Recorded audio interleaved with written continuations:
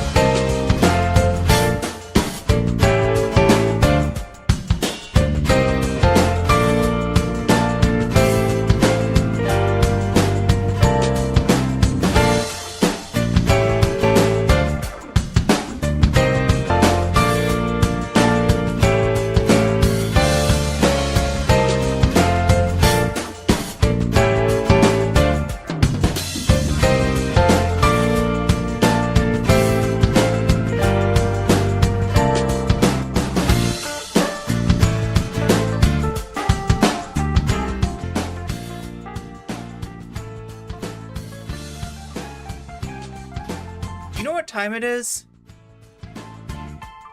Yeah, I was supposed to be on way earlier. But right now, it is time. Void coffee. It's time for the Void Coffee. Yeah, hey everybody, sorry I was a little late today. I'm always a little late for some reason, but this is a pretty good reason to be late for. If you can tell, I leveled my setup up a little bit. We're going professional, we're going interactive. I took the chat out just because, you know, there's this whole thing between like YouTube and Twitch, and you know, where it's standard to have chat on screen, where it's not standard to have chat on screen. And, you know, taking chat off screen kind of makes it a little bit harder for me to read, harder for me to keep up. Harder for me to just like, you know, take like one chat and respond to it. Or one super chat and thank somebody for it, or whatever happens, like, right? Anything that happens on stream now I can recognize in the little doobly-doo, the little lower third here. And I'm pretty happy about it. It took me a little bit to figure this out, but thanks to the help of Zara and Vamps, I was able to get this working. And super thrilled about it. A little bit less thrilled to be covering Candace Owens, Rabbi Shmuley, and Ben Shapiro. Like, talk about a nightmare blunt rotation, right? I don't know, some people are getting tired of the constant coverage of Vosh, the constant coverage of Keffels. Hey, we had an event going on, okay? I hope you understand, right? That what happened with Vosh is gonna have like lasting consequences. That's like something that it's like when there's an earthquake and all of a sudden parts of the ground rise up, and then there's like these little wall eyes like in the things. It's kind of like that. It's like just a earth-shattering event. So, you know, it's important to cover that stuff, but I get that people get tired about talking about horse anatomy. Yeah, we could use a few less horse anatomy lessons, so hopefully we're gonna put that on cooldown for now. That's right, Weasel time. I can do it on Twitch too. Amazing. Amazing. I'm pretty happy about this. I'm pretty happy to have people on board. What's up, Globbits? What's up, Saucy Seawitch? Good afternoon to you too. What's up, Baker's Dozen? Oh my god, Shakespeare, you're like slightly too spicy for me to put up on stream, but I feel you.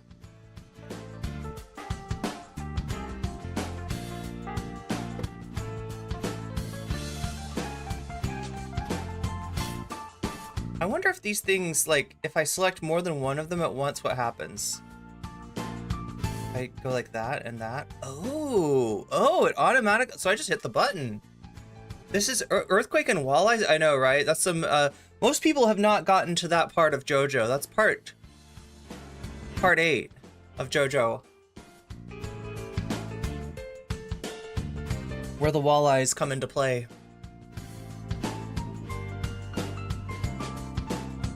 But yeah, I mean, it's a pretty big deal, and there was a lot to cover. There was a lot of back and forth, and oh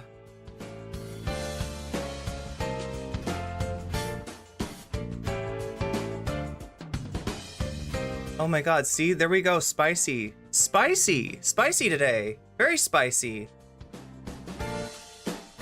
You love the mug? Oh my gosh. Yeah, it's how I drink it's how I drink my Void coffee. Although technically no, the origins of the Void Coffee are from back when I had a green mug. If you notice behind me, I've got a bit of a green screen. Like, let's say I take a green butterfly and decide to put it in my hair. There's a reason I don't use this one, right? Yeah, it's green, right? So it doesn't really work that well with a green screen. But yeah, my mug used to be green as well. And that's what caused it to become Void Coffee, because I'd be like drinking out of my mug and people couldn't see the mug, but they could see I was drinking something. Like, I'm very clearly drinking something. Can't believe Progressive Victory are advertising they canvass with Vosh in Jamal Bowman's district in May. Yeah, I saw that. They put that up. Should we go to that? Should we start things off? I want to enjoy Green Enjoyers out of luck. I mean, I'm a bit of a Green Enjoyer myself, but that's a different story. I wonder if that would show up on stream. That'd be pretty interesting. I've got my Void coffee ready to learn language facts and about the absurdity that is Candace Owens. Yeah, Candace is, so the backstory on this, it goes like this, right? When the Kanye thing happened a year ago, it was right after Kanye had started hanging out with Candace. And I don't remember whose shirt it was, but they were both wearing White Lives Matter shirts together to make sure that, you know, all the white people out there that were really worried that maybe in this society, our lives didn't matter. Thank you, Candace and Kanye, for letting us know that you're there for us, right? I was really concerned for a second there. Wow. But yeah, so they started hanging out, and shortly after that, Kanye went Defcon 3. Do you all remember Defcon 3? Did he say Death? I think he said Deathcon. Something, someone who had a green screen and a green shirt for St. Patty Days. They looked like Marty McFly fading away. Oh my God, wait a minute. See, like, I gotta get professional. Gotta get professional with this. There we go. Oh, you mean a streamer who had that? Nice.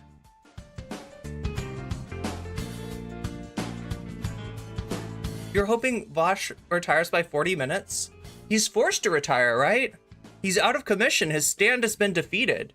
Wait, what would his stand be, chat? Somebody in there. Okay, this is terrible to the non-JoJo fans. They're all like, what is a stand?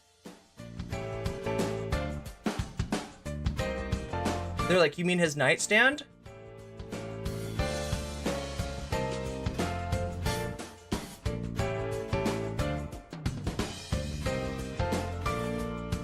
But yeah, I get that you get tired of hearing the same stuff day in and day out, and when it's like Vosh, Destiny, Keffels on like permanent rotation, that's a bit much. That's a bit much. So yeah, we're gonna talk about Candace today. Is it Kick? Oh, you mean the streaming service?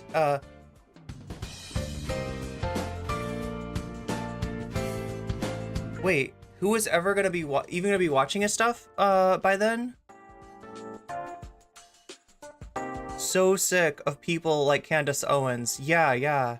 So yeah, what's happened was that after Kanye went Defcon 3, Candace stepped forward to defend him, saying that he wasn't being anti-Semitic, even though he's literally being anti-Semitic. When he says Jewish people, he means certain Jewish people, right? And so that, like, you know, she's trying to be like the Kanye whisperer. No, he didn't really mean that, right? Trying to kind of soften what he's saying. But, you know, Candace Owens has got no credibility either. When she did that, she caught the attention of one Rabbi Shmuley. Do we all know Rabbi Shmuley in chat? Do we all know about Rabbi Shmuley? You need some green to handle the Candace insanity. Oh my God. Candancity. He looks 37. Vosh does? Oh, okay. Is that what you're saying? You're saying by the time Vosh is 40. Vosh is gonna go to Kick. That's what chat is saying. That's what chat is. Yeah, it's Kick. It's actually Kick. It's like that. Yeah, exactly. You got it. How can you put on lipstick without a mirror? Because I'm looking at a mirror. Sort of. Actually, you know, it's not as good as it used to be. Like, ideally, I'd have my, like, monitor right up there so that when I'm looking at the monitor, I'm looking at you. That's a little bit intense, right? And some people prefer if I'm looking a little off direction, right? So I'm not staring deep into your soul. Although, you know, sometimes NCC hacks your soul, but that's gaming streams. That's gaming streams when I hack your soul, right? Sometimes, do we need a soul hack? Chat, do we need a soul hack sometime soon? I'm kind of like, I don't know. I wouldn't mind having a gaming stream. I just, like, it's a weird thing since I'm not a gaming streamer. I'm not even really a variety streamer. Well, I guess technically I'm a variety streamer, but my main thing is politics. My main thing is commentary. That's where YouTube has put me. YouTube has decided I'm a commentary streamer. And YouTube has decided that I'm edgy. Who knew? Chud Logic, watch out.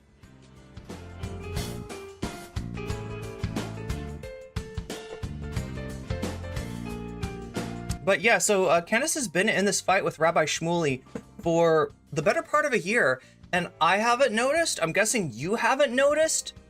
Not a lot of people noticed until recently. Until recently, when she started making videos on Maine about Rabbi Shmuley, characterizing his back and forth with her as some kind of deranged stalking, as this, like, you know, well, she's acting like she's being gang stalked, and right, and furthermore, she's talking about gangs.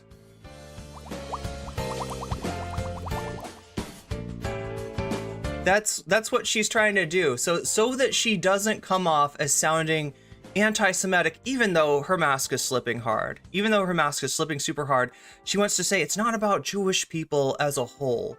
It's about gangs of Jewish people, like groups of Jewish people, just like, you know, black people or white people could have gangs, Jewish people can have gangs, and this is a gang. This gang still, I don't know, chat. It's super weird. Like, it's both on one level. How should I put this? I don't want to diagnose anybody.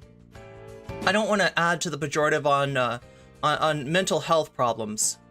But I will say that Candace Owens is not dealing with the same reality as the rest of us. Does that make sense?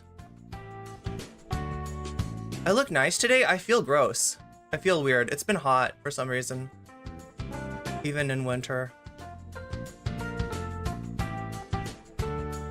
Oh, you know, the only thing that kind of sucks is that I can't put. I mean, you got the alert, Spark That Blood, but I would love to put still subbing. Thank you so much, Spark That Blood. Resubscribed. You have been subscribed for, wait, why won't it tell me how many months? For many months. 27 months? Yo! That's a lot of months. Thank you for the resubscribe. Yeah, for some reason it won't let me put Twitch subs up there, but I'm pretty sure that we're good with, I'm pretty sure that, wait, I haven't tested it out yet, but I'm pretty sure that super chats and super stickers work. We'll have to test that out though when I got one. Not dealing with the full deck. I mean, yeah, she's not dealing. That's the problem. She's not entirely dealing. And you know, so with Kanye, we were dealing with not just his anti-Semitism, but his anti-Semitism compounded with you know, his own issues, right? And kind of like with Candace, I mean, I have a tendency to know that, or to think that she is more, you know, intentional than Kanye. But I mean, this is some wild stuff, and we're gonna get into it later. Rabbi Shmuley went full KKK in his clapback. He called her a thug and a knuckle dragger. Oh, great. They're both being racist. That's wonderful. We got two racists. And who's caught in the midst of this fucking racist, you know, firestorm? It's none other than Ben Shapiro. That's right. Ben Shapiro and Candace have had, well, like, it goes back a ways. It goes back a ways. We can find, you know, video of them sitting down and talking and you know, being okay with each other. We can see that things started to not be so okay, especially when Ben Shapiro was singled out amongst the right-wing groypers as being not really a right-winger, not really on board with Trump. He got vaxxed, right? So he's a soy boy. He's a soy boy with a vaccine, right? All this stuff. Like, they started going after Ben Shapiro. And Candace Owens, those are her audience, right? The people that are going after Ben Shapiro, especially the anti-Semitic ones, are people that Candace Owens is going after for her audience, right? So it's caused this weird little rift between Candace and Shapiro in the Daily Wire, and it came to kind of a head right before Candace Owens took her maternity leave, when she talked to one Norman Finkelstein. She brought on Norm. And I don't know, like, I mean, how much, you know, it's out of, like, agreement with what Norm is saying on Palestine. I don't know how much it is to piss off Ben Shapiro. It's kind of hard to tell, but things obviously got really rough at that point. Twitter is bananas? Yeah, Twitter's dangerous. Jesse Gender put out a banger today. Chilling Tales, you're not talking about the Epoch Times? Do we all know the Epoch Times? The Epoch Times is like a God, how do I explain it? It's like if a tabloid newspaper met QAnon and got put together by a cult from China, a cult based around fake qigong, in fact, and homophobia. It's like you take fake qigong and you take homophobia and a reaction to the Cultural Revolution, and you mush them all together, and you get the I believe it's called Fallon Gong is the group behind Epoch Times. They're also behind, oh my god, what is that one thing? Shen Yun? Is that what it's called? There's like a traveling show called Shen Yun that is supposed to be, it bills itself as traditional Chinese dance. I don't know how traditional it is. A lot of what Falun Gong puts together is more of a amalgamation of like their vision of the of Chinese culture. But yeah, like I said, it's a reaction to the Cultural Revolution, during which a lot of the traditional power of the Chinese institutions, traditional institutions, were debased in order to afford more power to Mao Zedong thought, right? And it's a more complicated issue than anybody realizes. I've seen like videos on this before, movies, in fact, dramatizations that kind of oversimplify it. But it's complicated. It's complicated. It wasn't just Mao's people either. There was like, it was wild, right? One Dime has got a video. I don't always agree with One Dime, but I think One Dime's video on the Cultural Revolution is pretty good in terms of describing it not as like, Mao was like, let's do the Cultural Revolution, and everybody's like, yes. It's not an authoritarian event. It's kind of it's kind of a chaotic event, right? Because it wasn't just Mao. Mao had enemies. The enemies of Mao, they had their own Red Guards, kind of going after each other, right? So it's a complicated thing, but the TLDR is that a lot of the cultural institutions of China were debased at the time. And with that, a lot of the traditions sort of fell by the wayside. If you do something like Tai Chi, for instance, in China, the most common form is not like the Yang form, a traditional, a family, the Yang family, like has a form of Tai Chi. It's not the Chen form, right? It is a amalgamation, and it's an official Chinese national form of Tai Chi. So anyway, Falun Gong, complicated stuff. Were they persecuted? That's a good question, right? They claim that oh, check this out, chat. I mean, if so it's got a real element of like natural health and like energetic healing, like, because qigong, sometimes it's about like energetic healing. Falun Gong has oh my god, where the fuck was I going with that?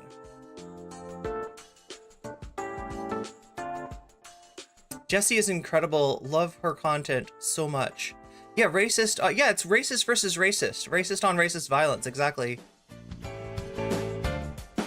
They just need a little whap in their lives to simmer down. That could do it.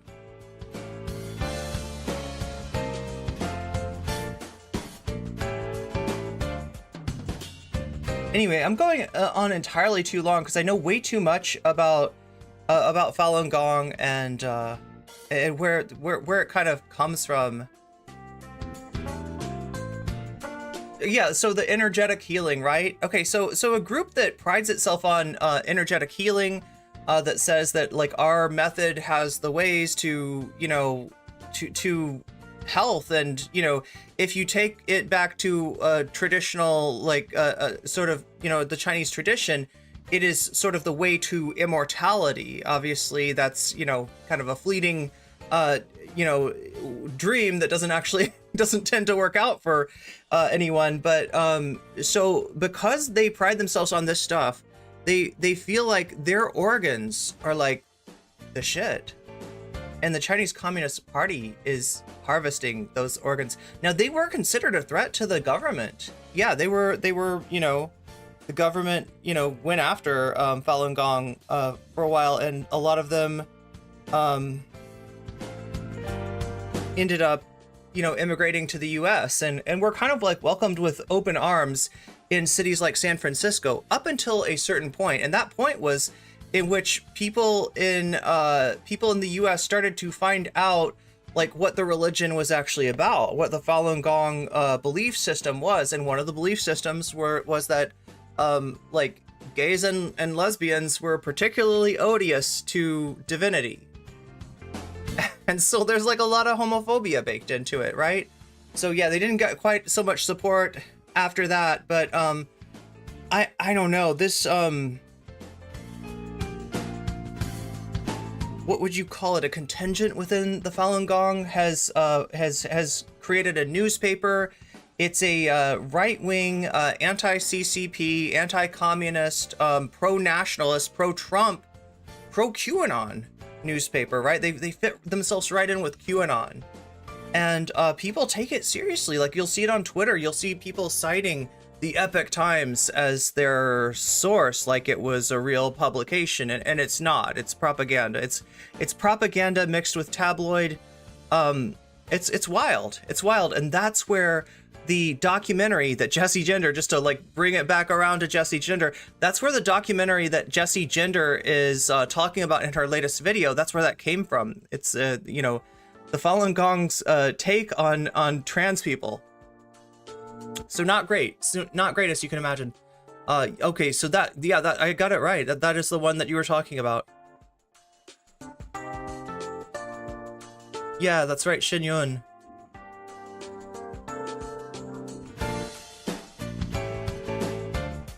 The word Twitter makes me think of a sick bird, and why I never use it. I don't know. It wasn't that. Like, I miss Twitter. Oh my god, this is what Twitter makes you think of, huh? Yeah, that's right. That's every Twitter post now.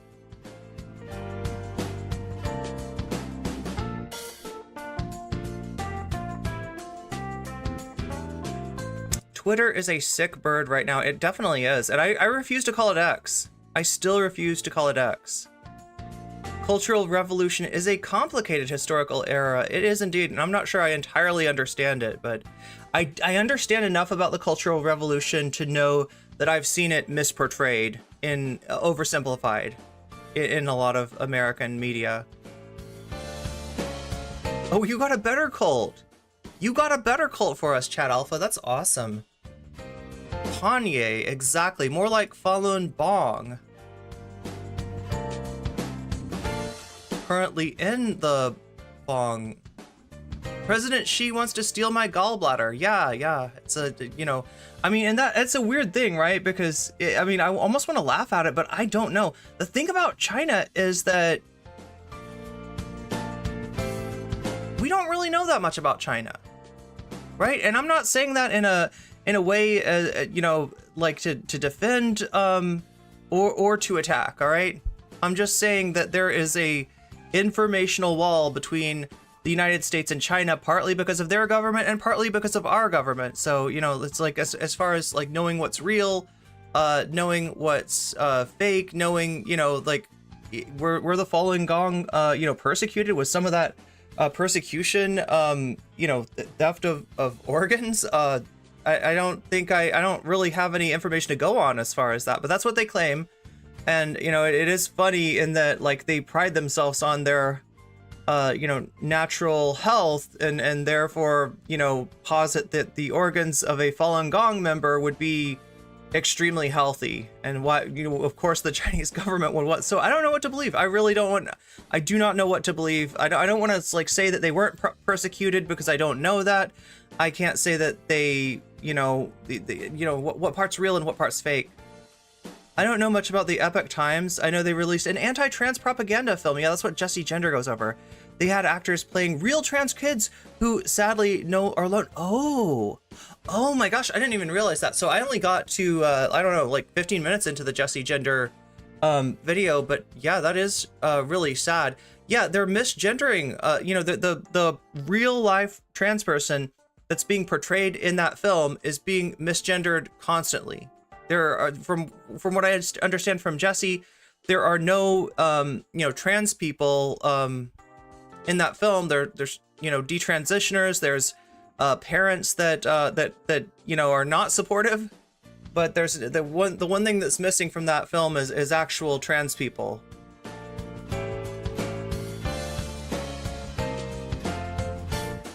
Your dad taught at Beijing University for 2 years? Yeah, China's incredibly interesting. My Tai Chi teacher studied over there. Not too surprisingly. Epoch Times is an evangelical newspaper, from what I remember. I mean, they're in line with the evangelical right. Yeah, the people behind it are Fallon, Gong, but as far as that being them seeing themselves as the vanguard of traditional Chinese culture, with all the conservatism that implies, right? They fit right in line with the American evangelical right. They have some bot accounts on Twitter, have some cute animal videos that lead you to right-wing posts. Yeah, apparently. Oh yeah, that was the other thing that was on their website. Epoch Times is less real. The more you say it, I'm trying to say Epoch Times. Epoch. It's epoch, like a period of time, like an era, like a Taylor Swift era, even. Yeah, that's super low, even for transphobes, exactly. Twitter X would be a better name. It'd be more easy to adopt that, yeah. You merely adopted the X. My lack of knowledge about the Cultural Revolution is part of why I don't like the three-body problem. I just just wasn't sure if it was fed propaganda in the introduction. Plus, it was boring. Wait, the three-body problem, is this a movie or a documentary? No trans people in the actual documentary of the Epoch Times documentary.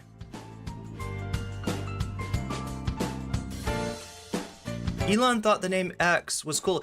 Yeah, like, look, I was drawing an S. I don't know about you, chat. Anybody else here drawing did anybody draw that S on their notebook? You know what I'm talking about? Like the... But now there are freaking... Now there are freaking communist invading radicals in my chat, even? Wait, let's see if we can... Oh no, I did the wrong... Wow, that's what emotes look like. What's up, my dogs are goth? That's what unfortunately, it doesn't show your emotes. I would love it if it did. What's up, mini doctors? Three Body Problems is a sci-fi book series. Who's it by? Yeah, the Diamond S, exactly. You know what I'm talking about. I didn't learn to draw the Diamond S until pretty recently. I mean, that's what I was drawing. Yeah, thank you. There we go. Thank you for subscribing, Delight Loves Movies, and welcome to the stream.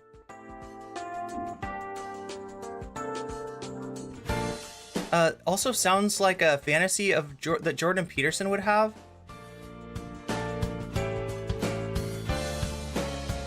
The Kremlin Kermit, Jordan Peterson. They don't want to center trans people in the conversation. Instead, they focus on transphobic mothers. Yeah, a mother crying for their child while dead naming and misgendering their child, right? A mother that whose child probably wants to talk to them and would be able to talk to them if only they weren't like so dead set on this, transphobic narrative, on almost like demanding detransition, right? That's a great way to lose contact with your kids. Unfortunately, there's a lot of hysteria surrounding China. For example, Jordan Peterson claims they have slave factories where men are strapped into beds and have pumps attached to their horse parts. Yeah.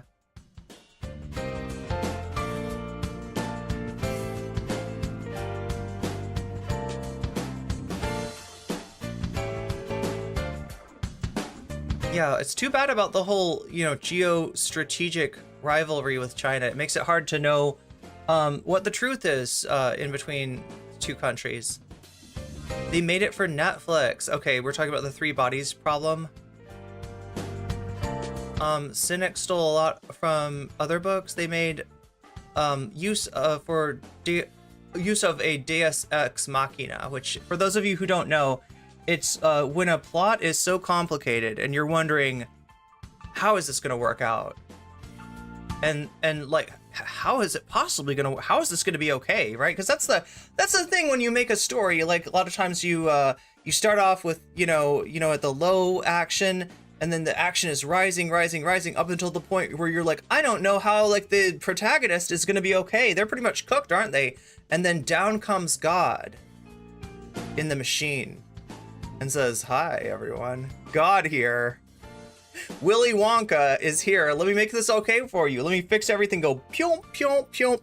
You're alive again. You're alive again. You're alive again. Thank you, everybody. I've been God. I'll be here all week, right? God's like a stand-up comic or something in those things, right? Well, it comes from Greek theater, the Greek theatrical tradition, if you will. Still upset that you spent time reading that book, so it's really not worth it then. I hate that I now understand what horse parts mean, right? It's spring. It depends on where you are. I've heard that some parts of the country, it's really nice.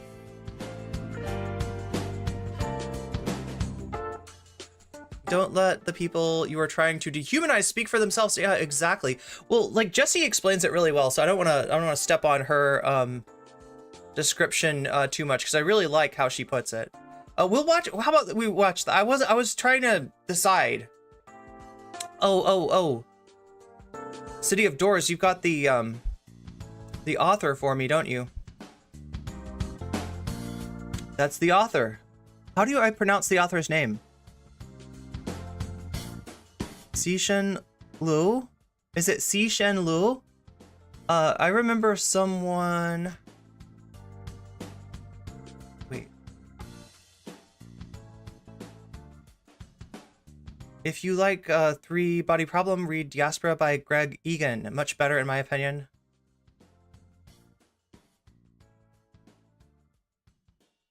I need to get my buns in the garden soon. For a second, I thought you were talking about planting buns. And I was like, does that work? Can you get cinnamon buns, like, to grow in the garden? Spark That Blood says, I remember someone complaining about the ending of the original Devil May Cry having Deus Ex Machina in it, referring to the plane Dante and Trish used to escape in the end, even though it's the same plane that you see in the beginning. Oh. Bun garden, that's right, a garden of buns. That's what I need.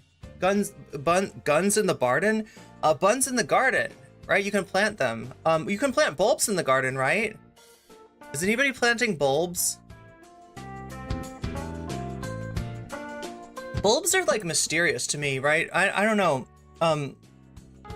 I've grown a lot of things from seed, and then, like, you know, with potatoes, you just kind of cut them up. Although potatoes have seeds too. A lot of people don't know about potato seeds, but they do exist. But, you know, the easiest way to grow potatoes is through cloning them by, like, you know, cutting the part with the eyes. I have to move a bunch of bulbs. Wait, is the Praise God thing, that's from... Is that from R.M. Brown? Is that what I'm thinking? Am I right on that, Moinope? Part of a community garden committee working to build greenhouses and garden plots. That's really cool. So one of my favorite things about the spring and early summer is at the park, people come out and plant bulbs. You can only plant sesame buns. R.M. Brown by way of Charlie Kirk. Thank you. Okay, that's it. That's it. Yeah. It's oh my god. It's R.M. Brown. This is so much easier, chat. This is so much easier to interact with chat this way. Cannot stand Charlie Kirk. Me neither.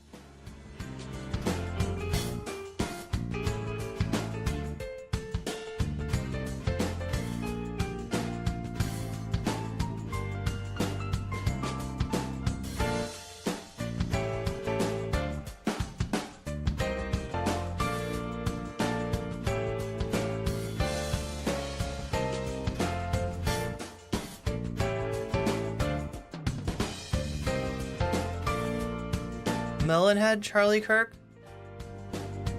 Yeah, you know what? I looked at Charlie Kirk the other day, and it's like, he doesn't really... Okay, so here's my hot, spicy take about Charlie Kirk. I don't think Charlie Kirk really has a big head or a small face. What he has is an unfortunate hairline. I think it's his hairline, isn't it? That's what makes his face look huge. Or sorry, his head look huge and his face look so small. I think. Now then, which one of you shall I be suing for defamation today? No one tell Dr. Peterson who it was that spilled the milk about his milking facility. That's got to be like one of the best Jordan Peterson tweets ever. The milking facility? That was a banger, Dr. Peterson. What's your favorite of your tweets?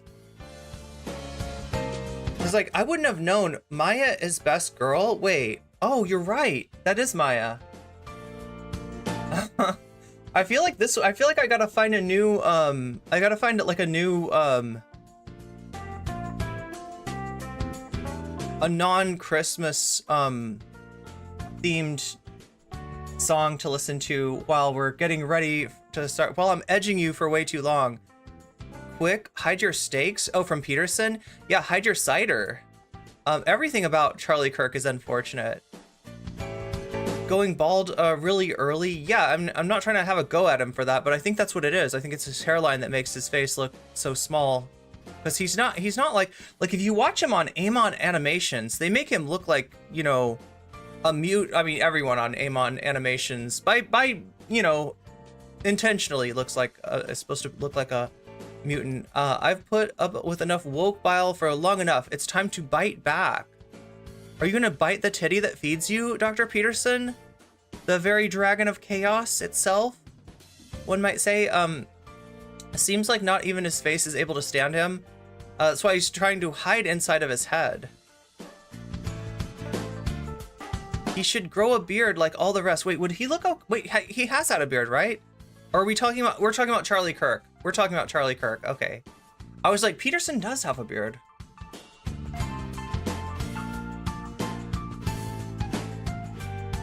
Let's see who ends up milking whom, woke moralist. Milking is a weird fetish. I don't know. I mean, as far as fetishes go, like, everything is... Every fetish that's not your own is going to be weird, right? You know? Like, it's like... But milking, just kidding. What am I saying? What am I saying? I'm just saying it's not that weird, right? Not entirely. You're in the hot seat now. Yeah, I want to know what Peterson's favorite, what is Peterson's favorite Peterson tweet? Charlie Kirk is a living caricature. I refuse to believe I'm the same age as Charlie Kirk. How old is Charlie Kirk? Charlie Kirk, human suit is 3 sizes too small. When he was a little heavier, his face widened, making his... Oh, okay. I see what you mean. So he's lost some weight since then. Jordan Peterson interviewed Pierce... I always get this guy's name wrong. Polnareff, right? Is that how you pronounce it? Is it Pierre Polnareff? Is it Jean-Michel Pierre Polnareff III? Look, all I gotta say is if I debated Pierre Poilievre, is it really Poilievre? Poilievre. Is that, am I anywhere close? Poilievre. C'est vrai.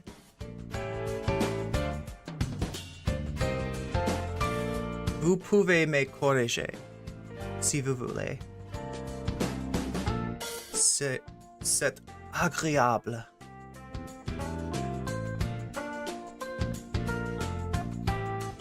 Alberta gave you Jordan Peterson, but we are giving you Keith Morrison of Dateline.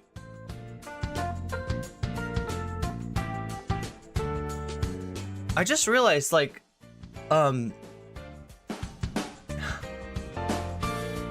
let's see what else we got in my bag of tricks here. Local elevator.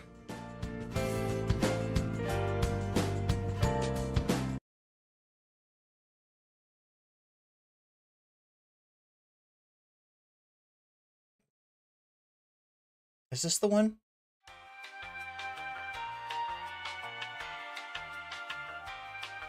See, it's got to have the the right energy, doesn't it?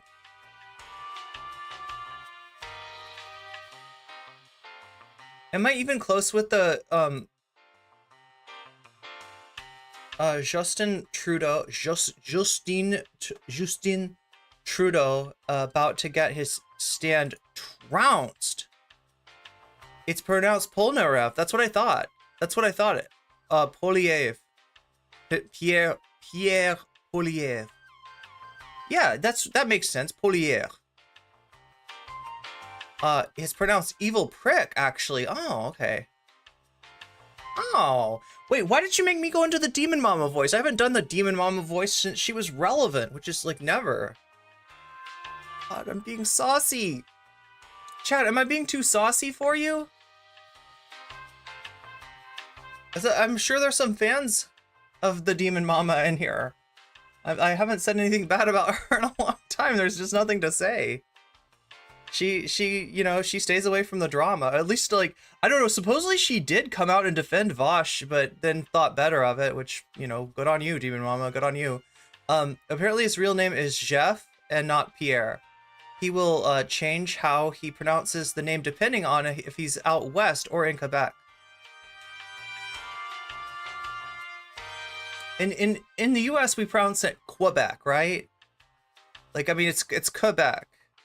Like, les Québécois is right. That's how you pronounce that. But yeah, if you're not francophoning it, if you're not francophoning it in, as I often am,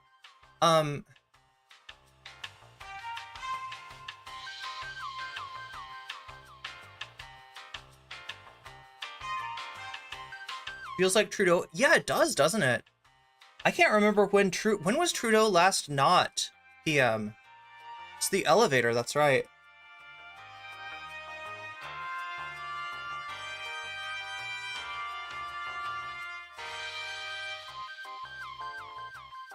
Yeah, Pierre Polnareff. Jean-Michel Pierre. Wait, do you know that the actual, like, Polnareff's, like, he's named after, like, a musician? Like a French 60s pop musician? The guy that sang... any old Sam Cedar heads in here? Do you know that song, like, that's like, C'est tu la poupée, il fait no, no, no, no, no, no. That's the actual Pierre Polnareff. Like, that's where the name comes from.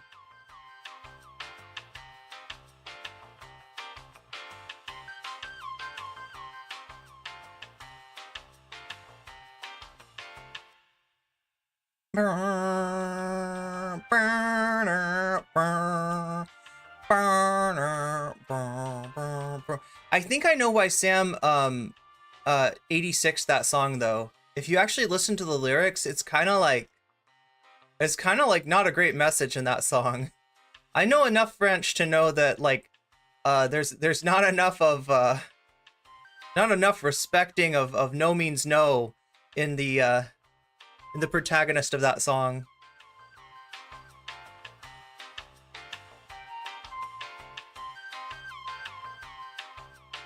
Don't listen to him or any of those creeps.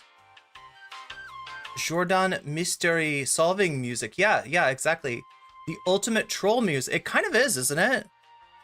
It is. That's exactly what that is. Yeah. No elevator music. Last was better. Well, okay, but I'm just worried that Maya's outfit goes too hard. I don't know, chat. I don't know.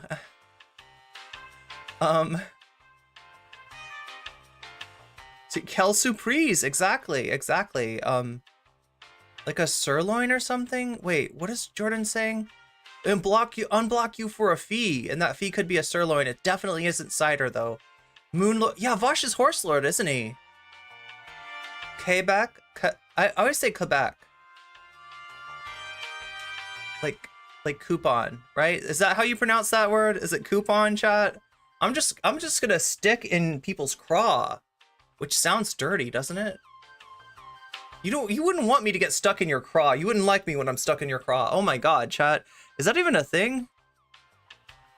I bet a streamer could get stuck in your craw though somehow. Could happen. 8 years, not really that long. Okay, I mean it feels like longer, but I guess I'll take your word for it.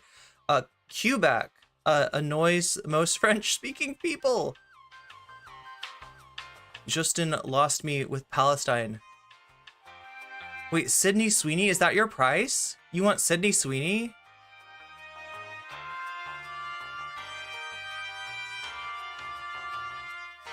Roger Stone, Steve Bannon, Tucker Carlson, Rand Paul, and an assortment of other Americans have been working with conservatives. Harper also changed a law that allowed Americans to buy our newspapers? Wait, so if I try to take a Canadian newspaper back with me, will that be a problem? Jordan, we cannot pay you with a human being. C'est pas possible.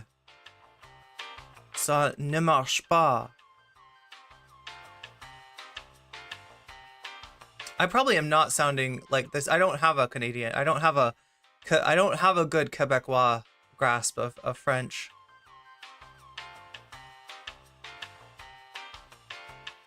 Do you accept payments in the form of steak or chicken nugget? Sounds crustacean. Wait, I gotta stop speaking with a Kibel. I'm stuck in the French, chat. It's like worse than being stuck as Andrew Tate. At least the Andrew Tate thing I could get rid of, or the Demon Mama voice, like I can like get rid of. Like, not, oh god, too many. Right wing is hurting the left into authoritarian rule, and we have to be wary not to be tricked. They're involved with Netanyahu, Orban.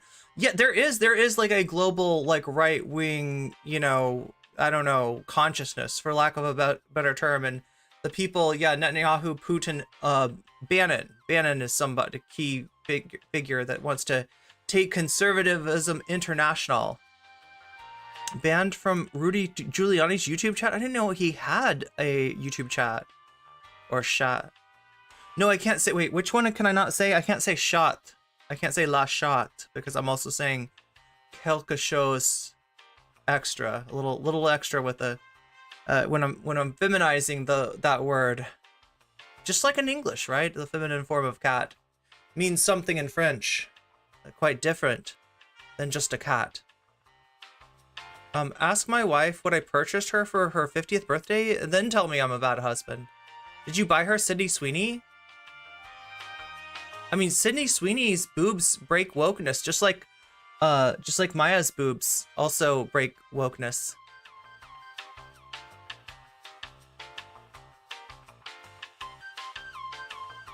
Most Canadians don't have a good grasp of French. That's why Quebec hates us. Oh, yeah, because like you're sort of, some places they're like insist on French, right? I'm hoping, chat, that if shit goes down in the US with Trump and it gets really bad, that I will be able to utilize my little bit of French understanding to make myself a more appealing, immigrant or asylum seeker to Canada. Although by that time, you'll probably have Pierre Polnareff as your prime minister. There's an Acadian French and Franglais. There's also a Cajun Franglais. I guarantee it is so. Sorry, chat.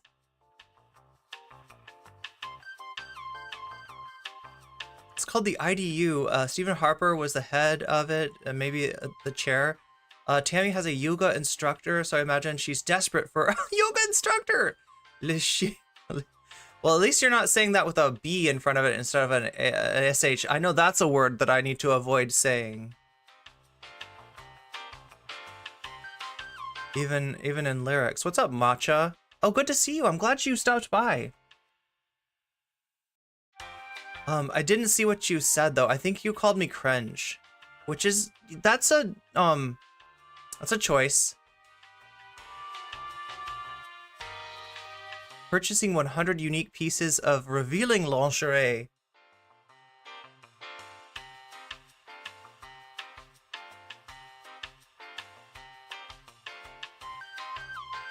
Oh, Matcha, that's an interesting. Okay, so yeah, you do have a good point, don't you?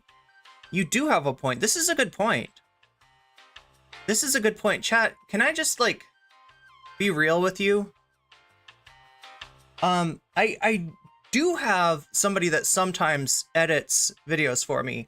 Unfortunately, she is a very busy lady, and so she can't really always edit a video for me, and I'm just sort of left like you know, when I'm streaming too much is what's happening.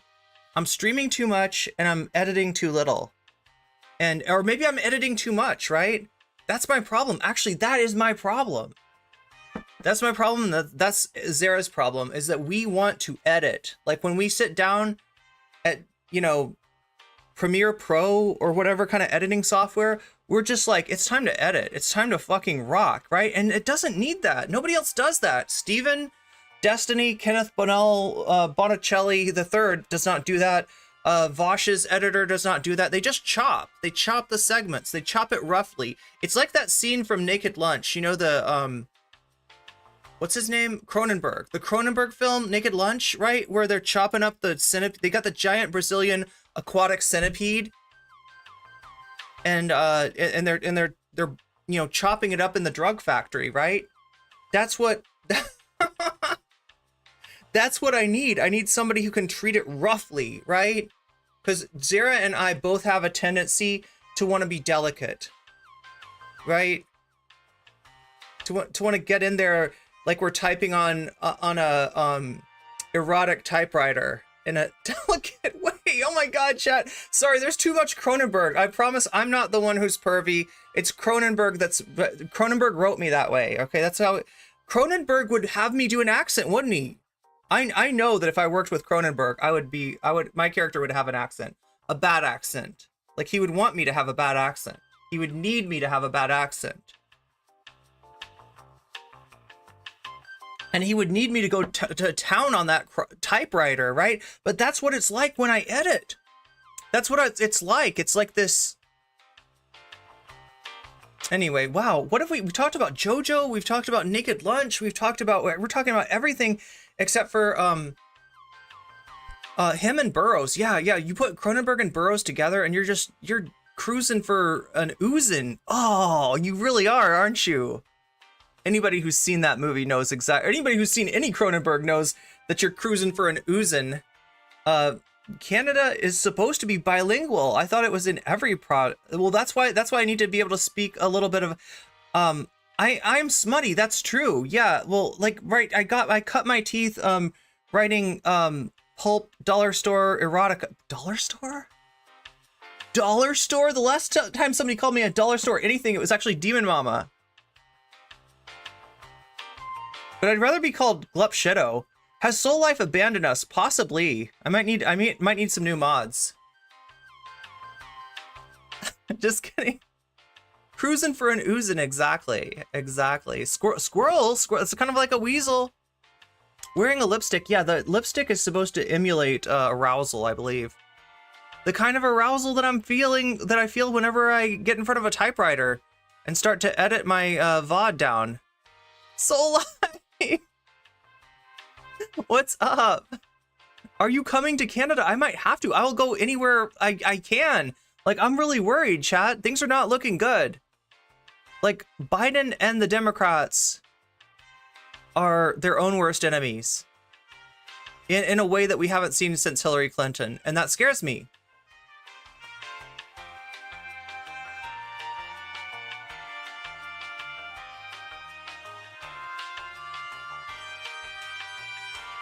Wait, I don't know if Soul Life's really like I don't know if Soul Life was really being quiet, or is there something weird where this happened to you too, Bad Lefty. Are you out of jail as far as when you type? Right, that's even worse than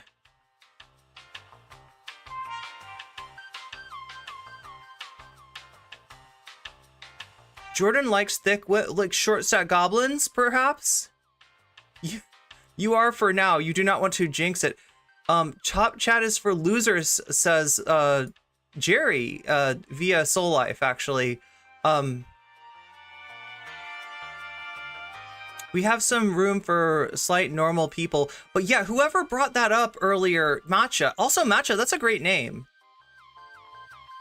See, the first time you left a mean comment, I thought about responding to the comment by saying, I like your name, but it felt weird, right? But I do like your name. I do like matcha tea. But you're right. I need to put out more videos with, like, you know, the 7-hour VODs.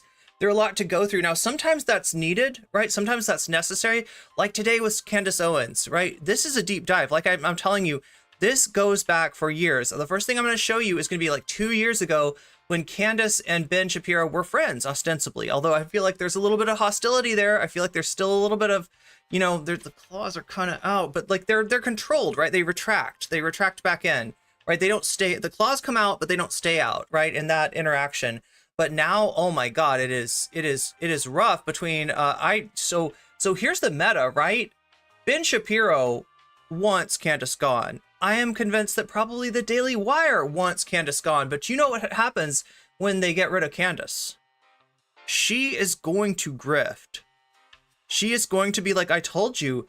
You know how you suspected these guys weren't really conservative after all? Well, they're not. They're not. They wouldn't stand by me. They're controlled by the globalists, right? She's gonna use her fucking anti-Semitic grift to just fucking, like, she's gonna monetize that shit, right? She's gonna eat. Candace will eat, and there will be no crumbs left afterwards. I'm convinced of this.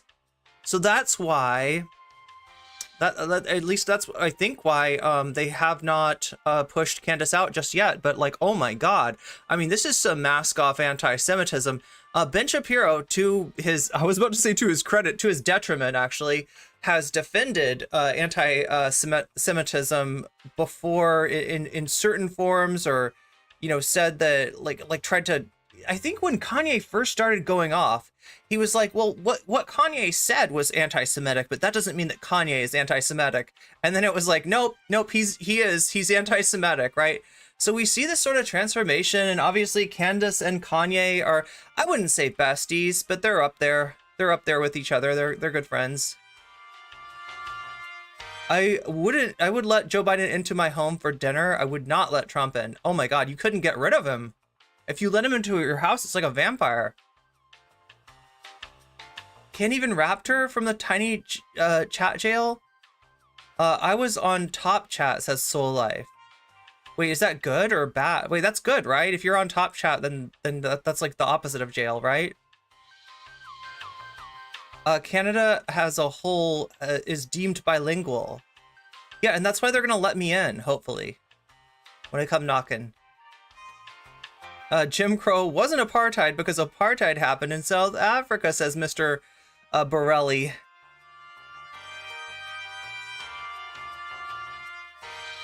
You have to make it past Geest? Oh, I thought you were gonna say you have a past with Geest. I was like, how do you know about that?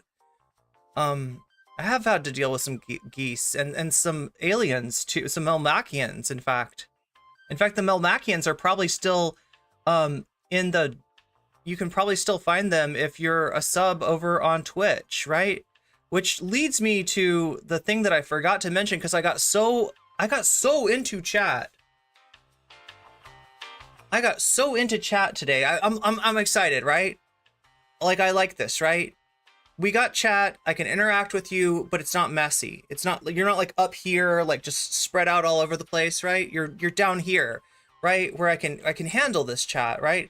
Candace, yeah, indeed went full anti-Semite. But what I forgot to mention is that if you're over on the Twitch side, you may have just experienced, and by just, I mean 20 minutes ago, you may have experienced the top of the hour ad break. That is an ad break that happens surprisingly, or not surprisingly, at the top of every hour. It's a 3-minute ad break that is inescapable, unlike the ads on YouTube, which are much shorter and usually you can skip them. Usually the YouTube ads are way friendlier. The Twitch ads, however, they kind of just grab you by the lapel.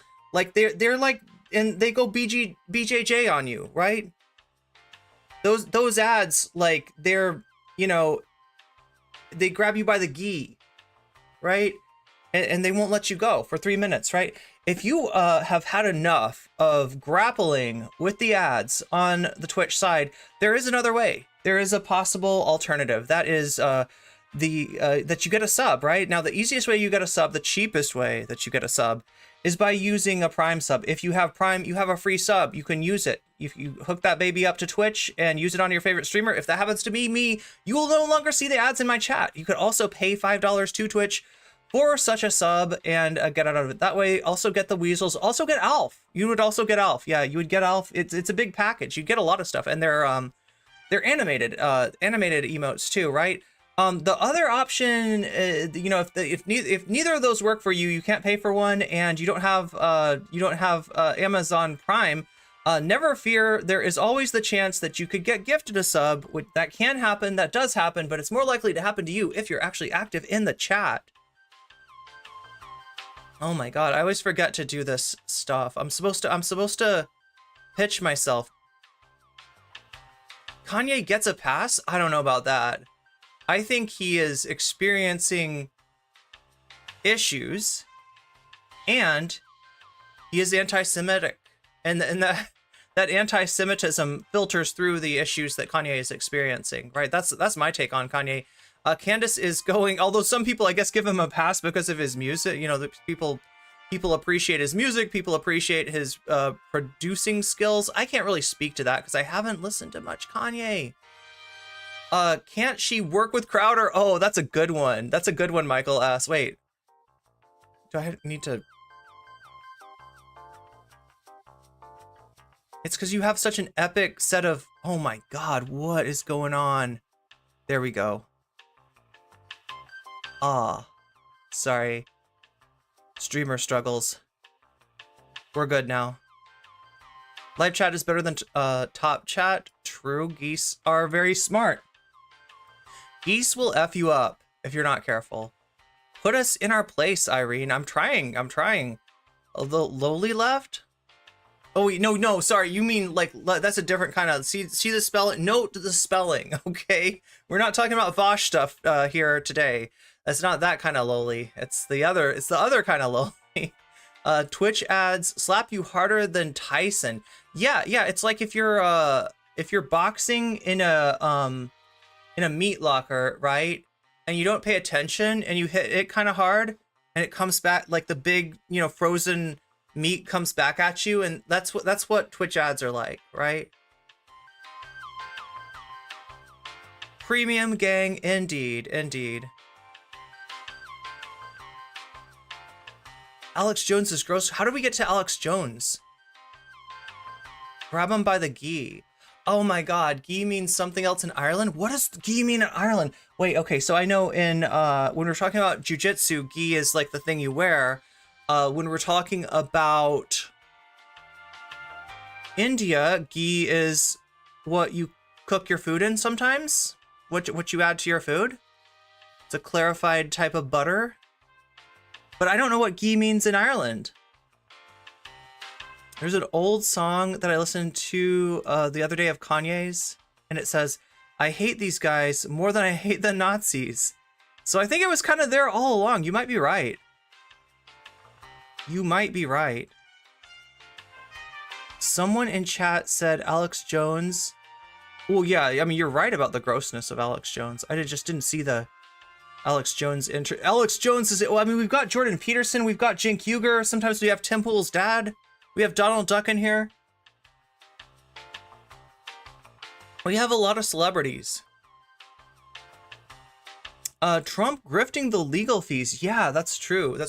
Wait, I was trying to change modes on us here. I was trying to flip the mode.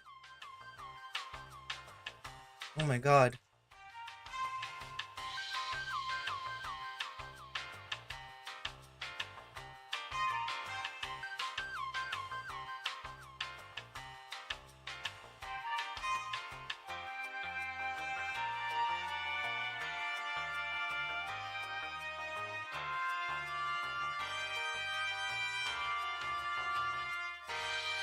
So I don't, oh my God, wow. I don't know if you, chat, you know this guy, Willie Mack? I'm debating on whether to show you this or not, right? Willie Mack is somebody who has made a very good, in fact, one of the better videos on Andrew Tate and Tristan Tate. Not so great video on Hassan. Actually, a lot of videos on Hassan, right? A video on Vosh.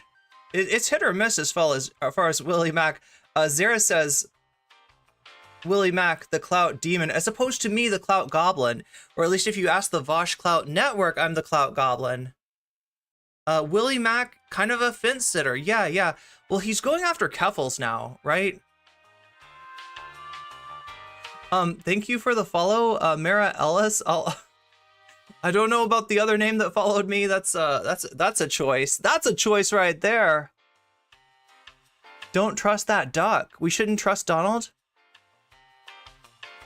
But yeah, there's a Willie Mack video on Keffels, which, like, I agree with some of the stuff, but I just wanted to show you, in case you'd been following Keffels for a while, you know that Keffels plays fast and loose with people's personal information. And we're talking about Soul Bunny, and we're talking about Foreign Man in a Foreign Land, as far as some of their private information being ending up in a Keffels video, right? And you know, Keffels in our community, you know, claim that it's not doxing. It's not doxing. I think it's still bad, whatever it is, right? Whether you want to call it a dox or something else, but yeah, Keffels apparently went in and pledged $3 Canadian to Soul Bunny's Patreon in order to get access to some of Soul Bunny's Patreon only content. It looks like Willie Mack did the same thing. And what was good for Soul Bunny was apparently not acceptable for Keffels. So yeah, we've already got a little bit. What is this? The Willie Mack show just became a member of the Keffels community. So I don't know if we want to watch that. We've got a lot to go over, especially the Candace stuff is like extensive. Like I'm saying, this goes back a ways. In fact, I can show you back to, like, I want to show you like 2 years ago when they were ostensibly friends. Willie Mack is okay about calling out people in his own community. You mean you're talking about the drama / commentary community, right? But I wouldn't trust him with anything that is even slightly political or intersectional implications. Yeah, I would agree with that.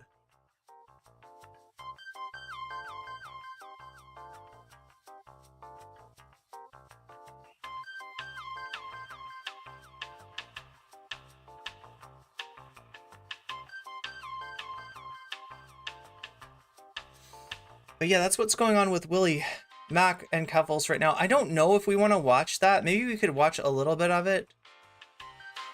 But not before I mention that you can support me in a number of different ways. I mentioned some of those ways that on Twitch, which also have the nice effect of getting you out of that top of the hour ad break, also have the nice effect of giving you emotes, right?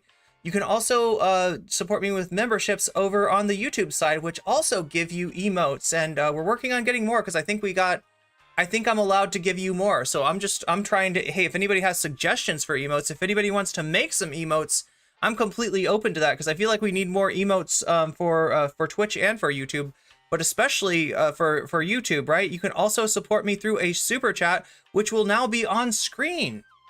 That's right. I mean, like a lot. It's not too hard to make it on screen right now, but if you want to guarantee that whatever you write to me gets on screen, a super chat is a great way to do it. Also supports the show, also supports me, also gets my undying appreciation. You can also donate to me. I think the link is down in the description. There's a Patreon link in the description as well. That helps me out incredibly.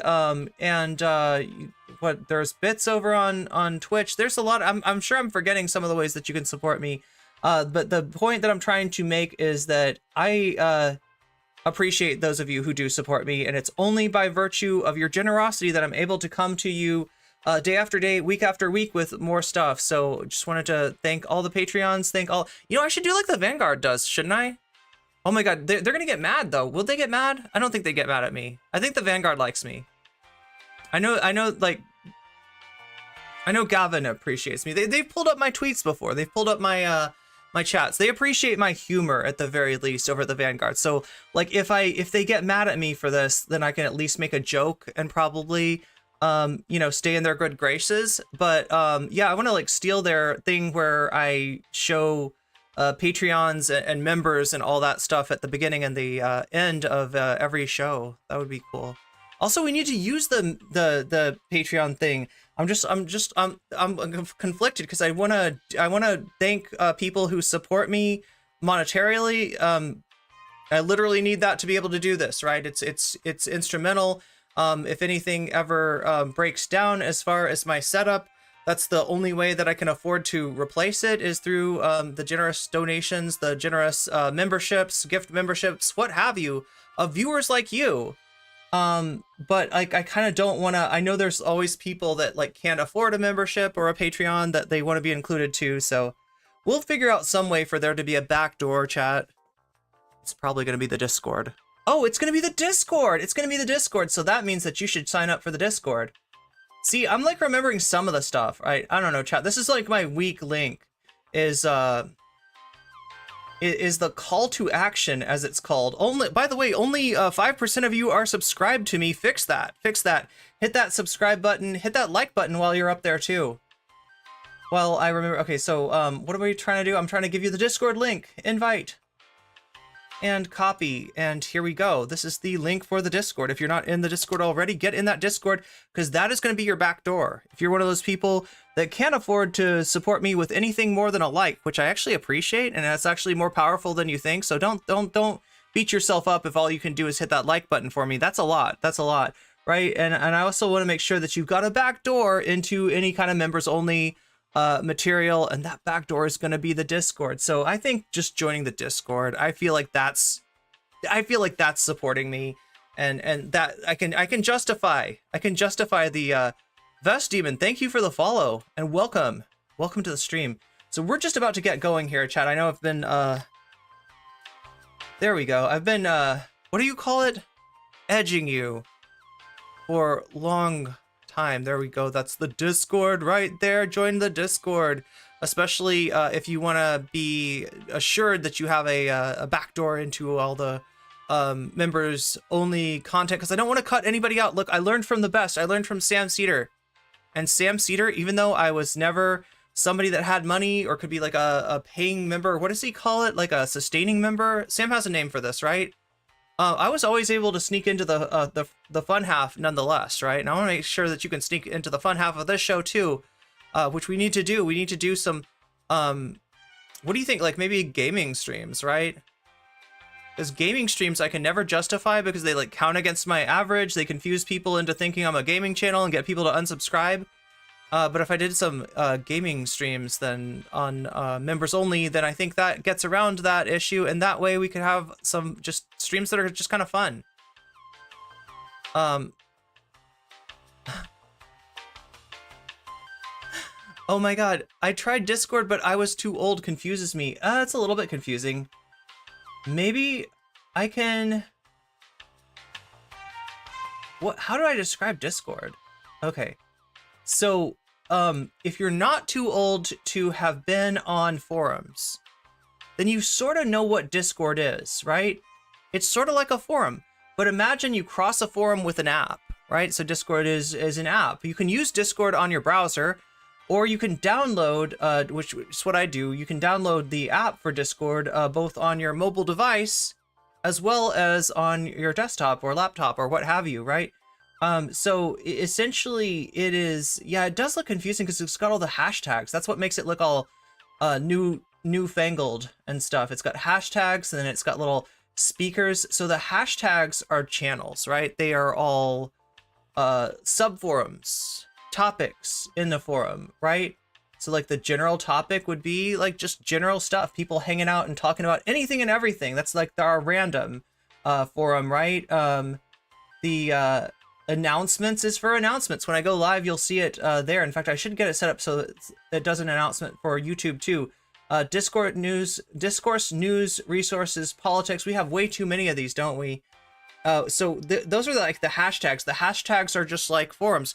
Now, the one thing that's different about Discord that people might not be, that might be new to you, is some of the like underneath the hashtags, you're gonna see some speakers, and the speakers are like, they're forums, but they're for voice. So like you go in there and you can talk to whoever else is in there. As you can see, nobody is in our voice channels right now. Those are voice channels, yeah.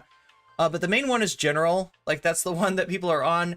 We also have watch party, but cooler for those who want to do like a watch party, want to watch something together. A small chat for people who want to have a conversation without a whole bunch of people in it. That's small chat. Gaming, let's say that you want to, you got a new game, you want to play it and see if anybody wants to watch. You can just plop yourself into gaming and you can stream your gaming. You can stream on my Discord. That's a perfectly viable platform for you to stream to quite possibly an audience. Sub chat is, oh yeah, you'll only see that if you're a member or you're a sub on Twitch. We need to integrate Patreon into that too, actually. Yeah, wow, suggestions. If you have a suggestion, like say, for instance, you have a stream suggestion, you could go to stream suggestions, you could link a video that you want me to watch on stream, and I may very well see it and watch it, right? Fun stuff, like you could bluff is for your pets, post your pets. Don't make sure you don't show like, you know, too much. You know, we're not trying to get people to dox themselves, right? So hopefully it's just your pet and not like, you know, something that identifies like your house is where, anyway, I don't think anybody's going to try to dox you via your pet, but just, you know, just best practices. Anyway, so many, that's my general description. Chat, I have edged you way too long enough. What do you want to watch first? Should we do let's do a little bit of the Willie Mac thing. I'm not sure how much I'm going to watch of this, because like, here's the thing, okay? Keffels is an asshole. She's been an asshole to me. She's been an asshole to my friends. But like a long, long time ago, she used to be, I don't know. I mean, I guess I gotta say a friend. Like, we weren't super close or anything. We weren't besties, but like I was cool with Keffels and I thought Keffels was a cool person. And also some of the meanness on Keffels, like it's really easy for it to veer into like the transphobic. I don't think that much of that is going on with Willie Mac. Like people have said before, Willie Mac is kind of a centrist. But he's like a centrist that's like nose blind to dog whistles and shit like that. So anyway, we'll take a look. Yeah, we'll take a look. If it pisses me off too much, then we'll dip out early.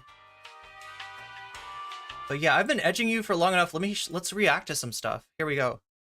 I'm like, the thing is, chat, I'm like excited because of this new.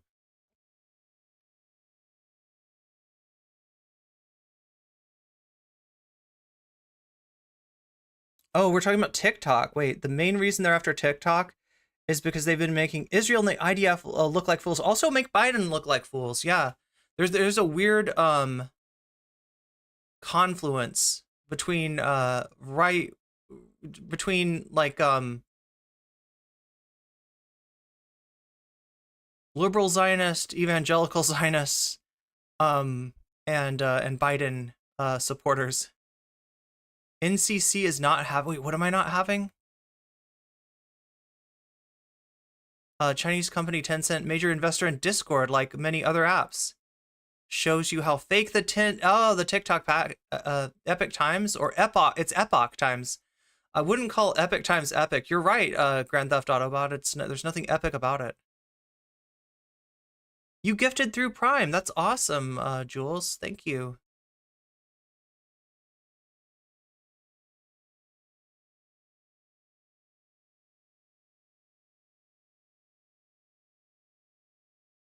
Oh yeah, Bad Lefty's pointing out that if you ever get put in YouTube jail and you can't talk to people, Discord is a great way to let them know, hey, I'm sorry I tried to talk to you the other day in NCC's chat, but I couldn't. I couldn't because I got put in YouTube jail. Is Keffels a tanky? Oh my god. That bar is getting incredibly low for what is a tanky. Anyway, let's get into it. Let's take a look and see. This is Keffels' failed campaign for, I can't remember what she ran for. It was some office in Canada. For the Canadian Communist Party. She was swatted by one online group and then lied about it being another. Wait, what did she run for? Keffels is a failed politician for the Canadian Communist Party. Yeah, but what did she run for? Former candidate, but like for MP? Swatted by one online group and then lied about it being another bigger, more popular site. Kiwi Farms is an online community of stalkers that torment and harass their victims so intensely. Okay, so now I don't want to get too into the discussion, the discourse about the two sites, right? There's one site that's Kiwi Farms that I feel pretty comfortable mentioning because everybody's mentioning it now, and you know, it doesn't have quite the power that it used to, in part because of Keffels, although, like, you know, yeah, it wasn't a successful campaign to, it didn't take Kiwi Farms down, right? But there's another site that we will just call Site Zero. Willie Mack doesn't want to mention the name of the site. I don't want to mention the name of the site. However, I do want to mention something about this site and how it sometimes works hand in gloves with Kiwi Farms. Kiwi Farms is the site where they will do the harassment, say the transphobic things, say the racist things, right? You know, kind of gin up hatred against people, right? And then Site Zero is the site where they will just kind of store information about that person, right? So they work hand in glove as far as, you know, like Kiwi Farms, like, you know, it tells you who to hate and why to hate them, right? Especially if you're some kind of bigot.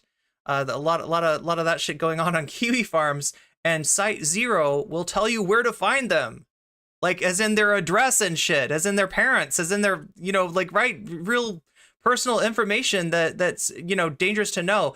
They're different sites, they're run by different people, but users of Kiwi Farms definitely know about Site Zero. And if they're reading the forums, they're reading the threads and just hating on somebody, you know, Keffels, be it Keffels, Vosh, myself, anybody that's mentioned on there, then, you know, they can roll on over to the other site and see if, you know, see what kind of information they can find, right? So as far as the real life stuff, which I know that the Kiwi Farms technically, you know, technically they look down upon, I guess, right? Showing up in somebody's, you know, at somebody's address or something like that. It's just not, it is a hand in glove relationship. And that part, I don't think that Willie Mack, I don't know if Willie Mack doesn't get it, or I don't know why he's not mentioning it. It is important though. We actually did it. So many people have tried for so long to do this, and we actually got Kiwi Farms down.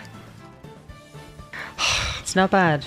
Not bad at all. The website would never be shut down. She would cry, lie. We need as many people as possible to know who they are if we plan to fight back against them.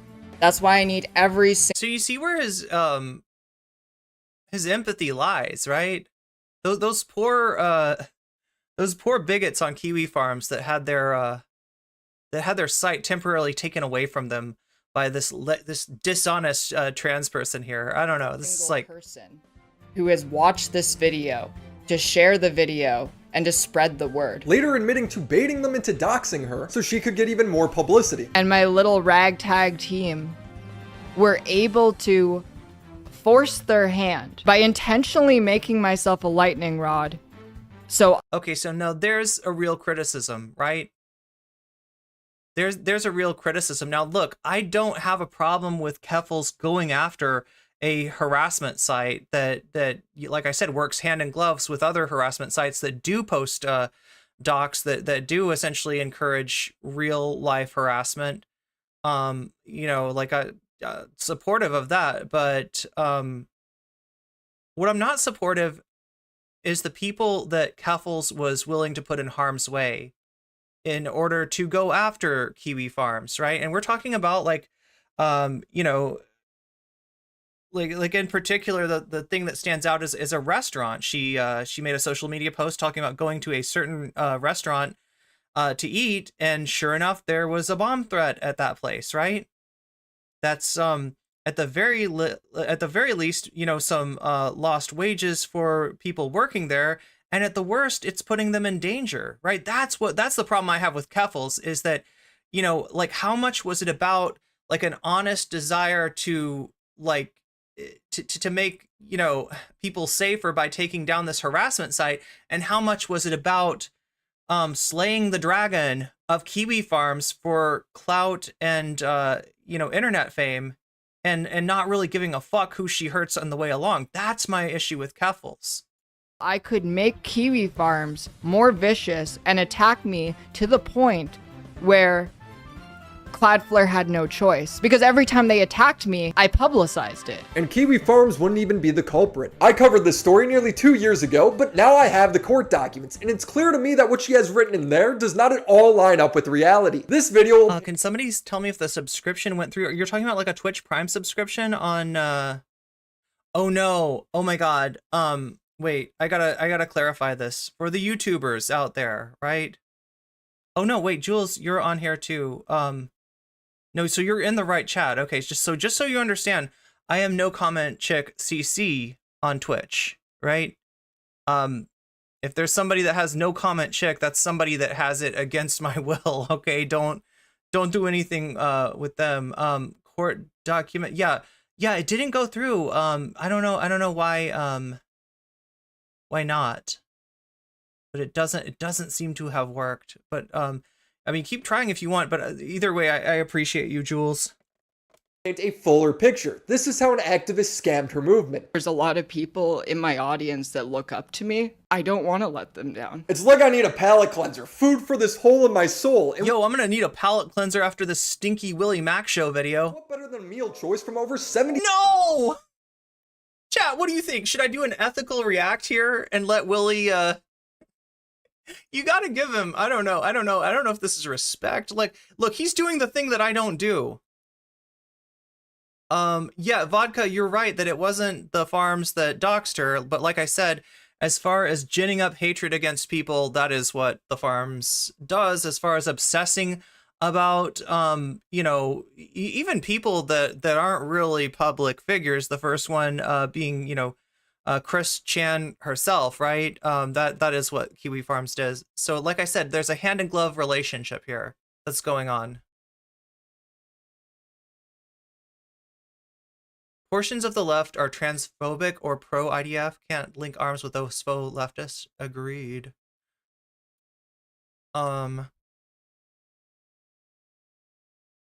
It's a problem that we need to address. Individuals grifting and taking advantage of chaos for their own memes. Yeah, and look, I gotta be honest. Like I said, Keffels and I were friends, you know, friends with a lowercase f, not like super close friends or anything back in the day.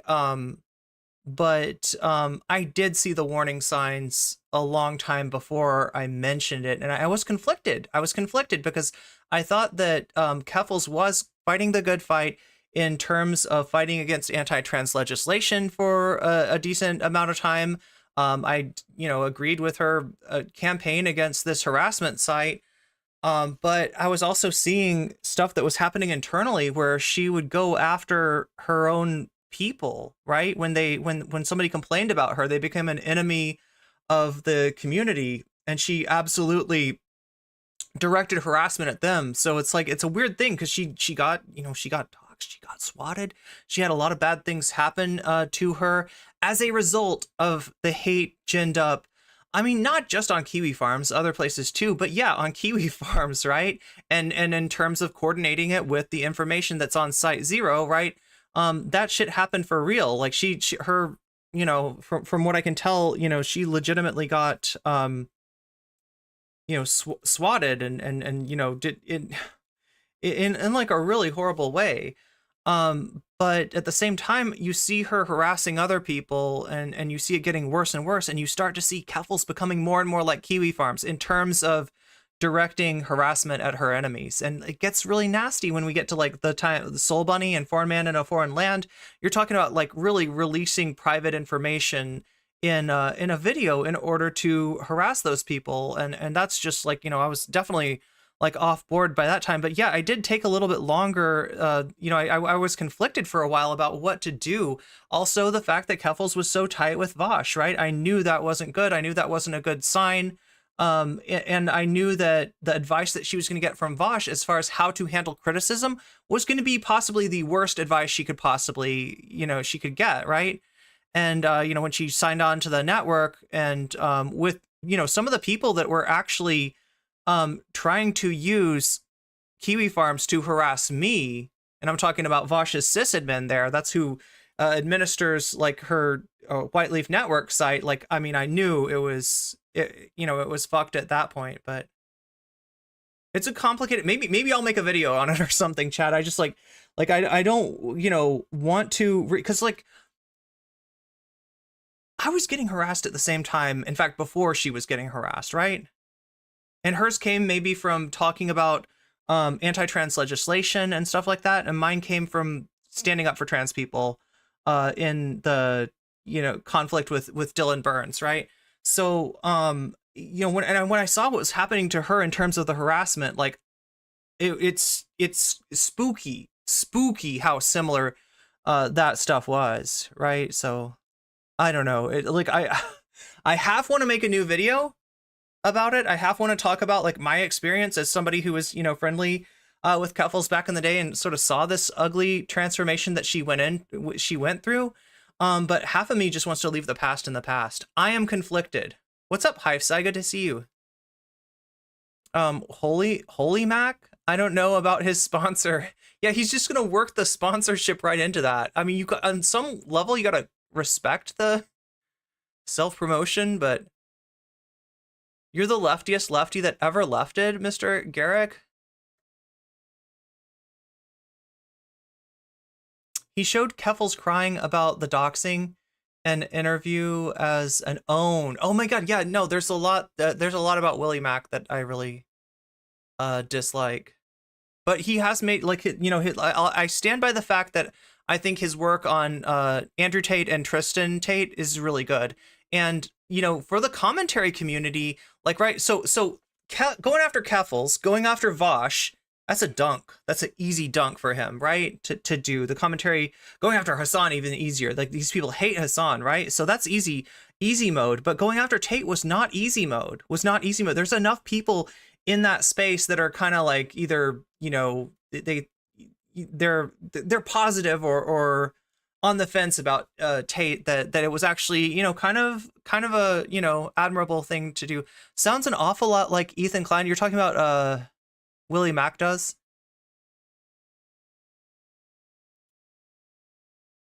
Sorry to be a noob, but KF is like a 4chan or Reddit type thing. God, it's somehow worse. Yeah, it's worse. Like, imagine if 4chan was run by, it's more like like 8chan is a better analog, I'd say, right? It's, you know, run by legitimately right-wing people. Maybe it didn't used to be like that in the beginning, but whoever wasn't super far right-wing and hateful and bigoted got chased off and often doxxed, you know, in order to, you know, sort of chase them away. And they you know, much like 4chan, like 4chan was, you know, you'd find lefties on 4chan in the aughts, maybe. You know, when they were going after Scientology and stuff like that, you know, during Occupy, you know, you'd find lefties there. But now, you know, if you're gonna find the influence of Pull is pretty heavy there, and you're gonna be hard pressed to find anybody that's not at least somewhat right wing. But yeah, it's like the owners of 4chan, as far as I know, are just people that are making money off of it. And if there's anything spicy, if there's anything that's directing harassment too hard, they try to take it off because they don't want to, you know, like they're there to make money. They're there to sell like weeb shit to a bunch of weebs. That's what 4chan is. 8chan, on the other hand, is like a right winger running the website. And I would say that Kiwi Farms is closer to that than anything like 4chan or Reddit. Although there's some toxic Reddit subs I've heard as well. Eating a diet of MSM. Oh, mainstream media. I thought you were talking about that supplement.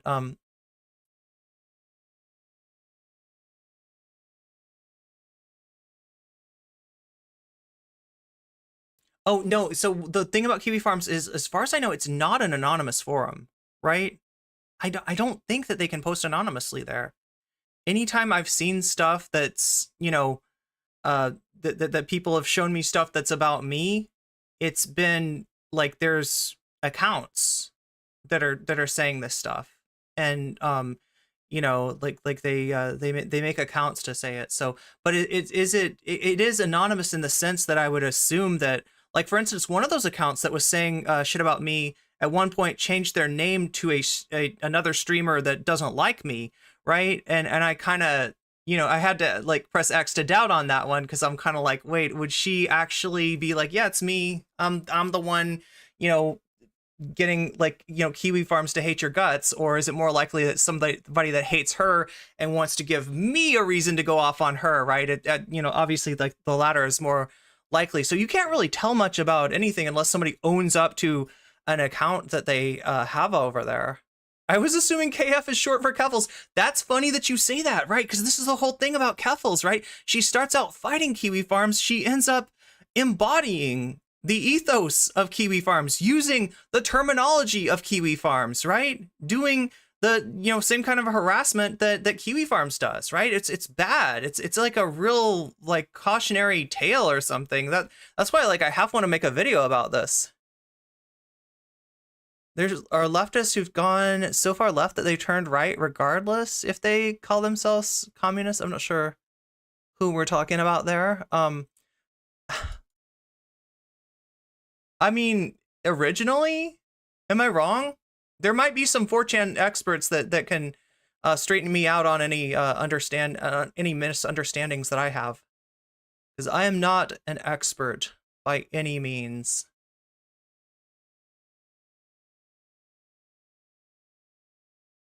Lore request, that's right, lore request on Mommy Big D.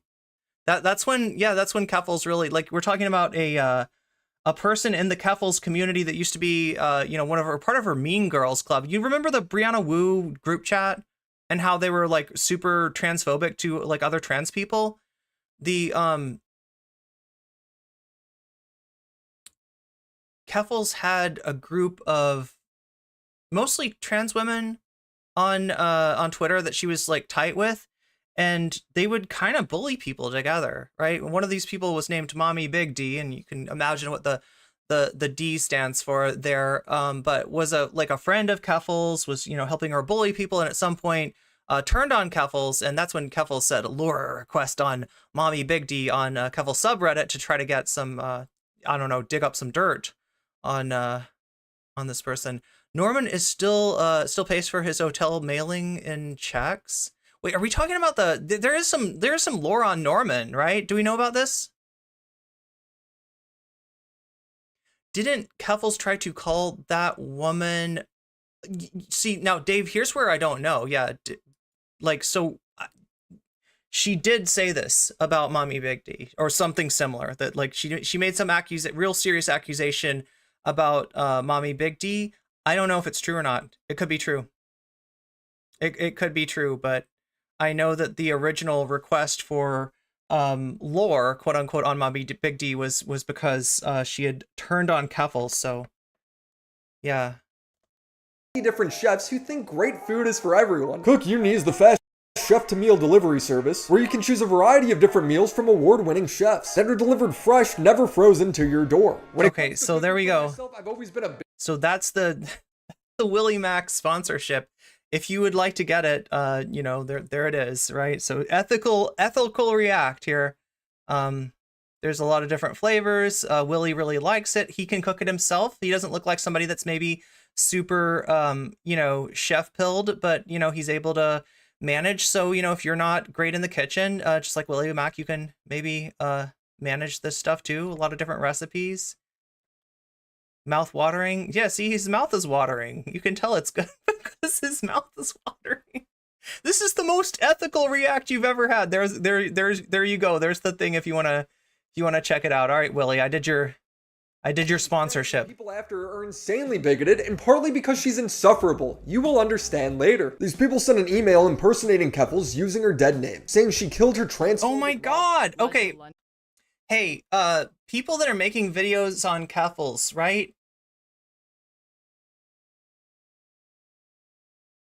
The trans community, by and large, is not like Keffels has done a lot to hurt the trans community, right? So there's a lot of trans people that are skeptical about Keffels, right? That don't like a lot of what she's done. You don't have to use her. You don't have to put her fucking dead name in your video. And if you want to signal that you are not one of these fucking transphobes out here, then don't fucking do it. Don't misgender her. Don't dead name her. Don't do any of that shit. Yes, she's an asshole. She's a bad person. She's hurt a lot of people. True, okay? She's lied, sure, right? That doesn't fucking give you the right to dehumanize her that way. And that's the kind of shit that I was worried about, right? This is like making me not want to watch this video. In police services booking me under my dead name. See, you blurred a lot of that stuff, Willie. You could have blurred her dead name too. You don't have to fucking spread that shit around. What's wrong with you? Reveals the prejudice that many police have towards transgender people. She would also claim that the police caused her and her fiance financial harm and that she was opening a GoFundMe to recoup her losses. Move and any extra money past the goal would be used to sue the police. They seized both my personal and work phone, as well as the work. Look, if you're gonna go after Keffels for being a dishonest asshole, fine, go ahead. If you want to talk about the GoFundMe stuff, fine, go ahead. But please, the trans community does not need to catch strays from this. And like, right, if your real target is Keffels, that's, you know, understandable. If your target is the trans community, then fuck you. Computer that I broadcast on Twitch from. Because of the negligence of the police, we were both left functionally unemployed. And I have spent thousands of dollars replacing our computers and cell phones, so our lives aren't completely destroyed by what happened to us. The GoFundMe was initially set to $20,000 and she exceeded it immediately, but would suspiciously raise the goal every time it was about to hit it. Now, to understand her dishonesty when it comes to the lawsuit, we need to understand her doxing, because this is psychotic. Kiwi Farms is famed for their documentation of lol cows. I think the term came from them. Slurs and misgendering run rampant on the website. There's no moderation. I grew up on Xbox Live. I don't really care, but it's definitely not for the faint of heart. It's a degenerate place for degenerate people that love documenting other degenerates, so it's not Okay, so, like, am I a degenerate? Because I get mentioned on there. Like, not as much as Keffels, obviously, but, like, I feel like he's painting with way too wide a brush. Like, they're, and the people on there, like, aren't having a go at me because of anything bad that I've done. It's because of something good I did. It's because of something kind of brave that I did, right? So, like, please don't, like, you know, buy into this, that it's just bad people doing bad things to other bad people, and that it's, like, limited. And I mean, they pay lip service to the idea that they don't want people, like, showing up in somebody's real life and stuff. But, like, look at, you know, look at Chris Chan and what they've done to her, right? Somebody, you know, somebody like pretended to want to like date her, and then they had somebody else show up in a pickle suit to like steal the date away. I mean, like, it's just really fucked up. Like, right, like they say like not to, you know, not to physically meet the lolcows, like not to go into people's lives and shit like that, right? But like half of it just seems like they're trying to cover people, they're trying to cover their asses, right? Yeah, it's, anyway, I'm not trying to what kind of a pickle suit? Like a pickle suit, dressed up like a pickle. That it was a joke book from, I think, one of Chris Chan's comics. Had a character named Rose Chew, and it was a character that she drew as female, and the people would joke that this character had a pickle, right? So, and this would make Chris Chan mad and saying she doesn't have a pickle, she doesn't have. So anyway, the pickle became a meme, the pickle became a joke. Yeah, and look, it's like, and even Kiwi Farms recognized, at least with Chris Chan, that shit went too far. There's a name for somebody that got like upset. There was somebody who got obsessed about her and just like couldn't stop talking about her, and they started like calling people like this A-logs because of that person's name. So surprising Keffels would have a thread. Keffels would be targeted and harassed several times, the first one being the email threat to City Hall. This got media coverage and pushed her GoFundMe off the ground. Keffels would try and get away, spending a night at a hotel, posting a picture of her cat letting everyone know she was okay. The doxers then cross-referenced the bed sheets with other hotels in her city to find the one she was staying at. They sent her pizzas. In the morning afterwards, 5 different pizza companies sent pizzas to my hotel room under my dead name. Obviously, it isn't the pizzas that are the problem, but it's the threat that they make. She then had her Uber account hacked multiple times, doxing her again, and had hundreds of dollars worth of stuff delivered to her. And every time she would get doxed, she would blame it on Kiwi Farms, encouraging services like Cloudflare to drop the site so it would be shut down. This story blew up even more in the media, where she would be labeled a trans activist. So the other thing about the difference between Kiwi Farms and Site Zero, right, is that my understanding is that Site Zero runs on the dark web. So there kind of is no taking it down, right? So what you're going to get from this is the idea that that Kiwi Farms was not the source of the doxing, right? The information that was used for the swatting, right? Her location, her family, stuff like that, like, right? That wasn't if that stuff got posted on Kiwi Farms, I think their policy is to take it down and maybe even ban the person that posts it, right? But they're trying to sort of imply that like she's completely misdirecting, like that Kiwi Farms did nothing wrong. Au contraire, mon frère. To quote Pierre Polivet, au contraire, mon frère. That's not true. They did everything wrong, all right? Like you said, they're scumbags. I'm not going to use the word degenerate because I'm not a fucking Nazi. Okay, and like maybe I don't know, like it's kind of creepy the way that word's kind of crept into people's lexicon, but they're fucked up people with too much time on their hands, obsessing about other people on the internet. It's not, but has it been taken down? It was temporarily. Okay, so describe what happened with Kiwi Farms. It's this, they have a lot of enemies. All right, there's a lot of people that want that site down, right? So they need something called Cloudflare, which offers them protection from direct denial of service, aka DDoS. A DDoS is a technique that people use to download like a file multiple times and basically eat up the bandwidth of a website, right? So in order to keep this from happening, they need the service called Cloudflare to keep them on on the light web, on the non-dark web, right? They need that. And Keffels, through the Drop Kiwi Farms campaign, was able to get Cloudflare to withdraw their services from Kiwi Farms. Now, Cloudflare is a very old internet kind of culture, and they don't like to pick and choose who they offer their services to. They want to offer their services to everyone. They want to, it's like a free speech thing, I guess, right? But, there's just a lot of fucking bullshit that Kiwi Farms has been involved in over the years. And, seeing them do this stuff to Keffels in real time was able to gin up enough, controversy where Kiwi Farms became radioactive and Cloudflare eventually dropped them.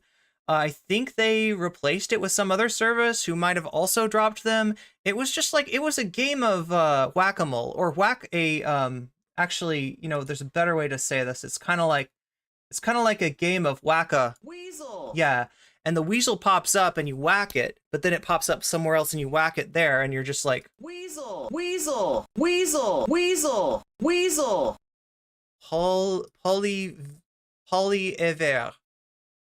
Polyever. I've mispronounced his name again, but definitely sounds like a weasel to me. Alberta, Saskatchewan, New Britain are making laws that force schools to tell parents if their children are trans or going to be by a different name. It's a quiet takeover by evangelicals. Yeah, whack a chud. So yeah, they were playing whack a weasel. And it's just like, the weasel's just going to pop up somewhere else. The owner of the site, I think that the site is like fundamental to his identity or something.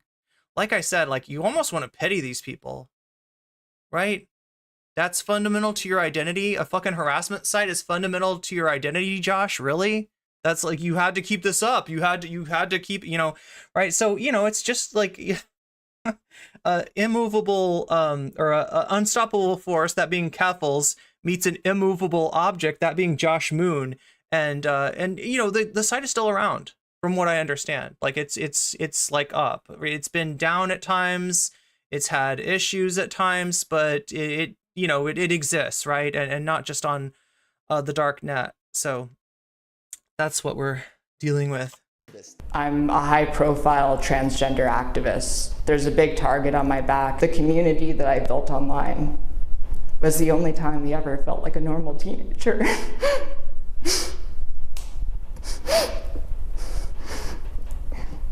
And the target on my back is because of that. She would officially declare war on Kiwi Farms and its owner in a video titled "Things Have Escalated. Now I'm in hiding." This blew up the GoFundMe even more. And just like before, she would continue to raise the goal. It was already over $70,000, and she's like, actually, from this point on. Okay, so yeah, like, just to trace this back, like, right, she got stood up against anti-trans legislation. She raised money for groups like Southern Equality to fight this legislation. She got the attention of some really bad people, right? She picked a fight with Destiny. She got the attention of some more bad people, right? Whoever it was, and we don't know. That's the thing about the internet, is when people do this really awful shit, like this swatting that went on with Keffals, I don't think that anybody's ever figured out like who was responsible or whose community they came from. That being said, she's got a lot of enemies too, so it could be like anyone. So she gets swatted, and she does a GoFundMe to replace, her computer, her streaming setup, the stuff that she needs to work. That's understandable, right? Now, she did get this back from the police. Realized that this was messed up. Like, it did, they did a little research, and they were like, "Whoa, we just got used," right? This wasn't Keffals that wrote this email, right? So we're getting used, here's your stuff back, right? Keffals didn't necessarily know that was going to happen. So it's understandable for her to go and raise some money to replace that stuff. It's understandable for her to go and raise money to try to move, right? If your location is compromised, you don't want to be there anymore, you should move, right? That's understandable. But what gets a little dicey is her whole and it's hard to tell, right? Because you don't want to victim blame, but she's giving out a lot of information, and they're using this information to find her location again and again and again. And every time that it happens, it's this big blow up. It's like, oh my God, I've been doxxed again, right? And she's getting more money. So is Willie Mack right to be skeptical about some of this? Absolutely. But I feel like he's painting with too broad a brush. It's not all of it. Like, some of it's understandable. It's some, like wanting to replace, your stuff is like understandable. Wanting to move somewhere else is understandable. But, talking about when you're under this hate campaign, talking about the restaurant that you're going to eat lunch at, and then having it get a bomb threat and using that bomb threat to raise more money. Okay, so at some point we got to say that, something's, fishy with this. It's for the lawsuit. Until then, I am keeping the GoFundMe up, but any donation... No, Keffals was against anti-trans legislation. I hope I said that clearly, right? This was when some of the stuff was going on in Texas with Governor Greg Abbott, the Attorney General there, etc. Early on, and because there's been there's been a lot of anti-trans legislation, and a lot of it is passed too. It's at first it was somehow getting blocked by the courts, or it wouldn't pass, or there'd be some caveat where it didn't actually go into effect. But more and more, some of these laws are actually. Random news: Trump has apparently begun open bids for a fire sale to pay $545 million bond. Wait, so what's he selling? What's he fire saling? Are you talking about Mar-a-Lago, maybe? Is he selling Mar-a-Lago? Donations towards it from this point forward will be strictly towards the legal fund. Her attitude towards doxing would completely change. She'd say she needed to flee again, but to Europe. She needed to flee the internet to Europe. It makes no sense. You can't flee a website. Statistically speaking, the people... So yeah, like I said, I don't know exactly the point where, her precarious situation ends and where the grifting off of kiwi farms begins. But it is clear that at some point that this is not, there's a cause for concern. I'll put it that way, to the people that donated to her, right? At some point. Doxing her likely didn't live anywhere. The issue is with money. Let's see. Oh yeah, good point. They get to that later, Vodka. The issue with the money is that she never gave a concrete answer as to what she did with. Yeah, exactly. And whenever she did talk about it, it was always in reaction to someone saying she stole it. Yeah. Near her. Streamers get swatted all the time. They don't flee, they don't travel to Europe announcing every country she's going to. She would then buy an IRL streaming setup so she could stream in the streets. He's selling IRL streamers get doxed even He's selling Truth Social? Is that even worth anything? more. So you have to flee to Europe so people don't know where you are, but you're streaming your location. You go to TwitchCon, but you're streaming your location. People would become suspicious. So yeah, I mean, like, she's obviously aware of the fact that like 4chan, for instance, in the whole blow up with Shia LaBeouf, when Shia tried to, he had a flag that said "He will not divide us." For the first 2 weeks after Trump was elected, he's holding kind of like, protests out in front of that. There's like a webcam, and then people start showing up and doing like Nazi salutes and stuff like that. Shia moves it behind a fence. They break into the fence. Shia moves it somewhere else. They break into there. Like, eventually he took it over to Europe. Like, he had the flag that he will not do, because what he wanted to do is film a flag that says "He will not divide us" for the entirety of the Trump administration, as a reminder of like, hey, even though all this bad stuff's happened and everything, he will not divide us, right? And it's kind of hard to take Shia LaBeouf seriously, and obviously this became a game to 4chan. So he moves it over to Europe, puts it on top of a building, I believe, like, in the roof area of the building, and they fucking scaled the walls to find it, right? He puts it in the desert somewhere, way out in the middle of nowhere, and you can see the sky, and you can see planes, like, the contrails of planes like across the sky. They look at the angles of those trails and they figure out where that is, right? So like, and this is stuff that Keffels would have known about, right? The idea that the people that are obsessed, with this kind of shit do not need much information to be able to go after something again and again and again.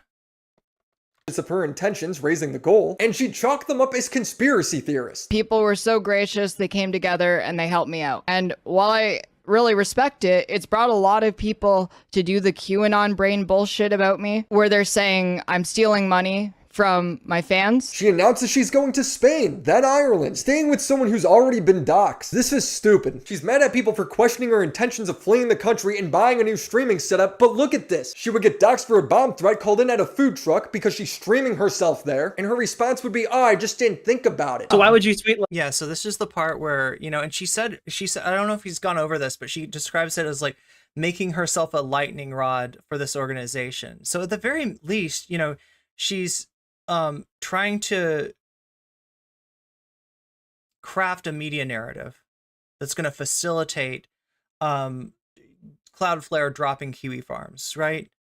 Get it in the news, blow it up, and like, fine, right? Like, Willie Mack doesn't think that's fine. Willie Mack's like, let those people do their weird thing. They're not really hurting anyone. I think they are. I think they absolutely. I think the goal is to hurt people, and that even if they're not putting people's like docs on the site, right? Those people know where to find the docs. Site 0, right? So they're facilitating, at the very least, they're facilitating harassment. I'm on board with the idea of like, taking down the site, but I'm not on board with the idea of putting the staff of the restaurant in danger in order to do that. That's the kind of, for me, that's the like definite watershed moment that I'm like, all right, this is not all right. Like, hey, there's this, I don't know, like a truck, right? Like a food truck. I Kiwi didn't Farms threatened to tweet that. bomb. You never tweeted No, that there's no. a truck that Kiwi Farms threatened to bomb, and you're gonna IRL stream? So that's Nicholas Diorio. If anybody doesn't know who that is, let's see if I can do this. Let's see if I can figure out how to portray this. Like, imagine, oh my god, you don't know who these other people are either, though. Okay, I'm gonna leave it alone. I've got a really funny joke, though, about... What is it, like a Cheeto...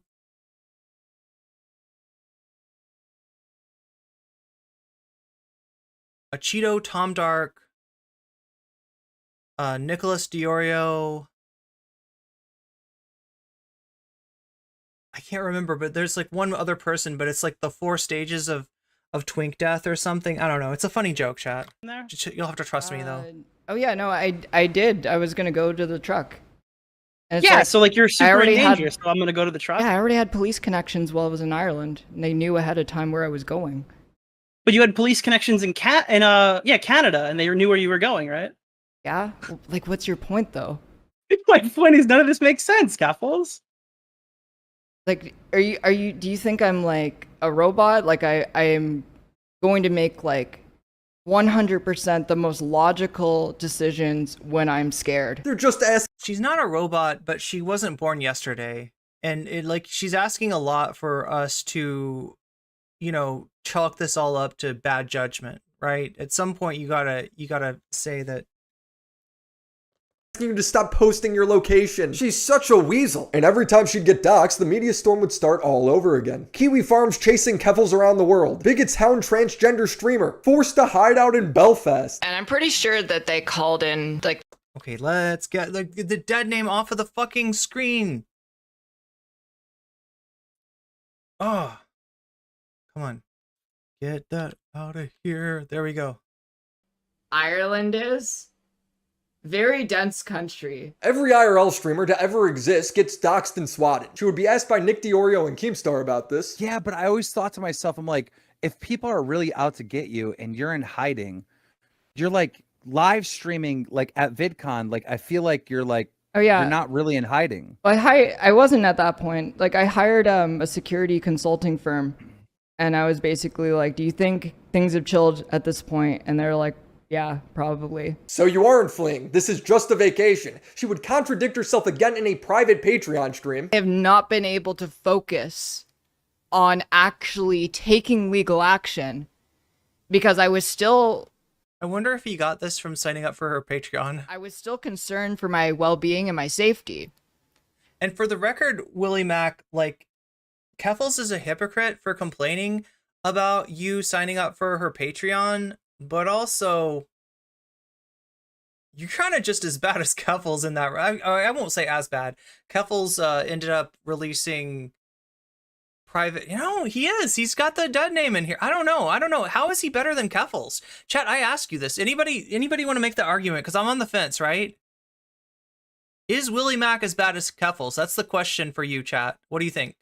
The only reason I ended up going to TwitchCon is because a security firm that I hired, and I can't go into the specifics because I signed a non-disclosure agreement, told me that they thought that the heat died down and it would have been safe for me to travel there, which I essentially see as a work trip. What about everything else you've been doing? She won't answer. Which is it, Keffels? I feel like she's only saying she's fleeing to justify not working on the lawsuit, which is what most of the money was raised for. In the same stream, she would admit to purposely putting herself in a doxable position so that she would get more media attention. By intentionally making myself a lightning rod so I could make Kiwi Farms more vicious and attack me to the point where Cloudflare had no choice, because every time they attacked me, I publicized it. One of the things that I did intentionally for the success of the campaign was make myself a lightning rod. I egged them on. I egged Kiwi Farms on. I wanted them to attack me, because by doing that, I was able to show the world how fucking vile they are. She wrote in her Discord, "Oh, it's just Kiwi Farms chuds. I don't know, they could keep laughing at me. They effed with me and I got 100K. Directly got them deplatformed from Cloudflare. I won." And Keffels would redirect the hate towards Kiwi Farms and their provider Cloudflare. I was up till like 8 a.m. because we decided at the last minute to do a protest in front of where the Cloudflare Connect conference is being hosted in Sydney, Australia. The Online Safety Act actually forbids cyber abuse content, like the kind that's hosted at Kiwi Farms. And apparently Kiwi Farms does get routed through Australia. It does, yeah. So unless the people who run the servers that get routed through Australia are willing to pay a $500,000 fine, they need to drop Kiwi Farms. But here's the thing, the people doxing and swatting Keffals wasn't Kiwi Farms. It was actually a much more malicious website. I'm not going to name the site because if 100,000 people watch this video, statistically speaking, a couple of them are going to be crazy. I don't want them looking up her or her family's personal information. So I will call it Website Zero. Website Zero is what Keffals portrays Kiwi Farms as. Kiwi Farms is a glorified gossip forum where people troll and use slurs. People do dox on it, but it's not what the site is for. Saying otherwise is like getting doxed on Twitter and then saying all— Yeah, the site is to, I don't know, to create, to farm hate, all right? To farm hate, to farm outrage, to dehumanize people, to say slurs about them. That's what the site is for. It's a bunch of bigots with way too much time on their hands, okay? That's what we're dealing with. It's not fucking innocent, Willie. And like look, we don't know who did the swatting. I don't even think we know who did the doxing, right? In terms of her family getting doxed, which happened too. But it's not out of the question to think that the hate ginned up by Kiwi Farms and probably other places too, like that the people that did that stuff, you know, were on there. So all of Twitter is a doxing site. Website Zero is a malicious group of hackers and doxers meant to harass their target, not just online, but in real life as well. They had the email that got her swatted. They have proof of her hacked Uber Eats orders, showing that's how they kept doxing her. They explained how they confirmed her new address in Ireland with the dox of her roommate by the shape of the doorknobs in the background. When her family was swatted, what website was actively talking about it at the time? Okay, so people are asking, do people know what website doxed her? Yes, and I'm not gonna say it. And like, it's just, he's right about that. There's nothing to be gained from naming the website, right? In fact, there's some very good reasons not to name the website. Zero. And if you know it, don't say it. For fuck's sake, don't say it in chat, okay? Seriously, this is like he's right about one thing, that shit is a lot more pernicious, right? That collection of people's names and private information is, you know, is on a whole nother level. I think that the hate that Kiwi Farms farms, it contributes to the use of that kind of stuff, contributes to people putting, you know, doing research on and putting, you know, information on that website. But yeah, like, I mean, yeah, that's something that is still a no-go zone as far as me mentioning the name of the website. It's like the most complicated way to harass somebody. It's like Voldemort. It is a lot like Voldemort, yeah. They even fool me when they would file a complaint to the copyright or Voldemort if you're French. Claims board. Oh, sorry, Voldemort. Did I just like insert poop into his name? I think I did. Voldemort. Of Keffals using White Forest as the copyright enforcer, trying to make it look like she wanted to revoke Kiwi Farms' safe harbor privileges. You could read just how ridiculous that sounds. I reached out to White Forest and the person who filed the claim, and they— Now this is interesting, right? Because we know, I mean, like, if you're a fan of my stream, you probably know more about White Forest than maybe anybody outside of the organization itself. But yeah, I sounds like they were set up for this one.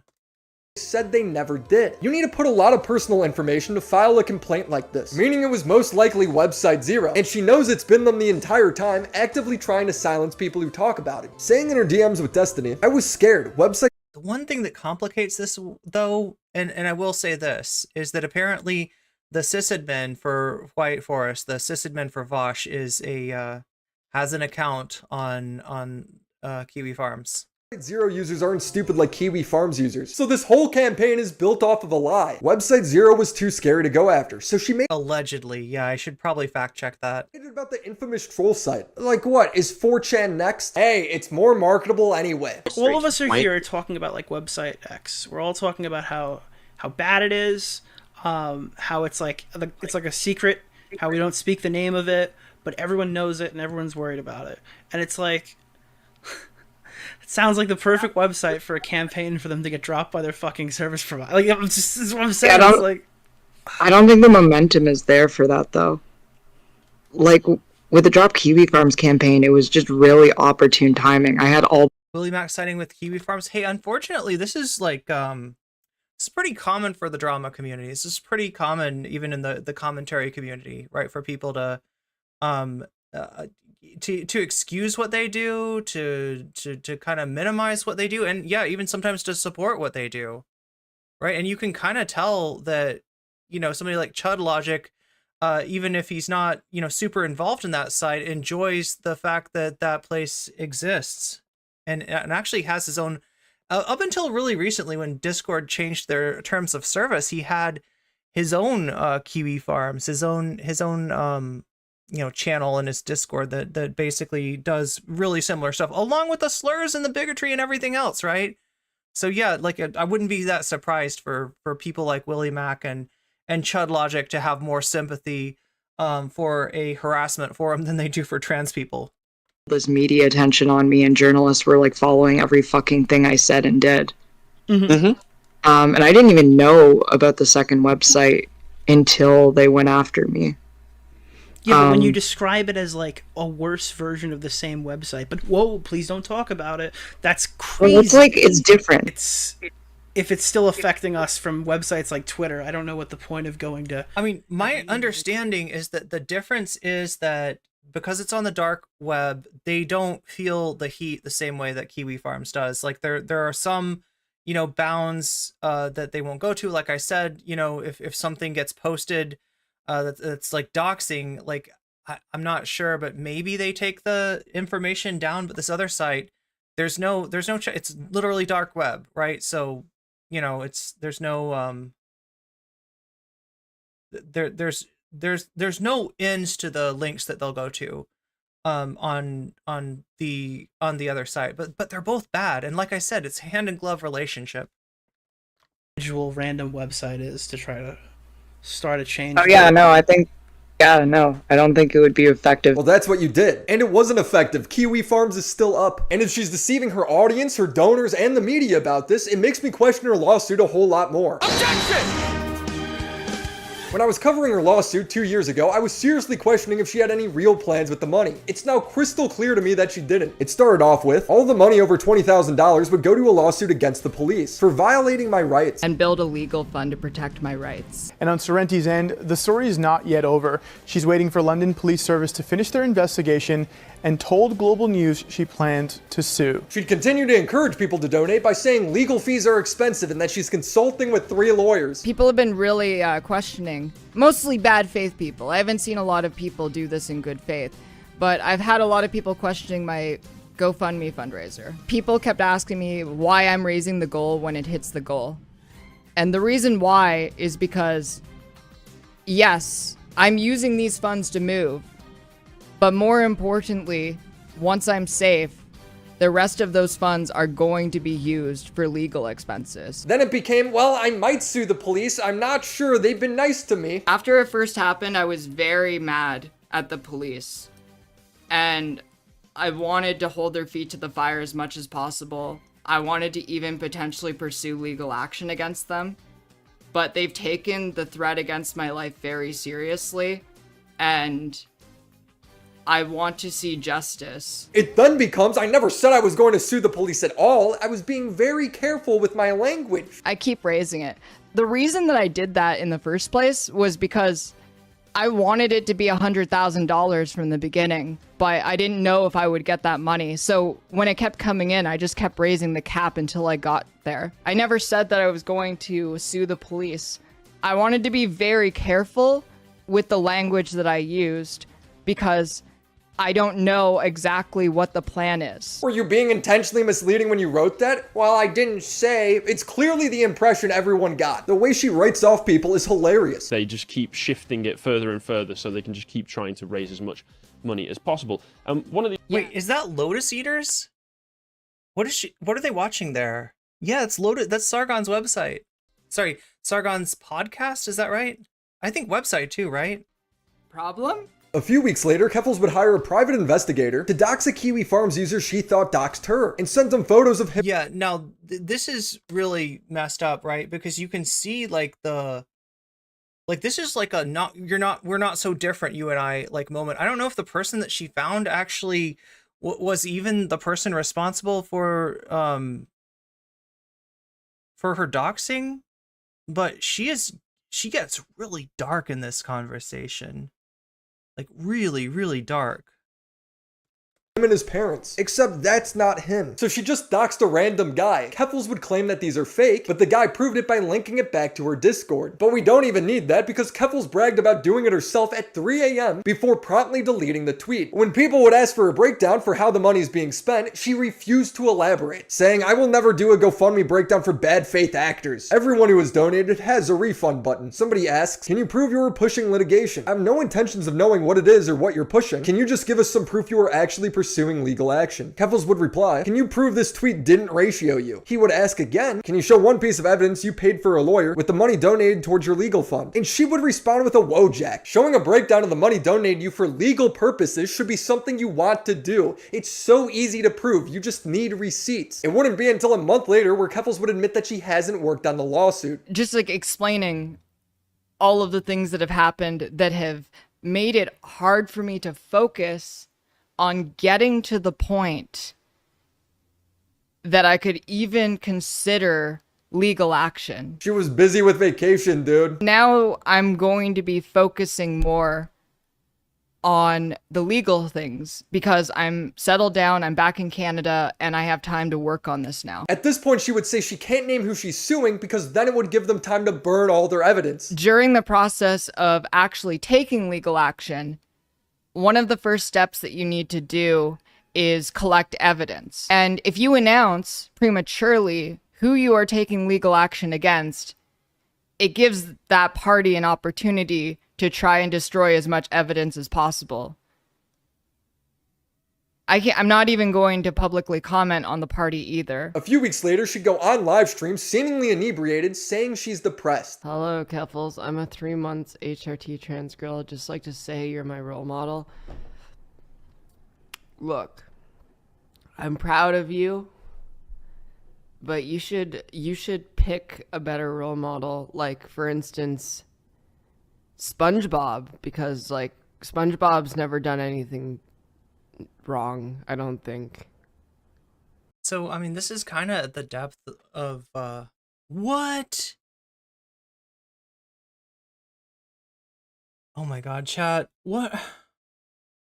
Sorry, I just realized something I gotta fix in the background.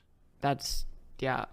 Are you proud of, what the fuck is there to be proud of? Shut up. Shut up. Okay, fine, I'm super disappointed. Good. Wait. Join. She has an RE20 and a SM7B?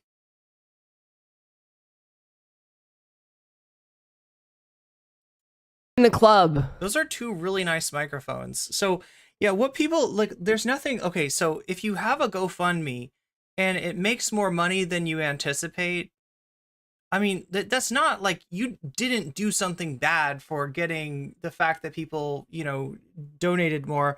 But yeah, like some degree of transparency is in order. And also, you know, if you've raised more money than you need, if that's the issue, right? I mean, there's a lot of good places you could put that money. There's a lot within the trans community. There is a lot of need for that money, right?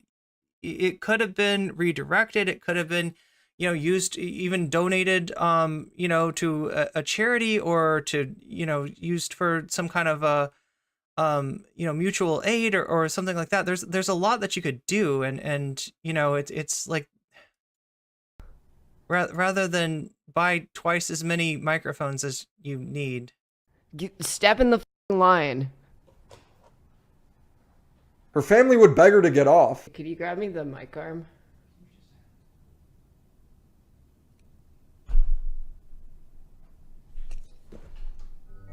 What? I mean, thank goodness that person was there. Yeah, she probably did not need to be streaming there. But like, the only reason I show you this, I thought about fast forwarding to it through this, because I'm not Willie is obviously, you know, he's throwing red meat to all the assholes out there with this video, right? He's absolutely, you know, I don't know what is, you know, what he cares about, what he thinks about this, but there is, I do think there's a reason to show that, in that on some level she recognizes that she's not a good person. That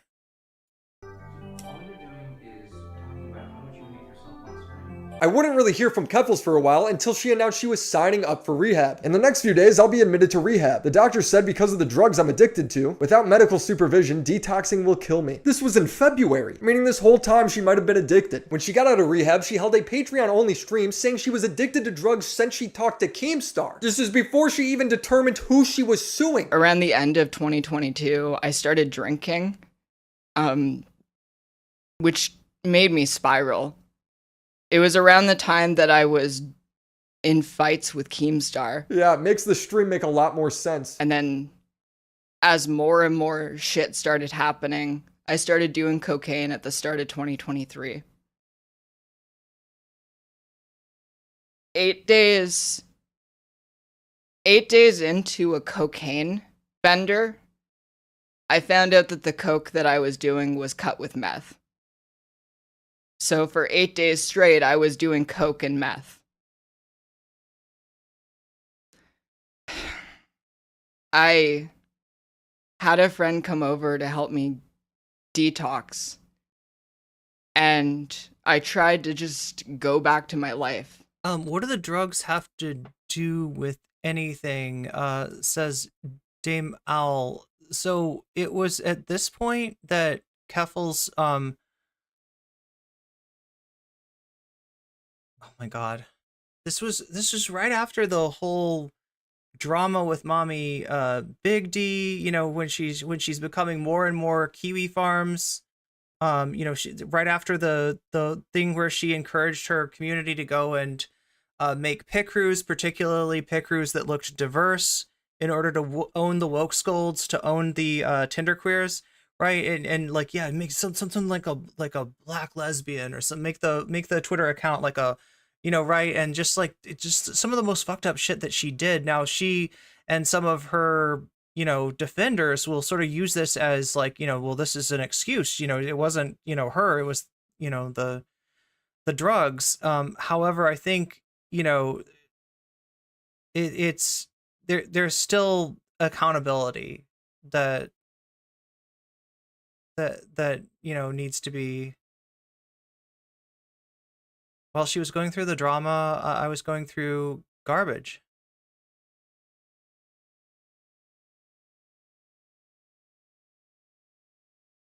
But yeah, so I mean, it's integral to understanding the story, understanding why maybe even people in her family were concerned about her. You know, other, you know, people who'd been like long-term friends of hers were concerned with her, and it was the reason that the drama cycle that she was in, which was escalating hard in dangerous directions, right? That's why it stopped, right? Is that, you know, she essentially was, you know, the stuff came out, and she ended up going to get help. And at that point, I just decided, like, I don't want to talk about her anymore. Like, yeah, she's still responsible for the shit that she did. She's still an asshole. Like, the drugs aren't an excuse or anything like that. But I wanted to, like I said, Chad, I'm a sucker for a redemption arc, and I wanted to think that this might be a time for her to think about what she'd been doing, and to change, you know, to wake up, and I don't know. Obviously, that's not what happened, though. Obviously, this is just kind of a temporary reprieve from the incredible shitstorm. Yeah, exactly, Gabby. Oh, this is depressing. Like nothing ever happened, and I tried my best to make it so no one knew how bad things were. As I really didn't want to let people down. Especially because I know there's a lot of people in my audience that look up to me. And I don't want to. Yeah, Spark, this is like after she went after Zara. This was after she lied about Zara. Like, right, she so something that I had to experience. She was debating another streamer, and Zara had said something in the streamer's Discord. She pulls up what Zara said, not for long enough for you to actually see it, but for long enough for you to see that that was Zara, and then makes a claim that Zara's really prejudiced against gender non-conforming people. Complete bullshit. Not even what Zara was saying, right?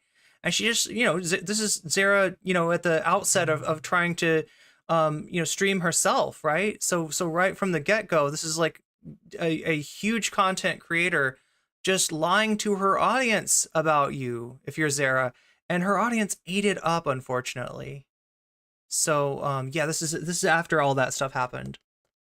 Let them down. She talks about how an argument in a Twitter space made her want to off herself. I was going through coke withdrawal while I was in that Twitter space.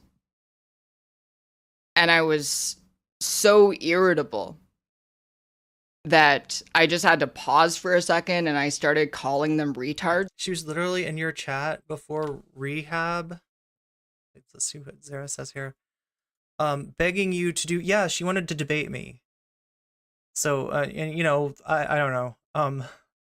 I don't want to debate her, but I offered that if she would clear the record, set the record straight about Zara, that I would, and that still stands.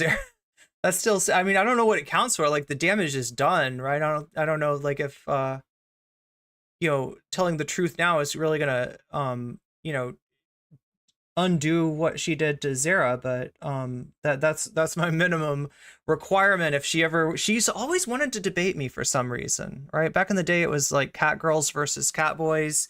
I think that, what was it about Finster maybe, that she wanted to debate me when she came in, and then there was the time where she and Bad Empanada fought in my stream chat, and that kicked off so much shit. After the fallout from all of that and all of the drama, I decided, fuck it. I figured out how to get drugs on the dark net. And I started making a plan to kill myself. I started doing coke and meth and benzos, and I was planning on ordering heroin from the dark net. I wouldn't wish drug addiction on my worst enemy, but I also wouldn't trust them with $100,000. And if you think the money situation is confusing, wait until you see the actual lawsuit. On May 3rd, 2023, Keffels would finally present the official lawsuit going through the Human Rights Tribunal of Ontario, and it would be against London Police Services. These are just papers, nothing's gone to trial yet. Congratulations to Keffels for actually getting something filed and settling on the police like her GoFundMe insinuated. I had my doubts. However, the lawsuit's claims and some of Keffels' goals don't make a whole lot of sense to me. Some of her complaints line up copy-paste from the GoFundMe. Like, at the time of arrest, LPS officers referred to Clara by her dead name, or the management system meant that some things were booked under her dead name, and that her property was labeled under it. During the arrest, the police officer referred to me by my dead name. This is one of the properties. So yeah, so if, oh God, fucking, like, I'm trying to do the best I can to, in fact, I might have to make sure to keep this under 6 hours just so I can edit this, because I don't want any, like, reference to anybody's dead name on this. But like, I don't think that Willie Mac gets this, and I don't think that a lot of cis people get this. But if you're Keffels in this situation, right, and this is before, like, a lot of the bad things that she did had even happened, right? You have just been set up to look like you are a multiple killer, and you're a dangerous person. And the police have come to your house and fucking arrested you based on this. And in the midst of that, they're also gonna fucking traumatize you by calling you your dead name. Like, that is legitimately fucked up. Human rights. The police defense. Look, he's got 2 microphones too, but at least one of his is a cheap one. Is that it was a clerical It's like mine. error due to her having interactions with the police before she changed her name. The police chief also A clerical error, whatever. notes that they need to develop a mechanism to ensure accuracy and avoid hurtful or disrespectful interactions in the future. Ultimately, it's up to the court to determine if this is discrimination or not. LPS and LPS's record system failed to record that Miss Sorrenti was transgender. I very much doubt that the court system is gonna care about this. Like, obviously Willie Mack doesn't care about this. Obviously, a lot of people, you know, outside of the trans community don't even understand. And was at greater risk of a swatting as a result, despite being warned in March 2022. Heffel's brother warned the police that she was a swatting risk 5 months before the swatting incident. In fact, my brother called London Police Services on March 27th in a conversation lasting 9 minutes and 16 seconds to see if my family could be put on a no swatting list, only to be treated like we were wearing tinfoil hats and completely dismissed. It is ridiculous that they didn't take her seriously despite her being such a large creator. This next one though, I'm convinced she just made it up. At the time of arrest, one of the officers pressed her hand against Miss Sorrenti's breast and said, "Yep, it's a she." What? She has never mentioned this before. Not in her Kickstarter, not in her initial video, not in any of her streams following it up. Maybe I'm missing something and someone can link me because I find it impossible that she hasn't mentioned this before now. It also states that— Oh my god. Like, then explain to me, Willie, what's the incentive for her to do something that, like, if you lie in court, right? If they can disprove something that you say, that's perjury. And I don't think it matters if it's a, you know, this is a civil rights complaint rather than a court case that Keffels would actually have to pay for. Since Keffels was stressed from the swatting, she saw a 25% reduction in income, and the numbers are redacted. This is surprising because this is when she was at her most relevant. I assume she just streamed less. Her case is demanding that LPS admit they discriminated against her, that they pay the damages to her dignity and self-respect of $75,000, have the LPS compensate her loss of income and special damages in the form of $50,000. She wants them to change her record management system and have LPS officers use body cams when interacting with trans members. And it's true, the City of London did not have body cams when swatting her, but the City of London already had an initiative to get body cams on officers by the beginning of 2025. Not just for trans interactions, but all the time. She DM'd me in February saying, "The cops have good lawyers." Of course they do. If I could get one thing from all this, it would— Wait, what? She DM'd Willie Mack and on officers by the beginning of 2025. Not just for trans interactions, but all the time. She DM'd me in February.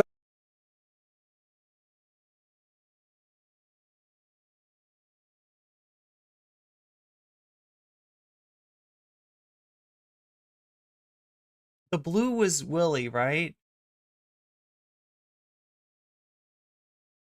I'm trying to remember how Twitter like DMs work.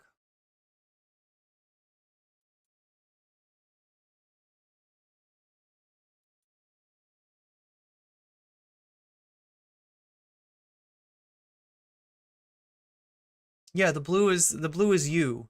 So this would be Willie Mack. February saying seems like a W all around, so she DMs him essentially like a tweet. Body cams when swatting her. But the City of London already had an initiative to get body cams on officers by the beginning of 2025. Not just for trans interactions, but all the time. She DM'd me in February saying, "The cops have good lawyers." Of course they do. If I could get one thing from all this, it would be body cams. Since the police don't use them in my hometown, it's my word versus theirs. The next few sections is asking them to apply by human rights laws, and it ends with saying that if Keffels wins the case, the LPS needs to publish the verdict to the front page of their website. It's so petty, I love it. Now there's a lot of questions relating to this complaint. When this was filed on April 10th, 2023. In response, LPS launched an investigation on themselves with the Special Investigations Unit, saying this was the first time they ever heard of the alleged assault, and they determined that they found themselves innocent, but I haven't gotten the report yet, so take that however you want. Also, Keffels, in a now deleted tweet she posted in February 2024, the papers have been processed, but they are still awaiting dates to appear before the tribunal. I'm told this could take between a minimum of 2 years and at worst 6 years. She's claiming that the trial has not even started yet, which may be true, but she deleted it a minute later. I don't know how to take that. that. She's so not transparent, it's hard to tell when she's lying, when she's telling the truth. It makes the research process for this so painful. I tried reaching out to her in DMs, sending 2 messages. She then proceeded to block me and called me a stalker for signing up for a Patreon to do research, even though she's done this exact same. Like I said, yeah, she did. Oh, okay, so it's in the video. Yeah, this is kind of what she did. This is pretty much what she did to Soul Bunny, plus publishing personal information about Soul Bunny. Same thing with Foreign Man in a Foreign Land. Thing. She's making it seem like reaching out before making a video is a bad thing. It's not. I have a lot more to say about Keffels when it comes to the promotion of her DIY hormones for minors. Yeah, I think she was trying to say that the messaging her twice in 2 days in a row without any answer is like what makes it creepy. But yeah, I mean, like double messaging, like I don't know, it's her self-destructive cycle, the Catboy Ranch Discord, and the Human Rights Tribunal case. But I need more time to confirm that information, so subscribe to the channel. I want to shout out Doomer Media, who did a lot of the good. This is who he's working with. Oh my god, this is the person that made the Vosh's unironically evil video. And if I remember correctly, like, I don't know that Doomer Media pulled up any of the actual issues with Vosh, right? You know, you could talk about what Vosh did to Professor Flowers. You could talk about what Vosh did to Poppy. You know, you could like I don't know. I feel like none of that stuff was a super. I don't know. I don't really remember. It's been a few years, so I don't want to like speak ill of Doomer. But yeah, this is legwork in the research and script department. Honestly, I feel like we both hurt ourselves. And shout out to the homies over on Patreon. Okay, I hurt myself, chat. And what am I gonna do about that? I feel sick at my stomach, okay? That was tough to get through. I thought that I could do that content so quickly. I have once again underestimated how much this shit takes out of me. Now, chat, you're still gonna get your Candace Owens, okay? We're still gonna do the... In fact, guess what? Something just dropped. Something new just dropped related to Candace Owens, right? Candace put out another video. So there's a lot for me to go over, and I do not feel good.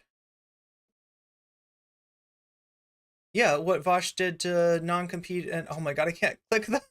You're so fast, chat. There we go. That's what I was trying to get. Afroponic says what Vosh did to Luna and Luna Oi and non-compete was not okay. Yeah. Of course, he was part of this. I guess Sitch and Adam aren't paying. Oh, I didn't know he was with Sitch and Adam. I mean, it makes sense. It makes sense. I feel like we are going to be talking about some of these people a lot more in the future. Chat, we're on a collision course with the commentary community. I don't know how that's gonna go. Look, commentary people, okay? You lost a tipster, you gained an NCC. That's right, I'm one of you now. Deal with it. And unlike tipster, I'm not going anywhere, okay? I'm like a... I'm gonna come back like a...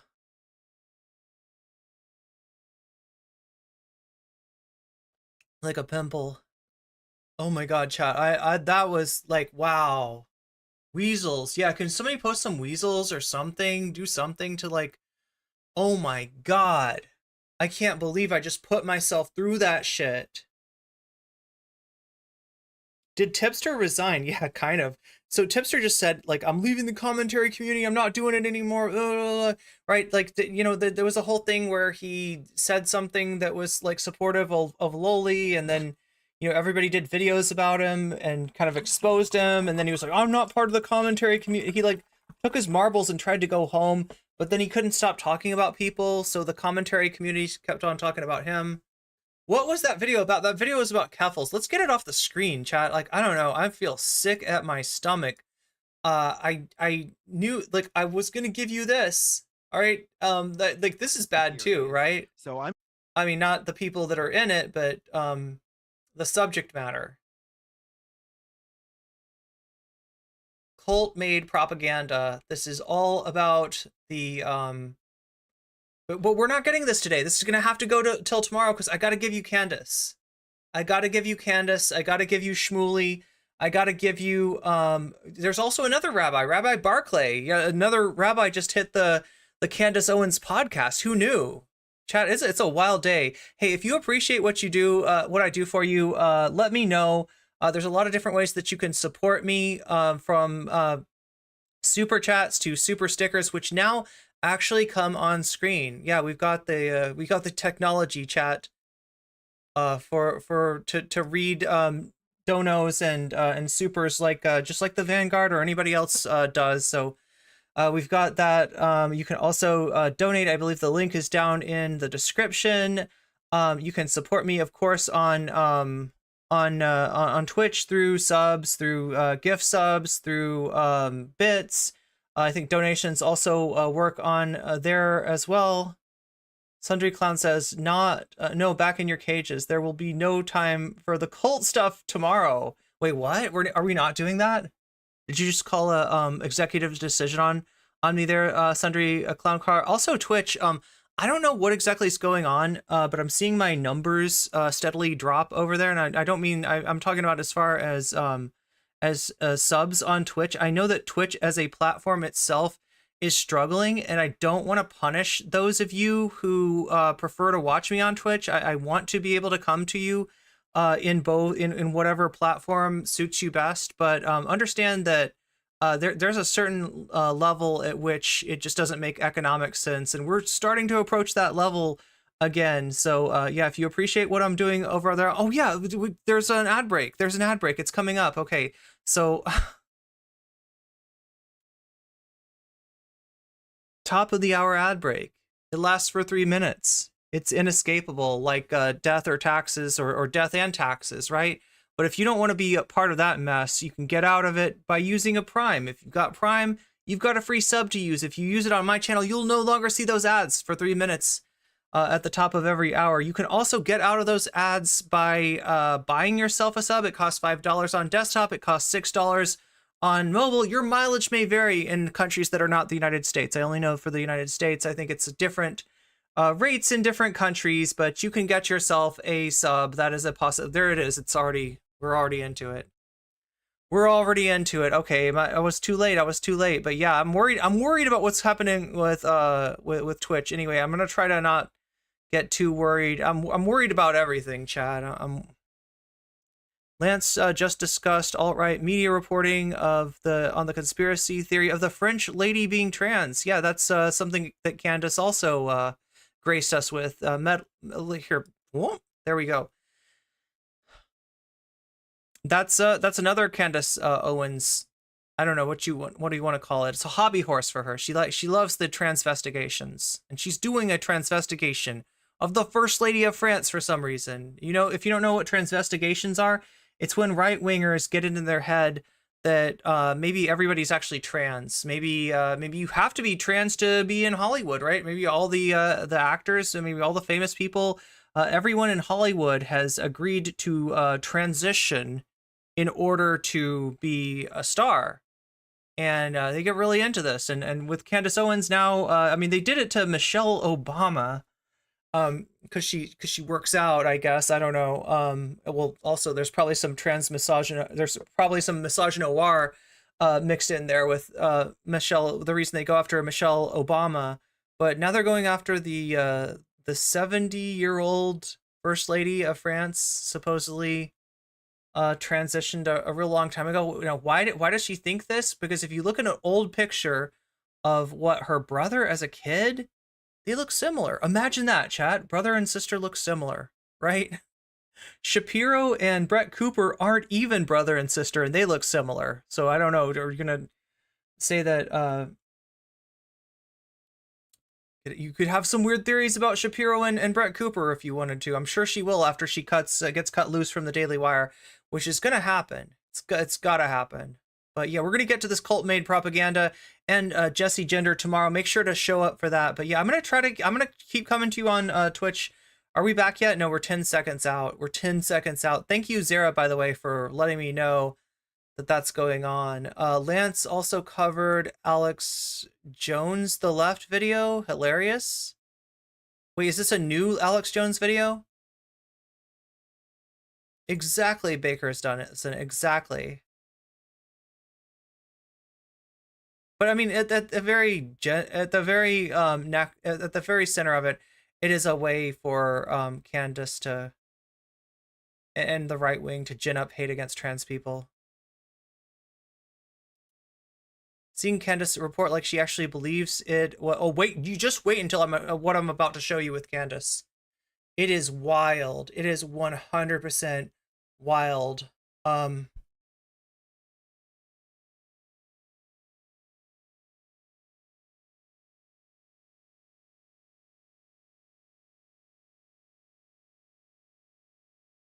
Unfortunately for Candace, normal people in France don't care what American alt-righters think of them.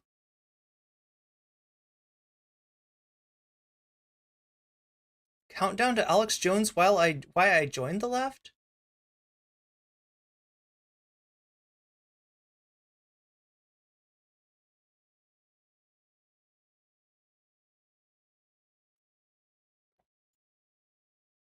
Oh my god! No! What did I do? I hit the button. And it wasn't the good button.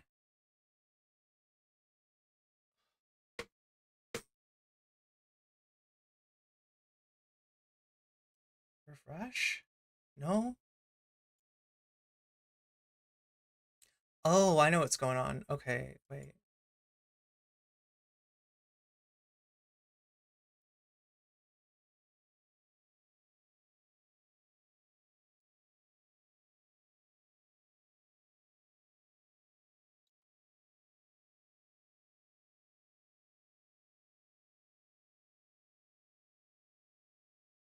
There we go. It's back. What happened? Good question. I pressed, I've got one of these mice that's for gaming, and I've never actually used it for gaming. You know what I'm talking about? It's a mouse that has, like, extra buttons. You know what I'm talking about? It's got, like, a button on the side. It's got two little, like, buttons above that, and then, I don't know, like, it's got a ton of buttons on it, right? I could pew some shit if I knew what games to play with this, but...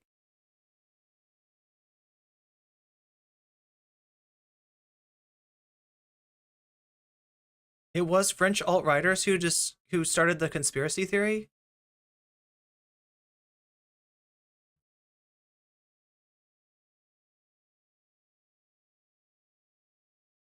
Anyway, you're not gonna believe what I have to show you as far as Candace Owens goes. I might as well get to it. All right, everybody, happy Tuesday. Happy Tuesday.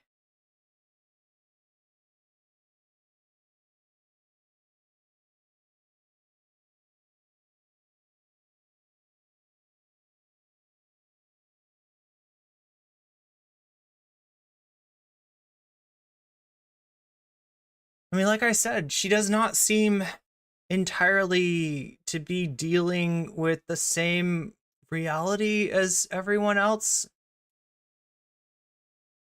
Why does everyone think I am going to be unalived? What is she talking about? Hey, at least I'm very happy. Also, chat, what thumbnail do I have? What thumbnail? Thumbnail? Like, I'm seeing the wrong thumbnail.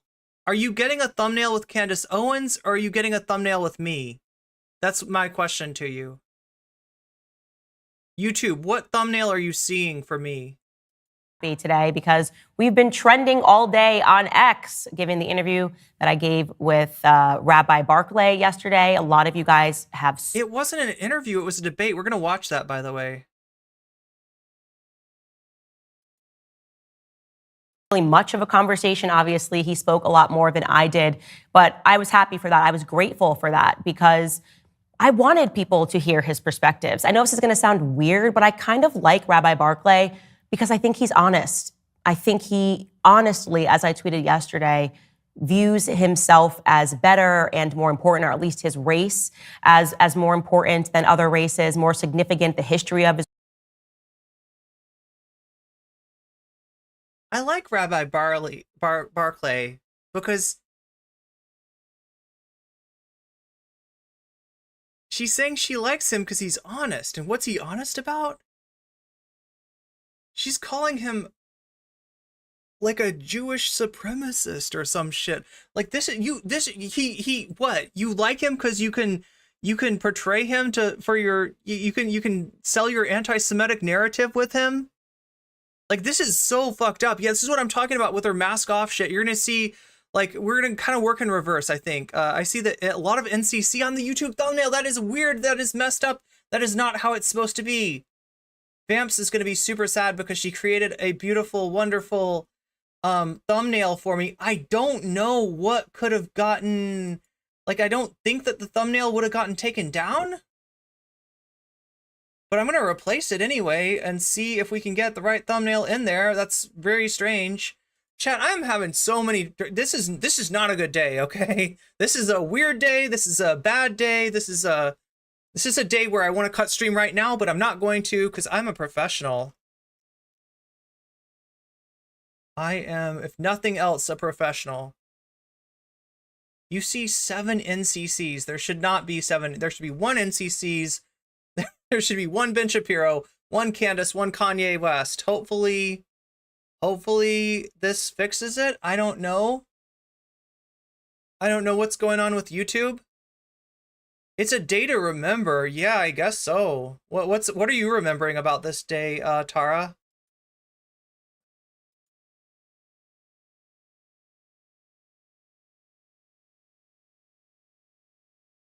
Still? You saw the other thumbnail earlier. Yeah, see, so now here's the weird thing. Like, now, if I ever put a thumbnail that was like, I don't know, like all cleavage, you know what I'm saying? Then the YouTube might take that down, right? If I put up a thumbnail where there was something that was against terms of service on the thumbnail, they might take the thumbnail down, right? I'm trying to think of another example. Like, you know, that's why thumbnails come down. It is definitely not NCC day, okay, for reasons that I think some of you may realize, right? I'm worried if I'm even going to be able to stream on Twitch anymore. Trying to make ends meet as far as YouTube and everything. You're still on, yeah, of course. We're not even fucking done with this yet. We have not even begun.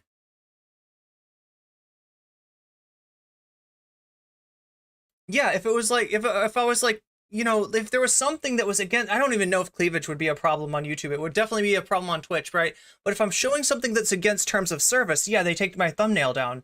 That I know. But there's no cleavage. There's like Candace. And there's Kanye. Is Kanye banned off of YouTube or something? Like, I got a picture of Kanye, I got a picture of Candace, I've got a picture of Shapipo. I've got no maidens. No love. Oh, thank God. Oh my God, Michael S. I see Shapibo, Candace, Ye, and me. That's what you should see. Titas are not TOS, says, says Afroponics. Kanye is not they were turning Candace's misogyny against her? I think so. Yeah, that's weird. That's really strange. I don't know, chat, maybe it's a bug. Maybe I'm thinking too deep about it. Twitch heard you wanting to leave it for a full-time YouTube and lashed out and lashed out toxically. I don't know what's going on with Twitch. Like, see, that's why I kind of want to cut people a break on there. Like, as much as like I've got so if you don't know, dual streaming is a little bit expensive. That's what I'm saying is that there's a monthly fee that I pay for a software in order to be able to dual stream. Streaming to one website only would be a lot cheaper, right? So I sort of have to justify doing it by, you know, that I'm making a certain amount of money on Twitch and a certain amount of money on, and it's just the bottom has dropped out as far as Twitch goes, but also maybe the bottom has dropped out as far as Twitch's viewership. So I kind of like, I don't want to like, you know, take it out on the people that are supporting me over there on Twitch. The fact that it's like not, you know, a financially justifiable sort of thing. And I am in a very, you know, tight, you know, I'm not in a great place, you know, financially. It's better than it's been, but I'm still we're still not out of the woods as far as being able to even keep the stream going on YouTube, right? So I'm trying to do what I can. I'm trying to keep the stuff coming to you as much as I can, but shit's hard. Shit's really hard right now. Race as more significant. And even in terms of someone being a supremacist, if you are honestly a supremacist, at least I can appreciate that. That's what she's saying. Now look, we'll look at Rabbi Barclay, right? But I would be surprised if, like, she's like, this is weird. It's weird that she's calling him like a Jewish supremacist or whatever. Like, right? It's I don't think that's what's going on here. That's anyway. Because you're not hiding who you are. More like Occam's razor says, more likely that Candace Owens is a anti-Semite than Rabbi Barclay is a. Now Rabbi Barclay, you know, if he's anything like I don't know that much about him, you know, like he might have, like, you know, obviously Rabbi Shmuley's got some pretty. That's the person that she's beefing with, is Rabbi Shmuley, has some pretty awful beliefs. I don't know, like you know, I can't speak about Rabbi Barclay, but as far as like that's a pretty serious accusation there. And that's why I meant it when I said that he will always be welcomed back onto the show. I think it takes courage. What did she say about Hitler? Something that, like, she said that he was okay as he was cool up until the part where he invaded other countries.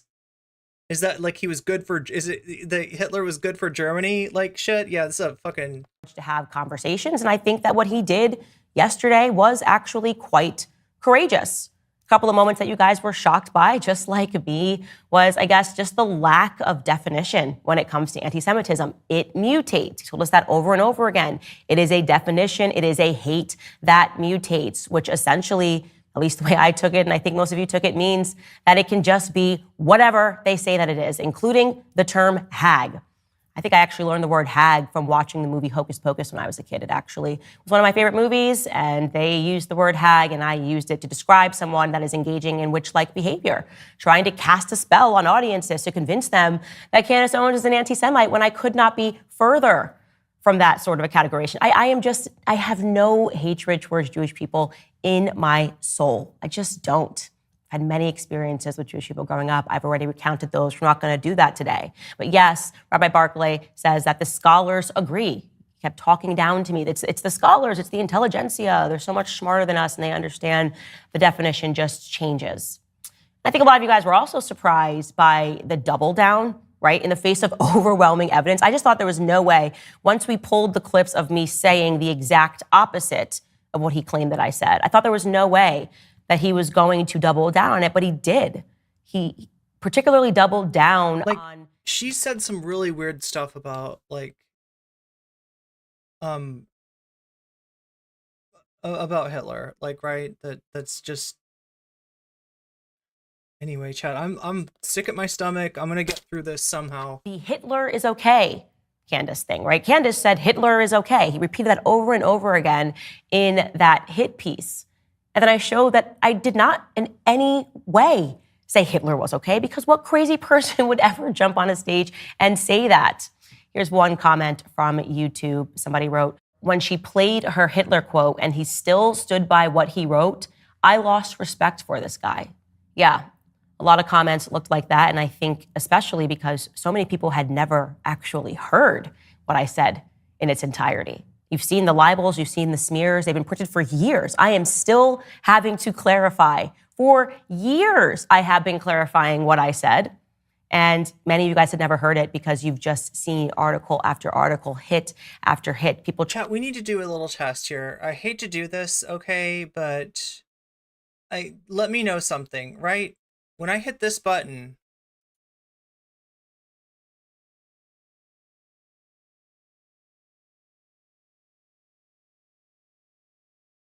did you see an ad just then? Did anybody see an ad just then? Did an ad play?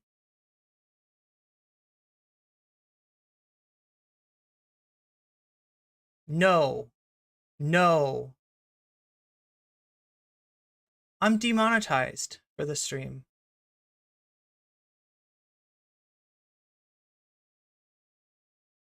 I'm sorry, I'm trying not to freak out here, but yeah, here on YouTube. Yeah, it would have been on YouTube. YouTube froze and you had to reload. This is just fucking cursed stream on so many levels. Trying to convince the masses that I said something that I simply never said. And in watching that clip, I think people were shocked. But yes, this is the truth. And factually speaking, as a political... I have not had this happen before a stream ends, and it's not a good sign. Can I stop and start again?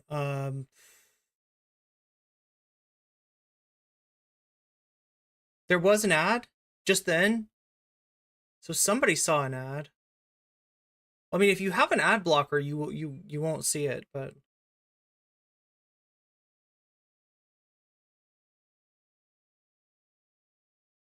it might be because they know what Candace is talking about right now, and that there's something about talking about Candace that's doing it. Either way, chat, hope you appreciate this, because I am pundit working for free. Call me as a podcaster. I have been smeared and libeled for years, and I feel a power building in that people are getting tired of this. We are being tired of being propagandized, and that is why, for me, I feel in my soul at the time is now. And people are asking, why is Candace speaking out right now? Well, the truth is I'm simply tired of being lied on. I'm a human, right? Eventually you get to a point where you say, I'm just not going to allow people to lie on my name anymore, especially, again, as I said, when it's been happening for years. And really all I've ever done since I've had a platform is just try to show you guys the truth. I don't want to tell you what to think. I can only share with you what my experiences are and hope that it helps you develop your own ideas. So let's recap, because I'm going to share some things I've never shared before. Obviously, you guys know that I hit the scene in 2017, and I had a laser sharp focus on the Black community. My career began when I started making YouTube videos, really challenging the BLM narrative. I was having my own awakening in real time about the lies that the media was printing about Black people. Okay, Lies that were... I gotta ask a question. Should I turn the stream around right now? My finger is on the stop streaming button. Like, this is really frustrating already. The reason that we're talking about Candace Owens today is that she has gone mask off in a way that's not really precedented. And this is, you know, because she's such a large figure, unfortunately, a lot of people do watch her. A lot of right-wingers watch her. In fact, as far as the Ben Shapiro, Candace Owens, like, beef that's going on right now, there are probably more right-wingers on her side than there are on Ben Shapiro's side. So you know kind of what a problem Ben Shapiro is. You know how, like, disproportionately popular he is. Well, she's more so, right? And she's representing the Nick Fuentes segment of the right wing, the Christo-fascist side of the right wing, right? This is unfortunately, she is a lot more influential than a lot of people think, and at the moment she's coming out with this anti-Semitism that has just been percolating under the surface for a really long time. Like, remember, she was the Kanye whisperer. When Kanye came out with his Defcon 3 stuff, she was the one that was like, actually, he's not anti-Semitic. Actually, what he really meant was this. He doesn't mean about, like, you know, Jewish people in total. He means certain Jewish people, right? She's trying to kind of, you know, minimize what Kanye was saying and make that acceptable. Obviously, like, Kanye, like, blew the lid off of that and has, you know, just gone mask off himself. But since that happened, she's been beefing with Rabbi Shmuley, who is a, you know, an absolute piece of shit. You've probably seen Rabbi Shmuley go on Piers Morgan and argue about all kinds of you know, just spread, you know, IDF propaganda, essentially. Like, he'll constantly talk about, you know, babies, you know, being, like, separated from their heads being separated from their bodies, and, you know, people being shot in their private parts, and just, like, all this fucking propaganda, right? So he's a bad dude too. But she's beefing with, she's been going back and forth with Rabbi Shmuley, and has mentioned him recently on the stream, brought on another rabbi to have a debate with, and is now calling that rabbi a Jewish supremacist, right? And sort of denying the stuff that she said about Hitler, and it's just oh my God, it's wild. It's absolutely wild. And unfortunately, right, this shit's really influential. If you go on Twitter, or you've been on Twitter, you might have seen people post stuff like Christ is king. Sounds pretty innocuous. Okay, this person's really into Jesus, right? No, that's a groiper. That's a Nick Fuentes fan. That's a dog whistle, right? The Nick Fuentes people all got together and they decided, we're going to say Christ is king. And you know why we're going to say it? Because the liberals are going to come out and they're going to be like, that's a groiper talking point. Got you right there, groiper. And then we're going to come back and say, oh, so you think that everybody who is a Christian is therefore a Nazi? Oh, gee, hey Christians, they're calling you Nazis, and they're calling us Nazis. So since you're not a Nazi, that must mean that we're not Nazis either, right? This shit is popping off in the worst way possible, and I think it's connected to the 2025 plan and the obviously the Trump re-election campaign. Like, it's getting to a boiling point, and Candace is an incredibly influential figure in that boiling point. If you want to understand where she's at, if you want to understand what she represents, she's the linking point between Kanye and Nick Fuentes, right? Wait, what am I trying to say?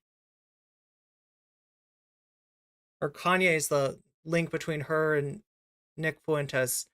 No, I wish I didn't have to be talking about Candace Owens. I didn't exactly enjoy talking about Vosh for like 7 straight days, but that shit kept on going. Oh my God. Good for Gabby super chatted $19.99. $19.99 from Good for Gabby. It's a privilege to be part of your beautiful, intelligent, talented, and sensitive community. Much love to Irene and mods, etc. Hope you feel better, Irene. Oh my God, thank you. Cleavage would never be against my terms of service. Pink heart. Oh my God. Gabby, you got me. You actually made me laugh. Like, I needed that. Thank you. And wait, there's like a there we go. Hit that button. Yeah, thank you so much, Good for Gabby. That's what I needed to hear. I'm sorry, like I'm seriously worried about this, though, is what I'm trying to get across, right? There's a really ugly part of the right, the Christian nationalist right, which you can add white nationalists to that too, and it's weird that we're talking about Candace Owens here, but she's absolutely attached herself to that movement. That is the audience that she's pursuing. She's doing a lot of anti-Semitic dog whistles at the moment. Obviously, Rabbi Shmuley is a piece of shit as well in a different way. But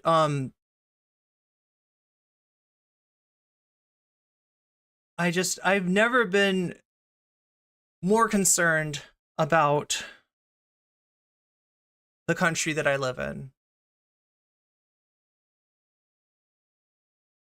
And yeah, it's horrible. It's horrible. You got Candace over here being anti-Semitic as fuck, just opening the back door for the groipers. You got Rabbi Shmuley being like, supporting genocide. In this whole situation, Ben Shapiro is the least radical figure, and that should tell you something. Like, I am legitimately more concerned than I have been in a long time. Let's see if I can... Wait, why is it not giving me the ability to...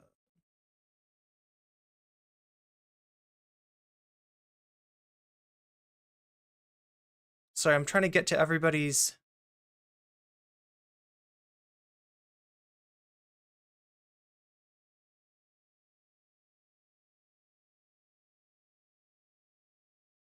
Okay, for some reason, it's not letting me select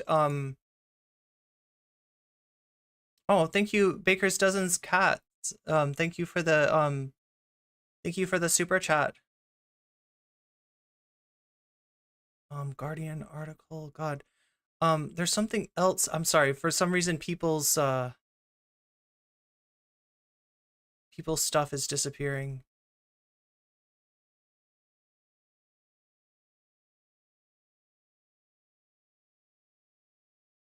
Is there a reason that member chats are not showing up? Shakespeare, I see your member chat. I don't know why I can't show it off, like, you know, but I always appreciate all you do, Irene. Thank you for the member chat, Shakespeare, and okay, I gotta do something, chat, because I'm it's too hot. I'm not doing well. I'm not.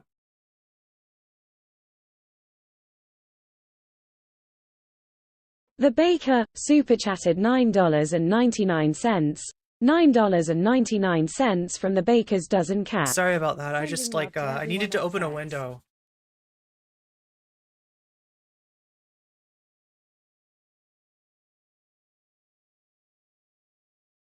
Her awakening. Wait, let me see.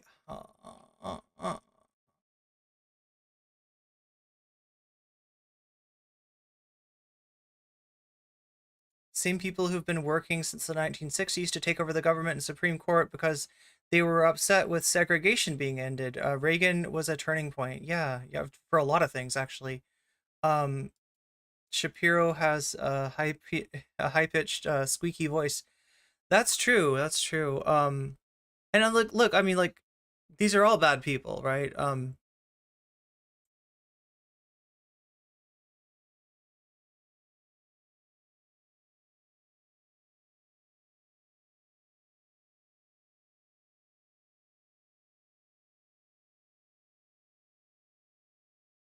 What is the over and under on Candace being chill today? Oh my god. Robert G, I could not think of a worse bet. Wait, what are you saying? Bad timing? The computer lady read out Miss B's chat while I was away. What?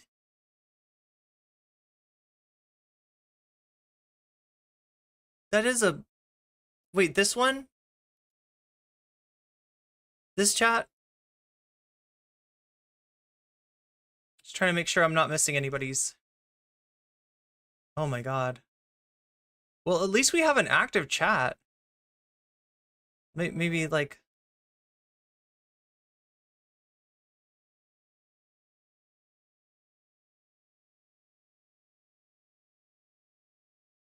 I'm just trying to cool down chat because it was just like this, like, okay.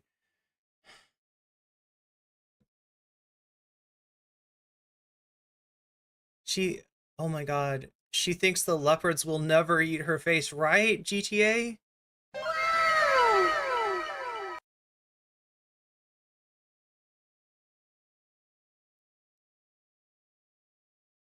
Shapiro doesn't arouse anything?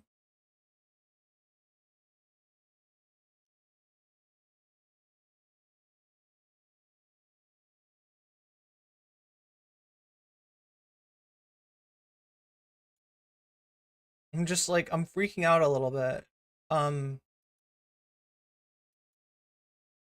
But hopefully... Oh, Bad Lefty, I also think you're pretty cool. Soul Life was first? Oh, this is so weird. Okay, so weird stuff is happening. Soul Life, I see that you gifted a membership. For some reason, it's not showing me who you gifted it to.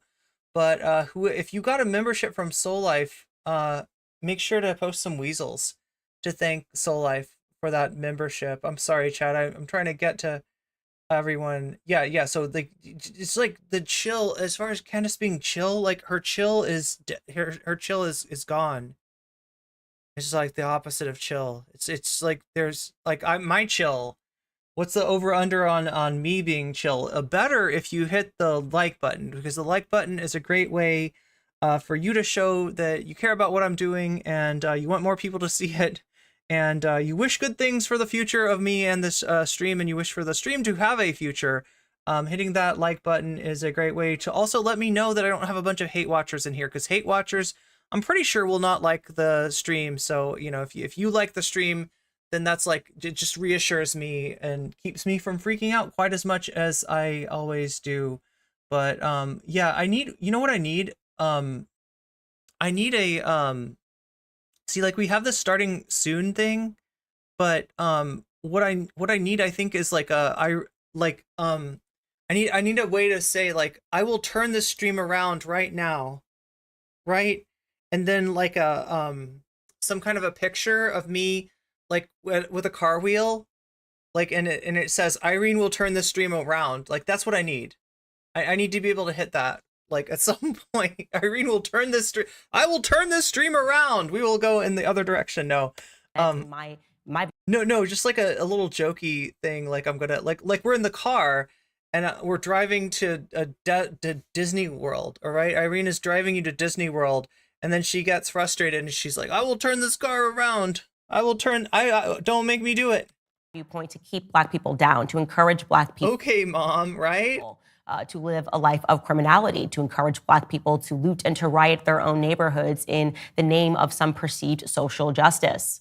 I pretty immediately... Oh, Chad Alpha received the membership. I don't know why it's not showing me. Usually it does. But yeah, Chad Alpha, you just got a membership from Soul Life, if I'm not mistaken. I think that's how it breaks down.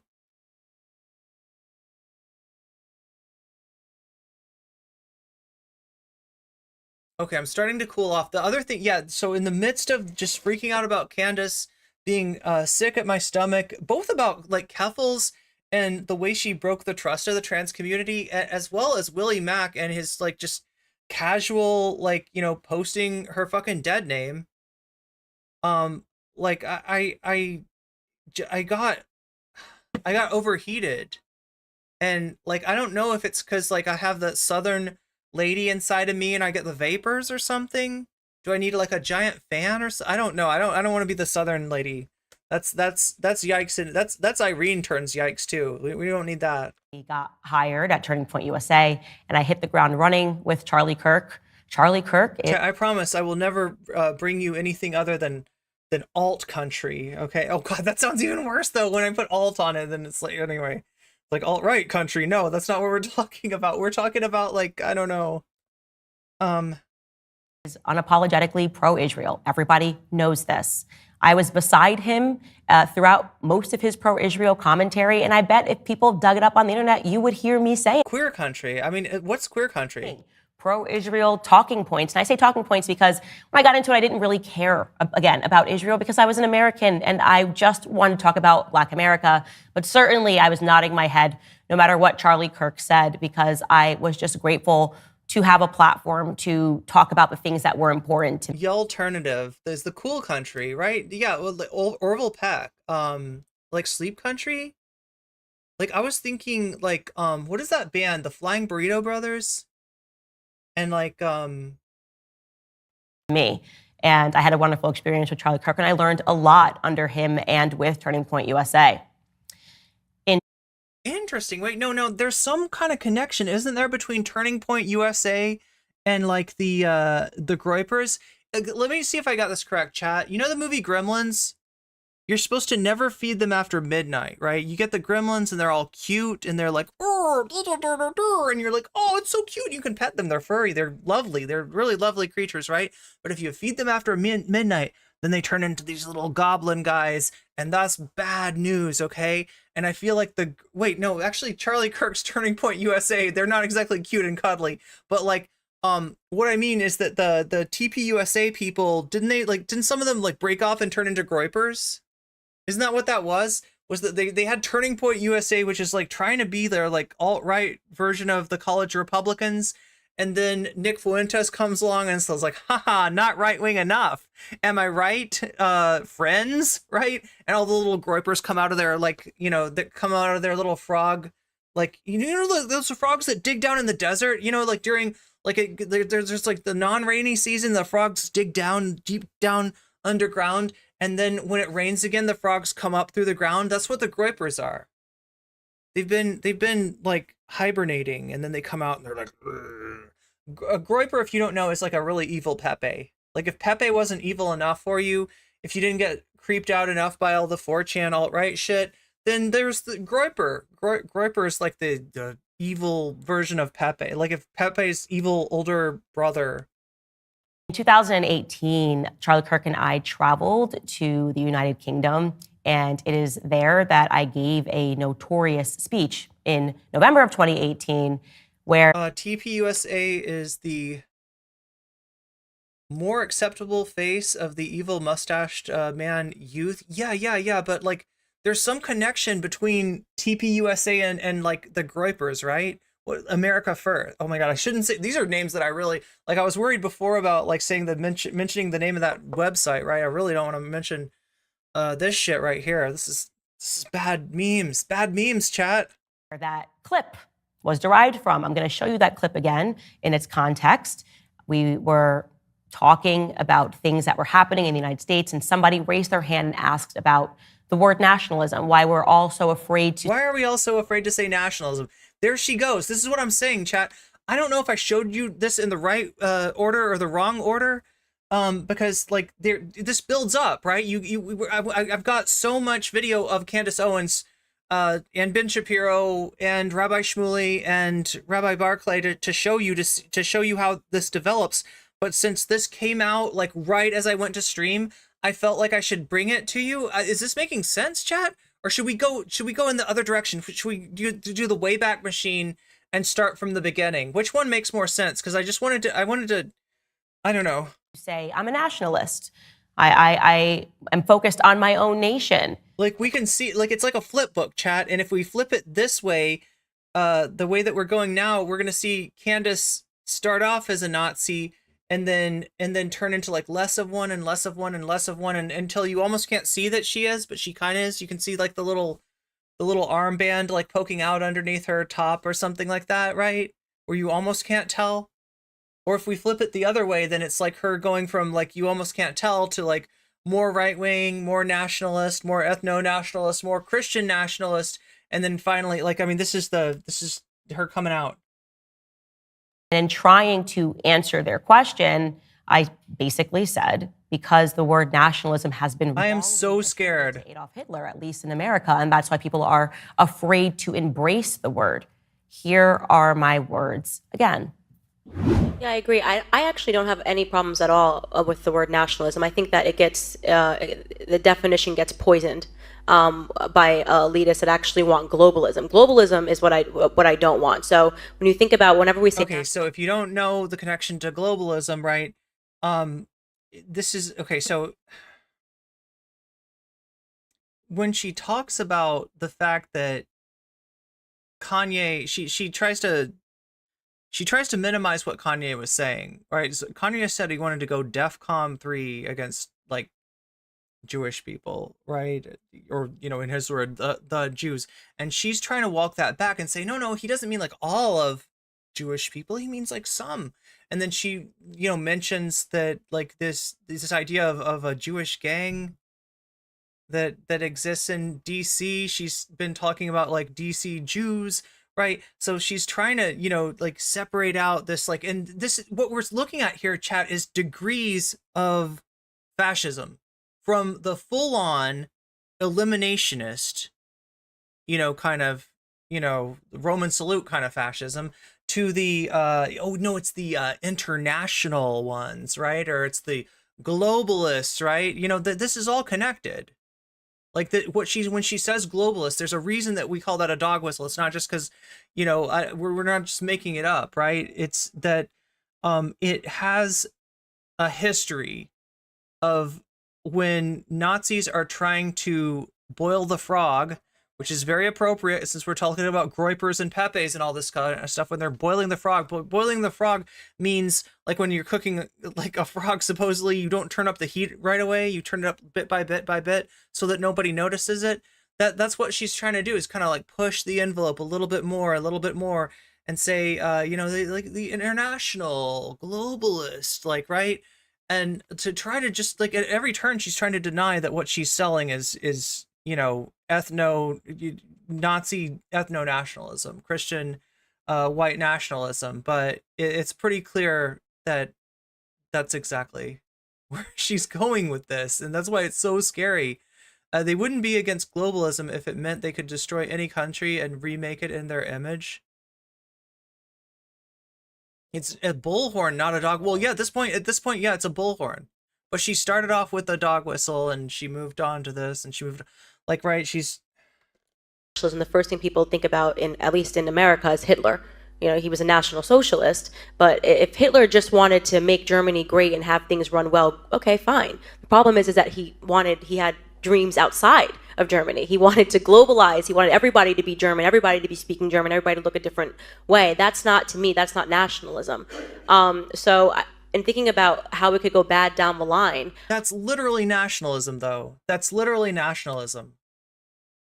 Oh my God. Oh wait, Rabbi Shmuley's going to be on Piers Morgan. Oh wait, was on Piers Morgan to discuss Candace Owens.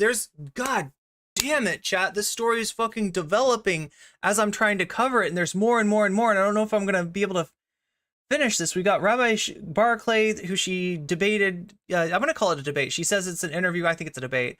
Rabbi Shmuley going on Piers Morgan to talk about Candace Owens. Her trying to deny what this is, which is, I mean, you heard what she said, right? If he had just stayed in Germany and done his own thing, what was it? What was his own thing? What was Hitler doing in Germany? Eliminating the enemies of the state, the first and foremost of those being Jewish people. Or I don't even want to rank that. There's no need for me to rank it, right? But like, you know, the most far-reaching consequence being his being the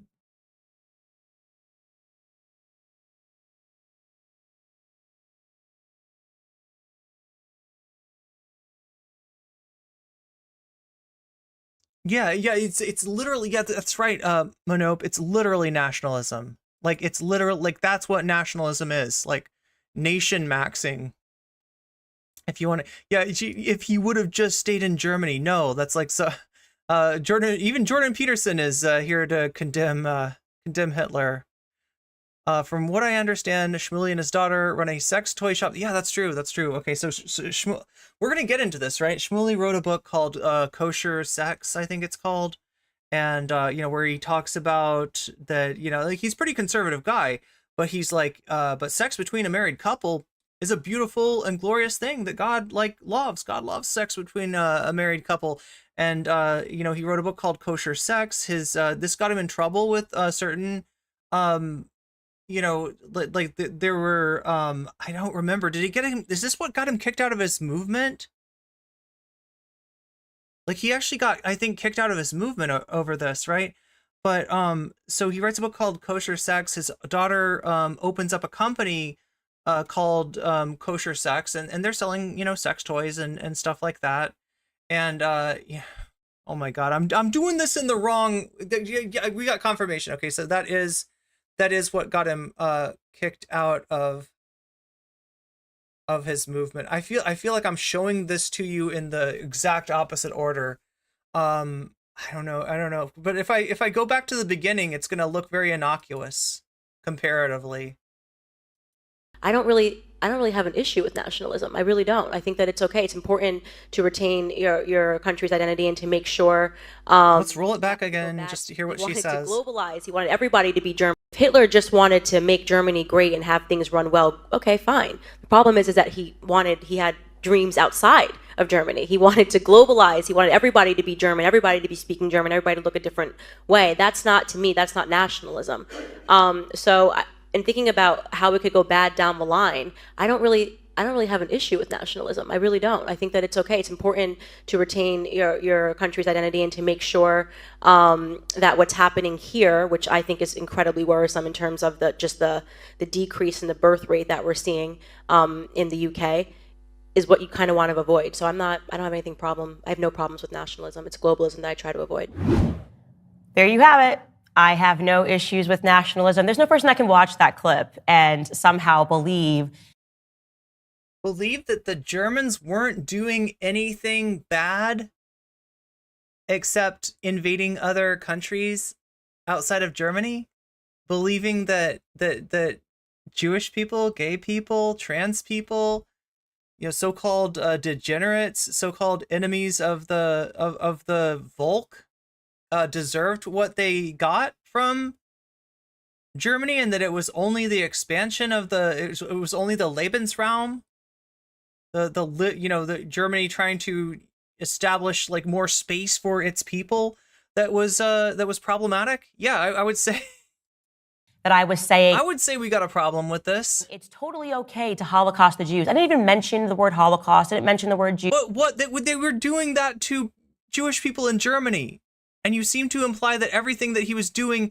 within Germany was okay. Like, oh, I can't believe anybody. Oh my God, it's like she's saying it's bad faith. Like it's like she's claiming it's bad faith to read anything into like her saying that Hitler, other than invading other countries, didn't do anything wrong, right? That's like that his project of the German nation and the Volk, the true Germans, right? Just like, we hear people talk about like real Americans. This is that was all okay if you just stayed out of Poland, stayed out of France, no problem, right? Wrong. I need a John McLaughlin. This is so wrong, chat. Wait,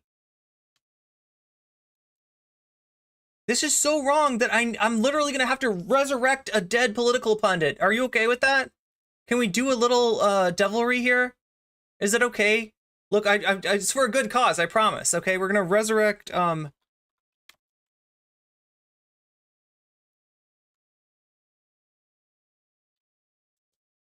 We're gonna have to resurrect this guy.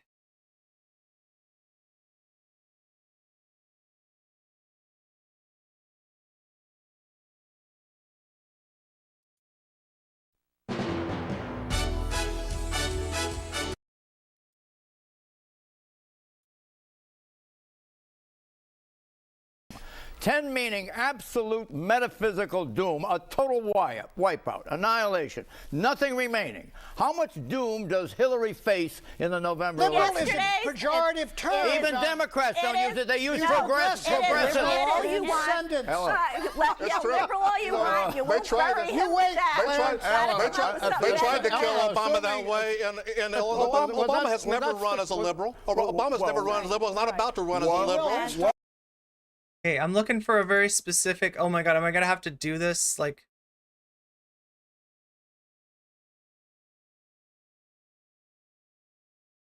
there we go. This is what I need. Wrong. Wrong. Right. Wrong. Wrong. Wrong. Right. Wrong. Wrong. Wrong. Right. Wrong. Wrong. Wrong. Right. Wrong. It's wrong. It's wrong.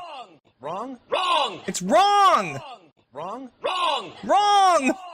Wrong. Wrong. Right. It's wrong. Wrong. Wrong. Right. Wrong. Wrong. Wrong. Oh my God. Oh my God. Okay, wait.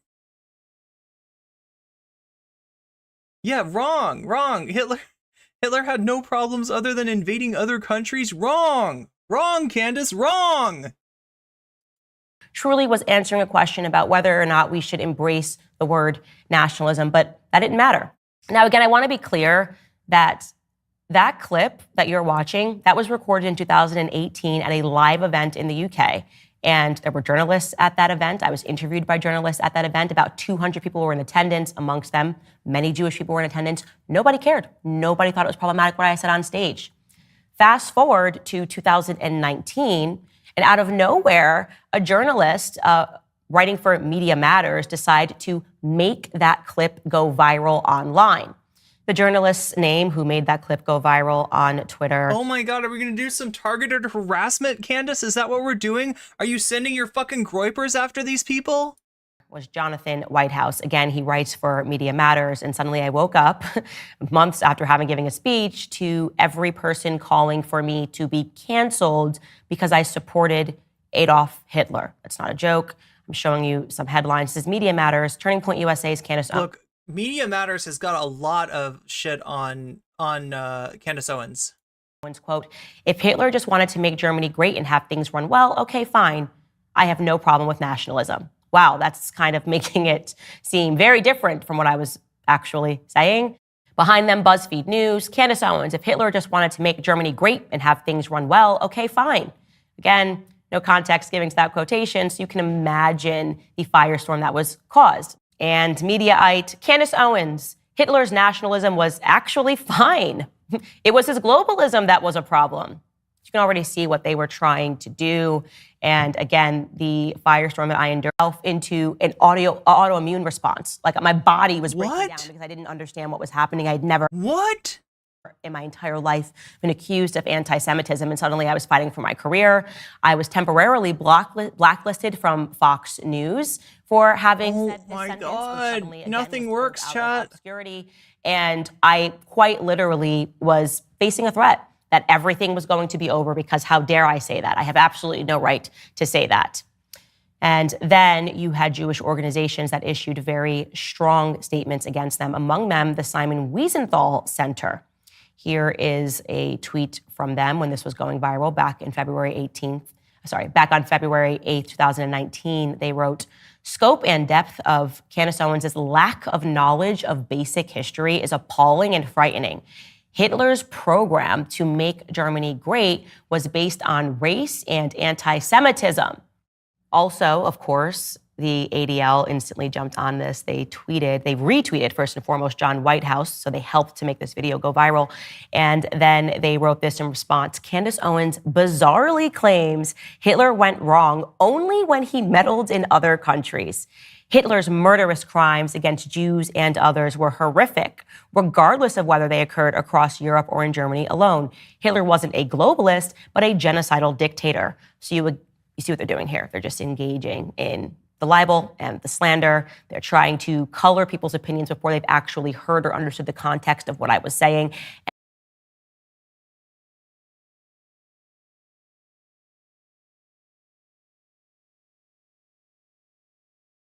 So here's the Media Matters for America article in question.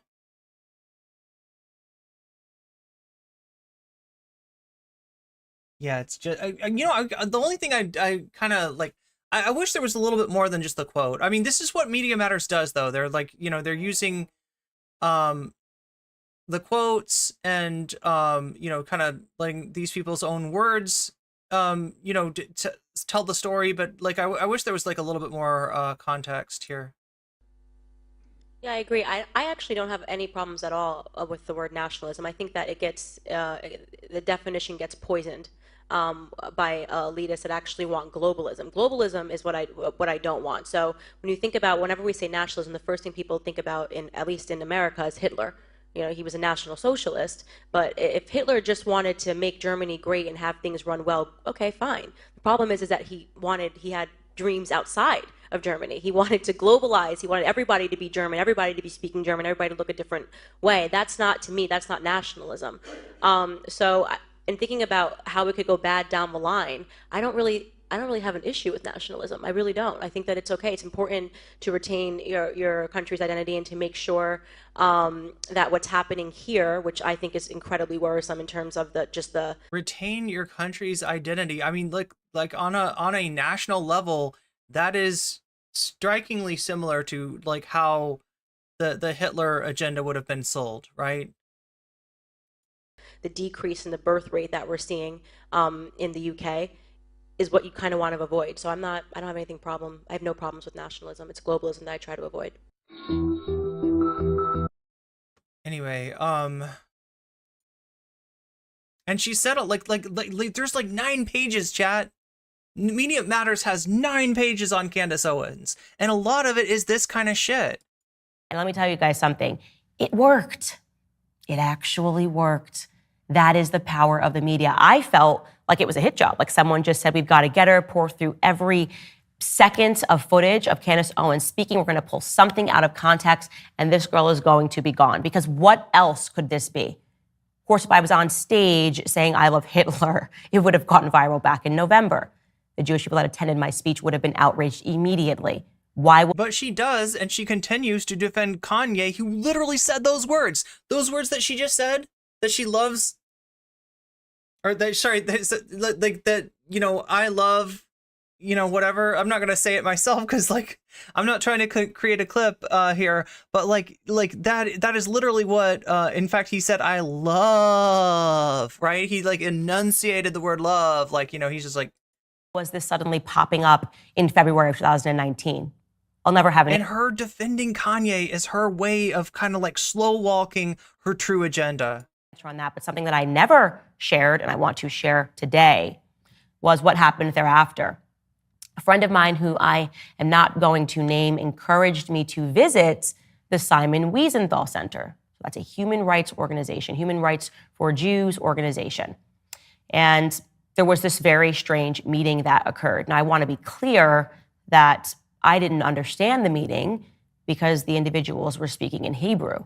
My understanding going into it was that once I spoke to this individual, things would be clarified and then I could just go on living and my reputation would pretty much be restored. And by golly, that's kind of what happened. So again, it was an extremely old man. I think he runs the place. I don't know. I can't remember his name, so I'm not going to make one up. But I had to sit in a meeting and explain that I didn't think Hitler was a great person, listen to two people speak Hebrew, and then my reputation was restored, or at least I was allowed to go on pursuing what I wanted to pursue, which was just talking about Black Americans and the fracturing of the Black. You know, it's weird because like we're going to talk about Shapiro and talk about the fracture between her and Shapiro that kind of came to a head when she had Norm Finkelstein on, you know, so like, but here's what's really disturbing, right? Like I said, Shapiro at first defended Kanye. Past a certain point, he relented. He did not. She kept defending Kanye. You know, that he,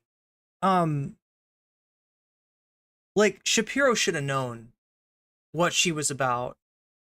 Like he is definitely a candidate for the victims of the face-eating leopard party. And white relationship. It's a very odd thing when I reflect on that. But I want to be clear that the threat that Candace, this could be over at any moment for you, don't you get out of line again by, you know, saying something that you never actually said, but don't make us have to threaten you again. That I still always felt over me because it was just a very scary thing to go through.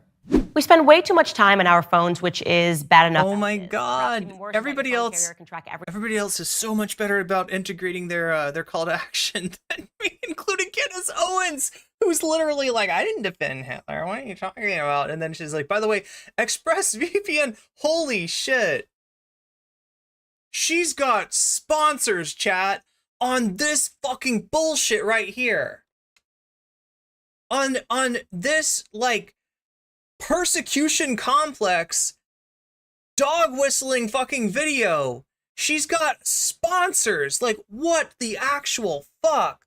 Also, thank you, Iraq. Thank you for the $5 super chat. Thanks again. No, thank you. Thank you. God damn. This is beyond belief here. This is just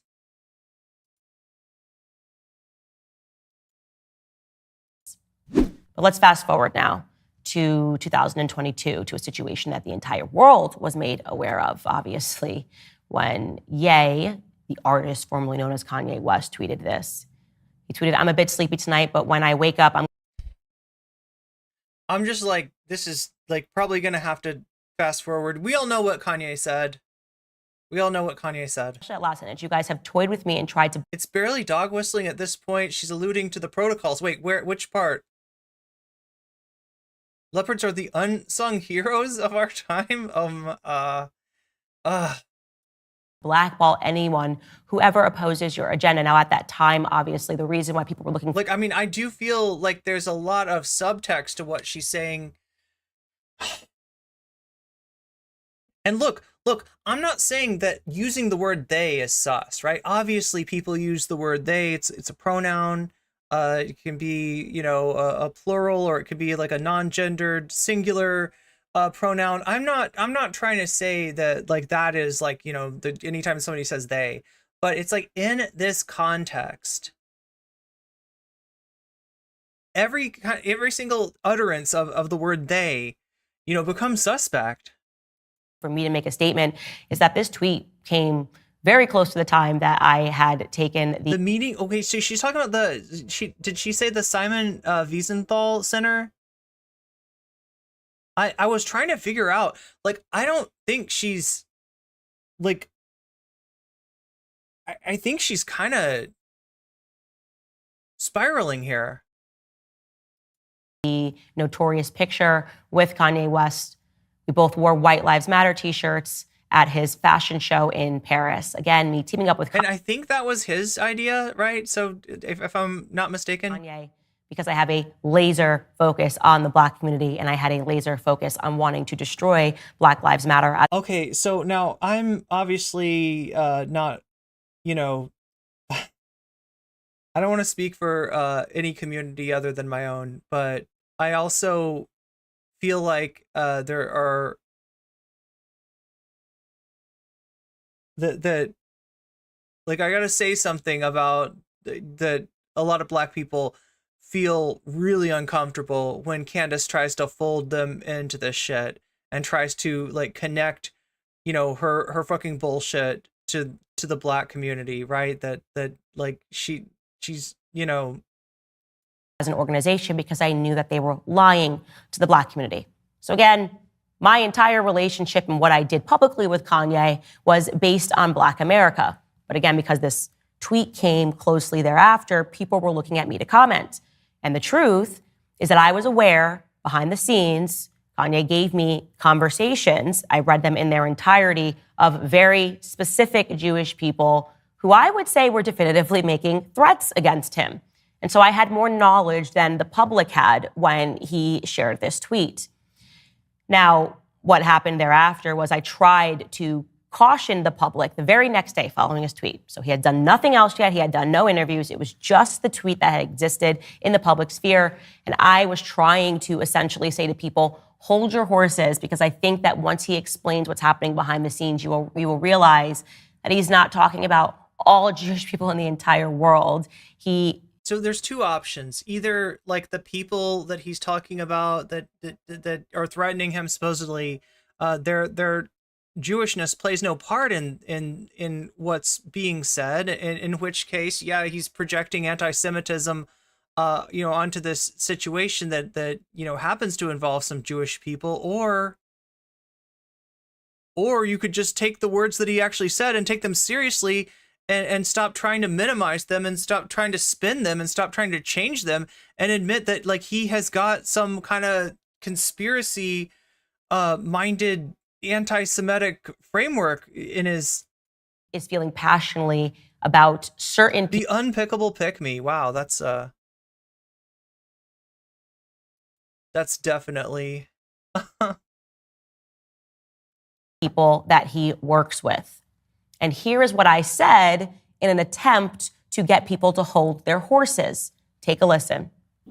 That was the tweet.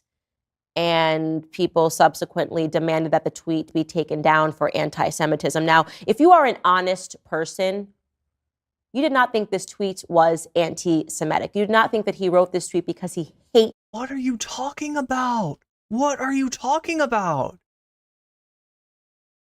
Like, I don't want to look at it like, I need reference, right? But like, this is like, she's actually making me feel kind of gaslighted here.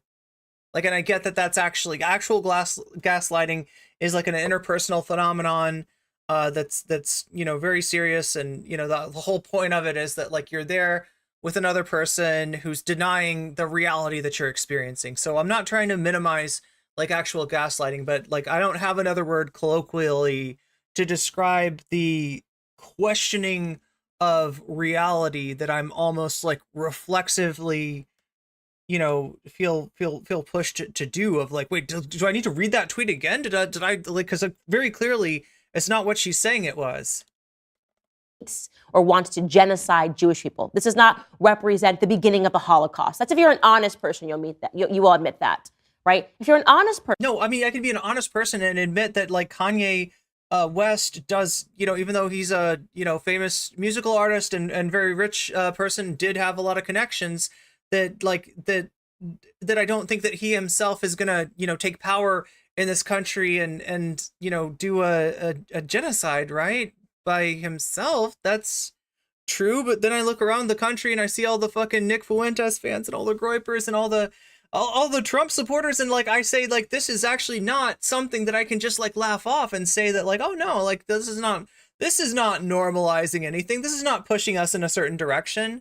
No, not at all. Especially when somebody like Candace comes out and tries to spin it and be like, this wasn't anti-Semitic. He was just talking about the...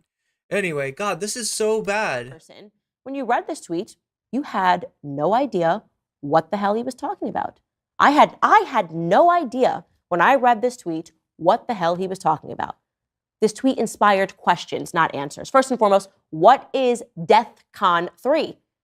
Did he mean Defcon 3? Which would be a military defense position, not an offense for those. Oh my God, that's even worse. That's even worse. We need to defend ourselves from...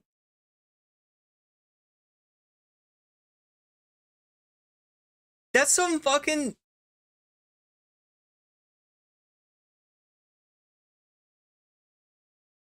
I don't know what to say, chat. I don't know what to say. A military defense position. Is he tweeting this because he's reading the Newsweek headline calling him an anti-Semitic? Is he angry because he can't believe that he's not free to talk about people in his life who happen to be Jewish, right? Without being accused of anti-Semitism? Is he saying, I'm not going to shut up and I'm going to keep tweeting and I'm going to keep calling these people out, referring to his friends that he feels slighted by? Is he talking about Jared Kushner and Josh Kushner? Yo, what kind of person, like, describes their friends as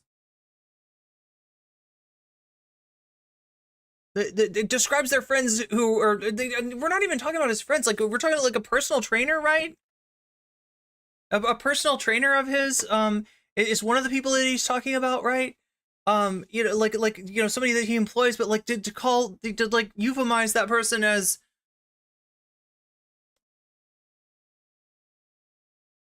their background like that is... If you're a liar, you'll say, I know I was scared, Candace. I actually thought that Kanye West was going to launch a military strike in Israel. Because that's the reaction. Like when I woke up and I looked at the headlines, the reaction was like... This is literally her saying, only if you're one of the lying would you think that this is anti-Semitic. Oh my God. Kanye West had gotten together a military strike. Chat. And it was... Now I feel like I'm spiraling. Like I gotta check in. I gotta be like, okay, like this is really concerning. And I don't know how to handle it.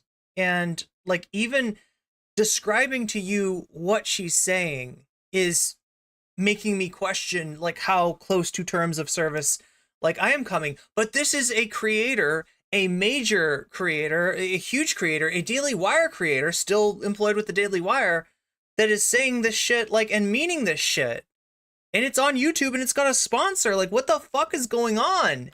Is going to go forward in morning time in Israel. That was the reaction that was met with this tweet. So that's what I said. And now that we're looking at it and examining it in the retrospect, you can see that I'm trying to suggest to people that there are specific people and he is having a reaction. And I will admit, if I fumbled the ball here, and I can understand why people were upset about it. Oh yeah, lest we forget that Jordan Peterson is... What do you think about... Where do you come down in this conflict between Ben and Candace, Dr. Peterson? Do you think that Candace was wrong to bring on Norm Finkelstein? Do you think that... They read that as, no, she's fully defending him, and he actually does want to go DEFCON 3 on all Jewish people everywhere. People were very upset. At this point, like, I know some people thought that Norm going on and talking to Candace's audiences, and he did have a surprisingly decent, like, reception from her audience. Like, a lot of people think that was, like, this big optics, like, win. I'm not sure about that. Norm, you really tied yourselves to something gross, and it's not the first time. ExpressVPN. Hey, look, I'm not trying to. I don't know if I want to say that somebody's sponsor. But yeah, I get what you're saying, Jen, and I don't disagree. I do not disagree with this. Right? I gotta be really careful about what I say, but I find it wild that a company that big would sponsor her. That I had said that. But I want to be clear that I had actually read the messages that were being sent to him. One of them, he ended up sharing publicly. This was a text message from Harley Pasternak to Kanye, and this was something again. So that's his personal trainer. That Pasternak is his personal trainer, who's one of the people that he's ostensibly, according to Candace, he said behind the scene that these were the people he was having conflicts with, and they all happened to be Jewish, and that's, in her mind, that excuses the tweet that doesn't mention, like, you know, them by name, doesn't mention you know, that there's a few people that he's talking about, but just says, you know, Jewish people writ large. And in the way that an anti-Semite would say it. Yeah, this is... I had read before he had sent that tweet. Text message reads, I'm going to help you one of a couple of ways.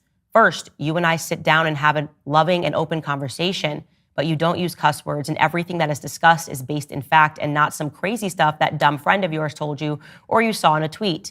Second option, I have you institutionalized again, where they medicate the crap out of you and you go back to zombie land forever. So now I don't know if if like a personal trainer, I don't think is like a mandatory reporter or something, like right, you know, there's certain people like a therapist that if somebody says something to a therapist that like implies that they might be a danger to themselves or others, that, you know, they're going to be you know, they're mandated, like the therapist has to talk to the authorities about that, right? But here's what I'm getting. You're a personal trainer, and your client, you're a personal trainer, you happen to be Jewish, and your client starts going off about anti-Semitic conspiracy theories to you, and you're like, this is a famous musician. Like, what the fuck is going on? Is he okay? Does he need help? Like, right? Is there a way that, can I talk to him? Could that maybe work? You know, like, tell him that I'm not scary. Like, you know, I'm like, I don't know. I don't know what the fuck. Like, I don't know what I would do in that situation, but I don't see, like, she's reading this as like, this is like menacing. Like, she's seeing this personal trainer like a JoJo villain with menacing kata coming off of him and glowing like red eyes, and like, right, that there's something like evil about this. I don't get evil from this. I get concern, and I get somebody that is not paid enough fucking money to deal with Kanye's bullshit, right? Whatever Kanye's paying him as a personal trainer, like, he did not sign up to be this man's therapist. He did not sign up to be this man's like fucking you know, to have the power of attorney, right? And all of a sudden you're confronted with just this fucking anti-Semitic conspiracy bullshit. Like, what are you supposed to do? What are you supposed to say? Like, what does she think is sinister about this, right? And the only thing that I can possibly interpret this is like, she's just coming at this from an anti-Semitic framework. She's looking at, you know, he looks sinister to her because he's Jewish somehow. This is fucked up. Playdate with the kids just won't be the same. Is that a normal tweet? I will ask you guys, a normal text message, pardon. Yes. For somebody. Wait, no. Here's why it's not a normal text message. Because he is dealing with some wild shit from Kanye. So something that a person that is not in the purview of a personal trainer or in the purview of a friend, but he's still trying to, I don't know, like, right? Like, that's, I don't know, this is fucked up. I don't know what his credentials are, because if he had a license, etc., I am guessing American College of Sports Medicine are his credentials, right? If he's like most personal trainers, or there's the other one, maybe he's a strength coach, but your life, and Harley Pasternak, yes, he is Jewish, to send to you. He's supposed to be a trainer. What do you mean I'll have you institutionalized again? What does that mean? That your playdates. Yeah, he's the trainer. You're not supposed to accuse him of running the fucking world from behind a smoke-filled room. You're not supposed to describe scenarios to him straight out of the protocols of the elders of Zion, right? That he's a personal trainer. You're supposed to ask him if you think that you should increase your reps or you should increase your weight. and stuff like that. That is a normal conversation with your personal trainer. This is anything but a normal conversation. With you're threatening somebody's relationship with their kids, right? Now, when you're worried about their fucking kids, this guy's popping off with some fucking wild shit. What do you mean? Do something like that, it can drive somebody crazy. And again, I will own it. If it read to No, if anybody's being driven crazy, it's like the personal trainer having to deal with Kanye's bullshit at this point. At that time, that when I was saying that, I was defending his right to impose upon every single Jewish person in the world. I apologize, and I'm hoping that this clarifies for you what I knew, the information that I had, and my understanding that he was responding to threats that he was actually getting from specific people. And I was hopeful that he yeah, I mean, like, so yeah, capacity. I think he's just a personal trainer. Yeah, that's what I'm saying. American College of Sports Medicine, right? That's the certification that he would have, right? You know, it would be very rare that somebody's like a personal trainer like I haven't heard of anything like this, like a personal trainer / therapist, social worker, you know, something like that. Like again, like he shouldn't have to be dealing with this bullshit from Kanye at all. It would be a different well, yeah, as a therapist or a doctor, they'd have different ways of saying, I mean, that would be in the background, right? The concern for his kids, the concern for his safety, the concern for your safety, right? If you're Jewish and you're dealing with this guy just spouting off this wild anti-Semitic stuff, you got to be concerned for your safety. You don't know what he's going to do. A personal trainer can say whatever they want about religion and philosophy.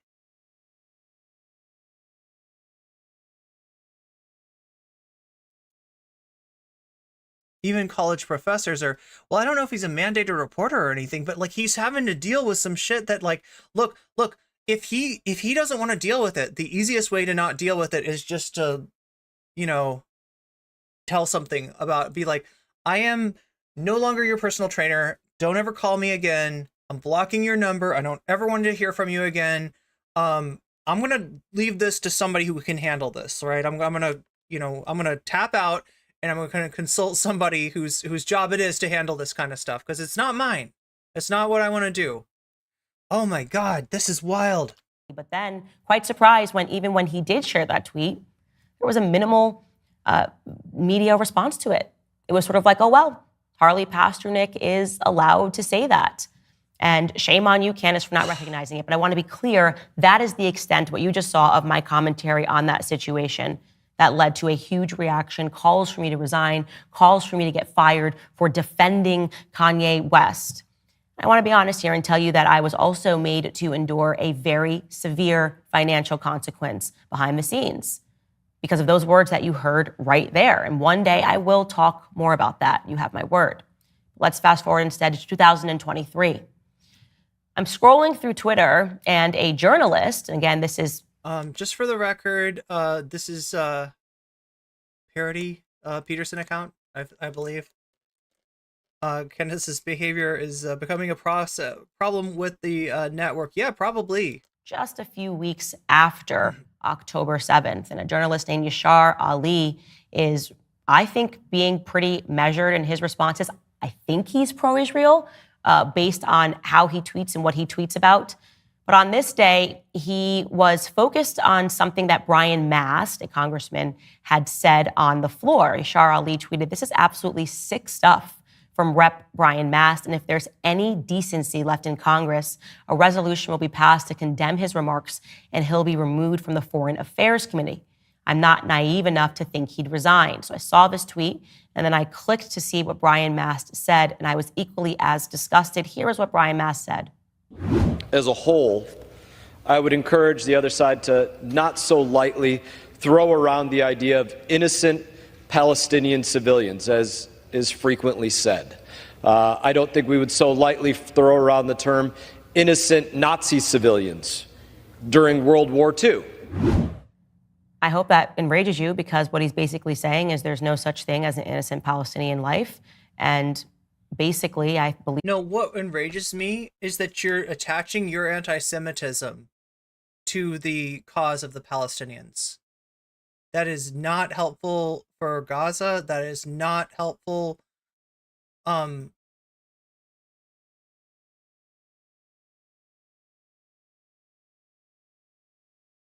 God fucking damn it. I'm sorry, Chad. I'm trying to hold it together. Like, yeah, what he said was awful, but Jesus Christ, like,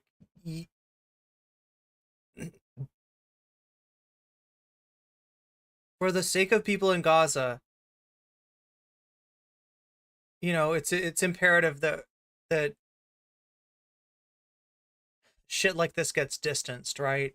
Like, she's not concerned for Gaza. She's concerned with her anti-Semitic agenda. That's what's going on here.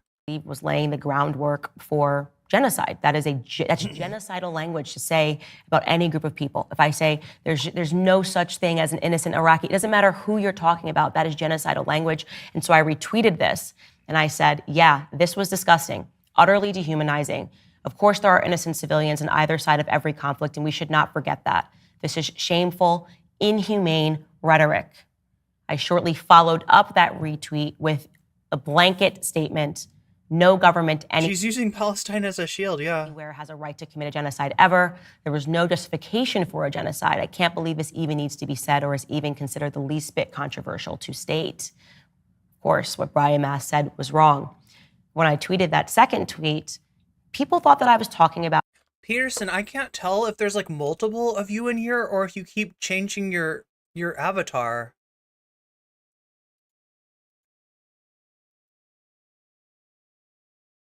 Like, do we have multiple Petersons in here? I can't tell. About Israel, or some people thought I was talking about Israel. They were so far in the trenches, they thought that I was making a statement that Israel is committing a genocide, when in reality I was saying that people like Brian Mast need to cool it with their language. I get something bad has happened, but you can't say stuff like this ever.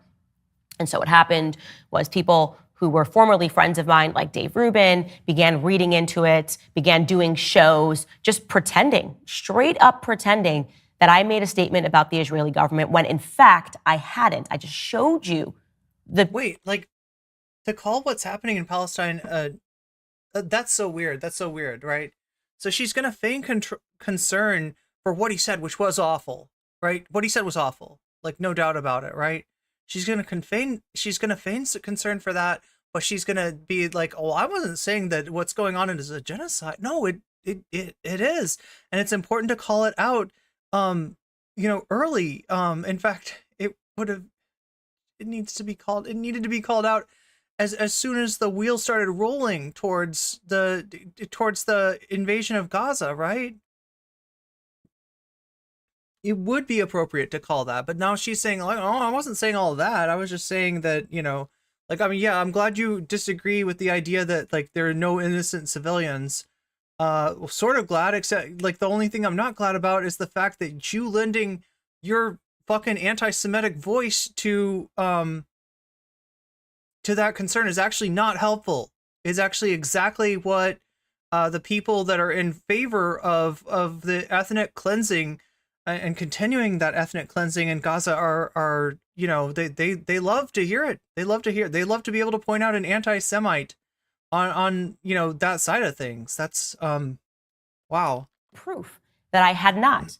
I liked Yashar's tweet. I retweeted it. I was obviously speaking about Brian Mast, but it didn't matter.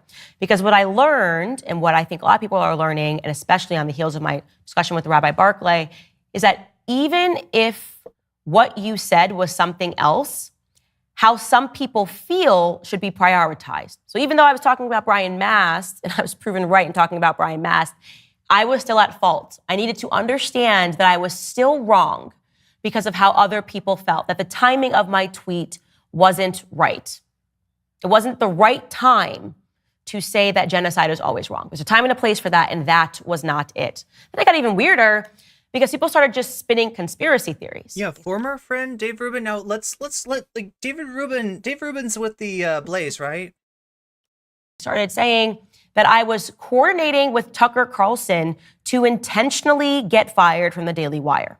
Oh no, that's definitely going on. I mean, like, look, she's pushing them to a point where they can't, like the fact that they stuck with her through her defense of Kanye is kind of amazing. The fact that they, um, like look, both for good reasons and for bad reasons, right? That, like, I mean, the bad reason is that, like, they're mad at her for bringing on Norman Finkelstein, which, for all of his faults, for all of his, issues, Norm does have some important stuff to say about this issue, and he, wrote the book on this stuff, right? He's, like, right. So, but also, for the anti-Semit, the like, she's pushing it. She's pushing it. Yeah, that's quite a pout, right? Delight loves movies. I'm not kidding. People were beginning to say, and Dave Rubin was among these people, that it was so obvious, gosh, why else would someone say genocide is always wrong, right? That I was trying to get hired by Tucker Carlson. There must have been some coordination between us. At 40 weeks pregnant, this was my big, bad plan. This was psychopathic. None of this was true. There wasn't an ounce of truth to that statement whatsoever. In fact, I refer to this as I-Anon. It was like Israel Anon. It was a conspiracy theory born of absolutely nothing, but the onslaught continued. People attacking my character, saying horrific things about me simply because I didn't like. Look, you don't get to call other people, you don't get to compare other people to QAnon when you just hypothesize that the First Lady of France is actually trans, okay? You don't get to fucking do that. What Brian Mast has said, and of course, most notoriously, everybody remembers that a clip started circulating of Ben Shapiro here at Daily Wire making ad hominem attacks on me, which I chose not to respond to at that. We're gonna watch that. I think I've got that clip. Time. I didn't think it was appropriate, but that, of course, just fed. We have time. Where are we at? Oh my God. That were attacking me. Oh my God. Grand Canyon University is a private. So whoever said in the beginning, I think it was Matcha. I don't know if you're still here with us, Matcha. I don't know if you made it through. Whoever said that I need to, like, do shorter. I think that's what Matcha was getting at. I need to do shorter streams about less subjects. I think that Matcha's right. I think Matcha's got a point. Okay, like, show you guys what I said because nothing was anti-Semitic. Yeah, I'm pretty sure he's with the Blaze. I was just trying to tell people that more was happening behind the scenes. That's it. Not make any claims or yelling or saying all Jewish people are this or that. And yet, like, I thought that we could just really, I was like, okay, Willie Mack is 27 minutes. How long is that going to take? Oh my God. Oh my God. I have way too much to say about it, right? Like I said, I knew Keffels way back when. I've got a lot to add about it. There's a lot that I don't like about what Willie Mack was doing. I do think that some of the criticisms that he brought up of Keffels are, true. And there's even probably some criticisms that he didn't bring up. Like there's other stuff that Keffels did that's, horrible. So, yeah, that ended up going longer than I thought. And then people are saying definitively that I am a Jew hater. I'm a Jew-hating bigot. That's what Rabbi Barclay said. What is the... You got anti-Semitism on the brain, okay? And I doubt that, like, from what I got, Rabbi Barclay is pretty conservative a person. I don't expect that I would agree with him on a lot, but that is one thing that he got right. Point of this, I want you guys to actually ask yourself this.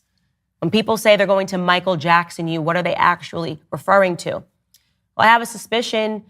Oh my God. So chat, can anyone in chat guess where she's going with this? Oh my God. I feel like I should do one of these things, like where we're like, type 1 if you think she means you're going to be forced to moonwalk. Type 2 if you think that she means they're going to have somebody accuse you of doing something untoward with a minor. And type 3 if you think that she means that they're going to unalive you because she thinks that Michael Jackson was unalived, and she's got an anti-Semitic conspiracy theory about that too. What do you think, chat? 1, 2, or 3? That what they mean is that all of these attacks are meant. I think so, Shakespeare. Wait, let me, I gotta do, I haven't got the hang of this just yet, but, oh, I definitely don't have the hang of this. Yes. I think you're right about that. I think you're right. They are going to buy her a monkey. That's a good one. His doctor, yeah. His doctor, and also he was, I guess, close with Shmuley. Like Michael Jackson hired Rabbi Shmuley as some kind of a spiritual consultant.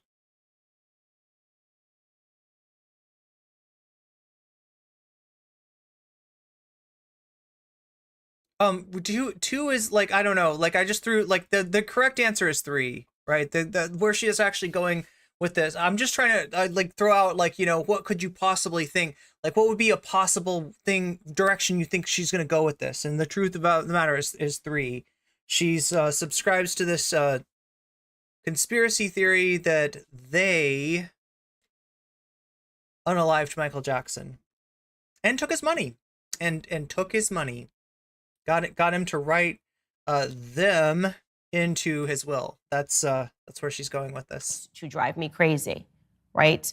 To drive someone crazy, to make threats to their life, to smear their reputation, to libel them, to make them somebody who can't even be hired or work within a certain industry because they have been so forceful in their lies and in their smears. Basically, then to drive that person to a point of anger so that they might tweet something that's angry, that they might tweet something that appears to be irrational to the public, so that they can turn around and they can say, told you so. I told you Candace was crazy. I told you she was deranged. I told you she was an anti-Semite. Look, I feel like if anybody's being pushed to the breaking point right now, it's me, okay? And I apologize for that, chat. It's not professional of me to react with this much. It's hard to handle. This is hard to deal with. Happening is that you have and I'm really worried. I'm really fucking worried about the successful technique that she's using to push the envelope on acceptable like, you know, levels of anti-Semitism. It's scary. It's scary shit. Specific people that are in the Jewish community that won't stop attacking me. They won't stop attacking me. And I think most people, after years of enduring this, would in fact be driven crazy. People actually just yesterday, after listening to the full hour and a half discussion between Remy and Rabbi Barclay, said, Candace, I don't know how you do it. This would drive me crazy. Yeah. Add years. I just know that I need to calm the fuck down, chat. I apologize for freaking out. Years of that. Headline after headline, smear after smear, and asked. She fucking said schmear. Why did she? No. I feel like this is like dog whistleception or something. Did I hear that right?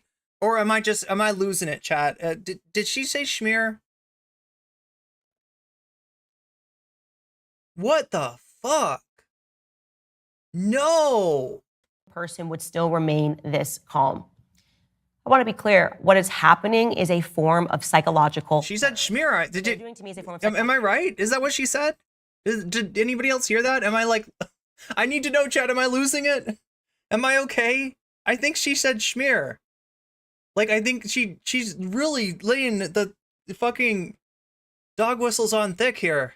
Terrorism. They want me to snap so that I can then prove their point. Actually, my options are 2. Either we're going to keep smearing you until you snap, or you can simply comply. And what is the thing that they want me to comply with? I'm not sure. I think I've been pretty rational and I've been pretty level-headed. I don't understand why they have been engaging in this sort of smearing. And this is why I'm terming this merchants of smear. No! They're constantly. No! Oh my gosh, she fucking said merchants. Threatening people behind the scenes, publicly threatening people by smearing their reputations, and they never, ever, ever take a break. This business just keeps going on. She is fucking with me. And on and on and on. And the point is, again, to make me submit. Another example of that, this is rather shocking, I'm not kidding. Yesterday, a journalist, and I'm putting this into quotation marks, despite all of the debunking that I did in that long article, in that long interview with Rabbi Barclay, already was jumping on the next smear. His name is Isaac Shore. He writes for, you guessed it, Mediaite, as well as the New York Post, and he is now publicly Is there something about Mediaite that like calling to have me fired? He's written a lot of articles, by the way. Wait, why you guessed it? Why you guessed it Mediaite? Is there like is that like a And he talks to a lot of people about Is there like a Jewish editor at Mediaite? Is that what she's trying to say? I appreciate your grace through every stream. I'm sorry, I feel like I'm not showing you enough grace. I'm losing it here. behind the scenes, telling them not to run any pieces on Candace Owens. Don't talk about Candace Owens. This guy's like, doing a real hit job here. And like a total rational journalist, he tweeted, "How long will the Daily Wire stand by Candace Owens? No one is asking the Daily Wire to stop Owens from peddling hatred and conspiracy theories. They're just wondering why it's choosing to subsidize such behavior." And the reason is clear, right? Because Ben Shapiro and the Daily Wire have been the targets of the more blatant anti-Semitic Christo-fascist right for a long time. And what they're trying to do is peel off as much of that audience as they possibly can. And one thing that would do that is if they fired Candace Owens. It would confirm what a lot of Daily Wire viewers probably already suspect, that somehow they're gonna start calling Shapiro a rhino, and on the more anti-Semitic level, they're gonna start talking about his his Jewishness, right? As a no, this is like absolutely a fucking clout grab that she's doing. Right, and broadly, and she's even describing it. I can't believe they would accuse me of doing this clout grab while she's doing the clout grab. She's doing the weasel, chat. She's doing it. She's doing it right here. Right in front of our faces, right, chat? She's doing a weasel. And she's denying that she's doing a weasel. But she's doing a weasel nonetheless. Oh my god.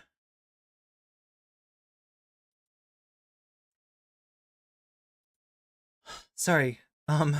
Yeah, totally irrational thing for a journalist to tweet. He accompanied that with an article by the same title, "How Long Will the Daily Wire Stand?" by Candace Owens, because as you've seen, I've showed you the whole history. Aren't you convinced yet? They've written so many articles. These psychological terrorists, they've told you 1,000 times anti-Semite, so it must be true. And why would anyone hire and stand by a raging anti-Semite? They've said it so many times, guys. And he wasn't done. He wrote a second headline yesterday published on Mediaite. Maybe, I don't know, just enraged at the fact that I had to sit down and spoke rationally to Rabbi Barclay. I don't know what's driving this, but here's the headline. Candace Owens endorses wild anti-Semitic conspiracy theory about Jews being drunk on Christian blood. That is the headline, you guys. You've been listening to the show. Have you ever heard me endorse a conspiracy theory about Jews being drunk on Christian blood? How sick and how... I'm guessing it is your weird figurative language that sounds like a fucking dog whistle that they're talking about. I don't think they're literally, talking about, drinking blood or anything like that. I think it's your figurative language that... Sinister is this getting? How utterly insane this is all getting. It's starting to feel like there's some sort of a bounty on my head, and the person that can convince the public of something that is so ridiculous that I can't come back from is just going to receive a ton of money. And Isaac Shore is really competing for that, because do you want to know where he got that conspiracy theory from? A tweet that I had liked of someone defending me when Rabbi Shmuley was smearing me. He dug up an old tweet of mine that was from February, tried to present it as if it was something new and something that was about him before our back and forth ever even broke out. And so I liked the tweet because it clarified the right date of the tweet, saying that, Rabbi Shmuley, this tweet is obviously from February 20th. What are you, drunk on Christian blood? Didn't even pay attention to the last part of it. Wait, you liked that tweet? Also, what was up with that? Oh my God, that account looks so cursed. Clarified the right date of the tweet, saying that Rabbi Christ Gnosis? Like, what the fuck was that? Why would you like that tweet? That is, yeah, that's like literally blood libel.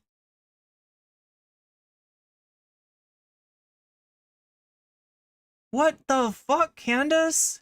Shmuley, this tweet is obviously from February 20th. Why would you tell on yourself like this? 20th. What are you, drunk on Christian Oh blood? my God. The last part of a tweet. You didn't pay attention. You didn't see it. No, God damn.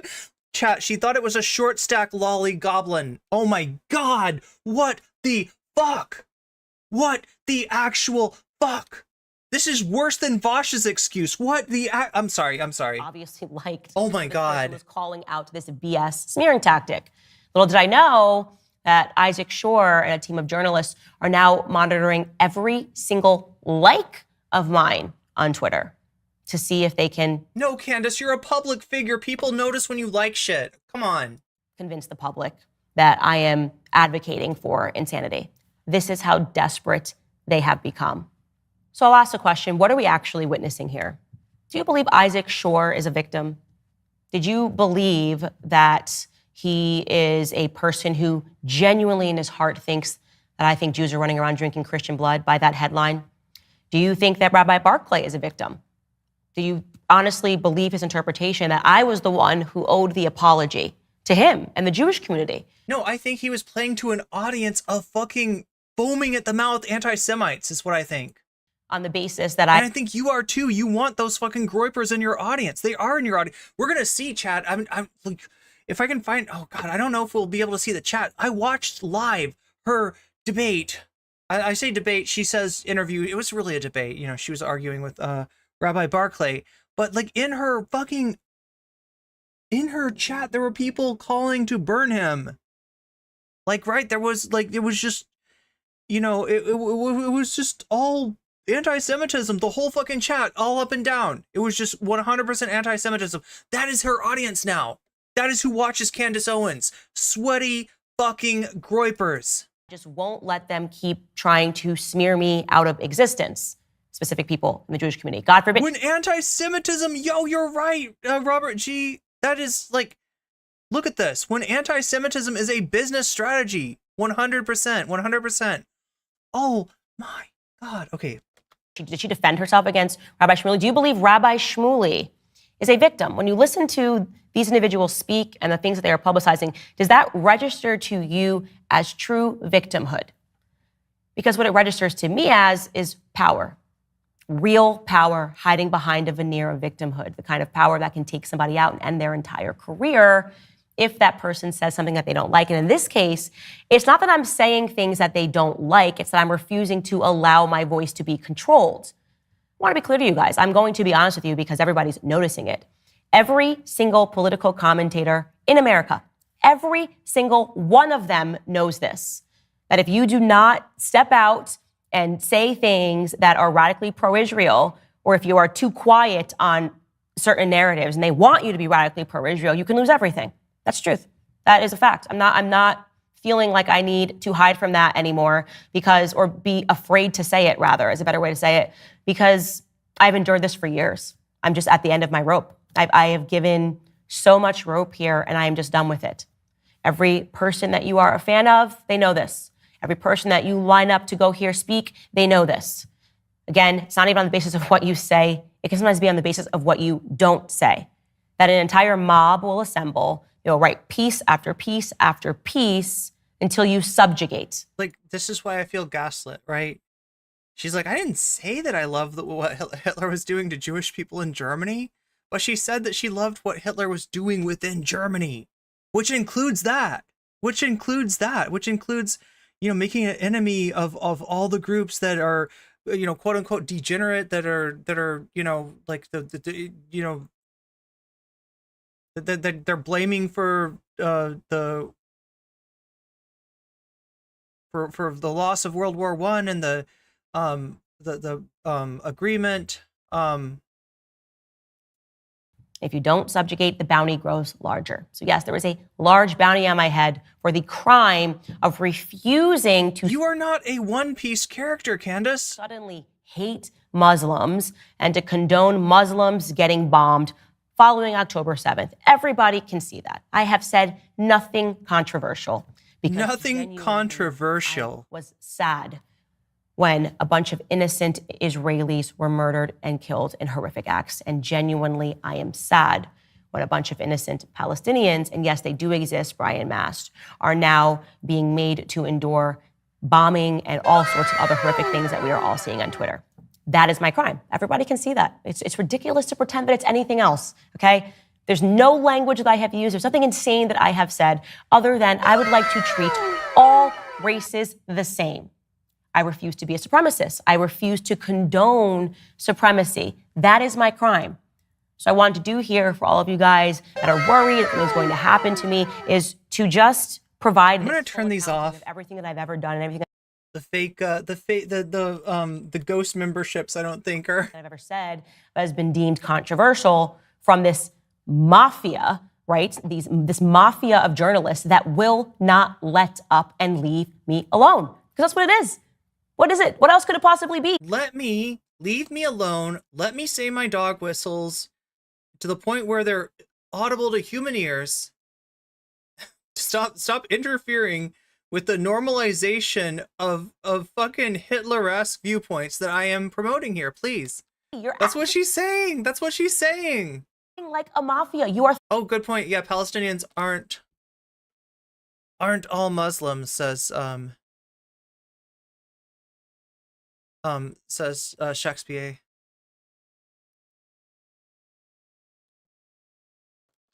Threatening me. You are taking my words out of context. You are telling people to fire me on the basis that I just won't be radical.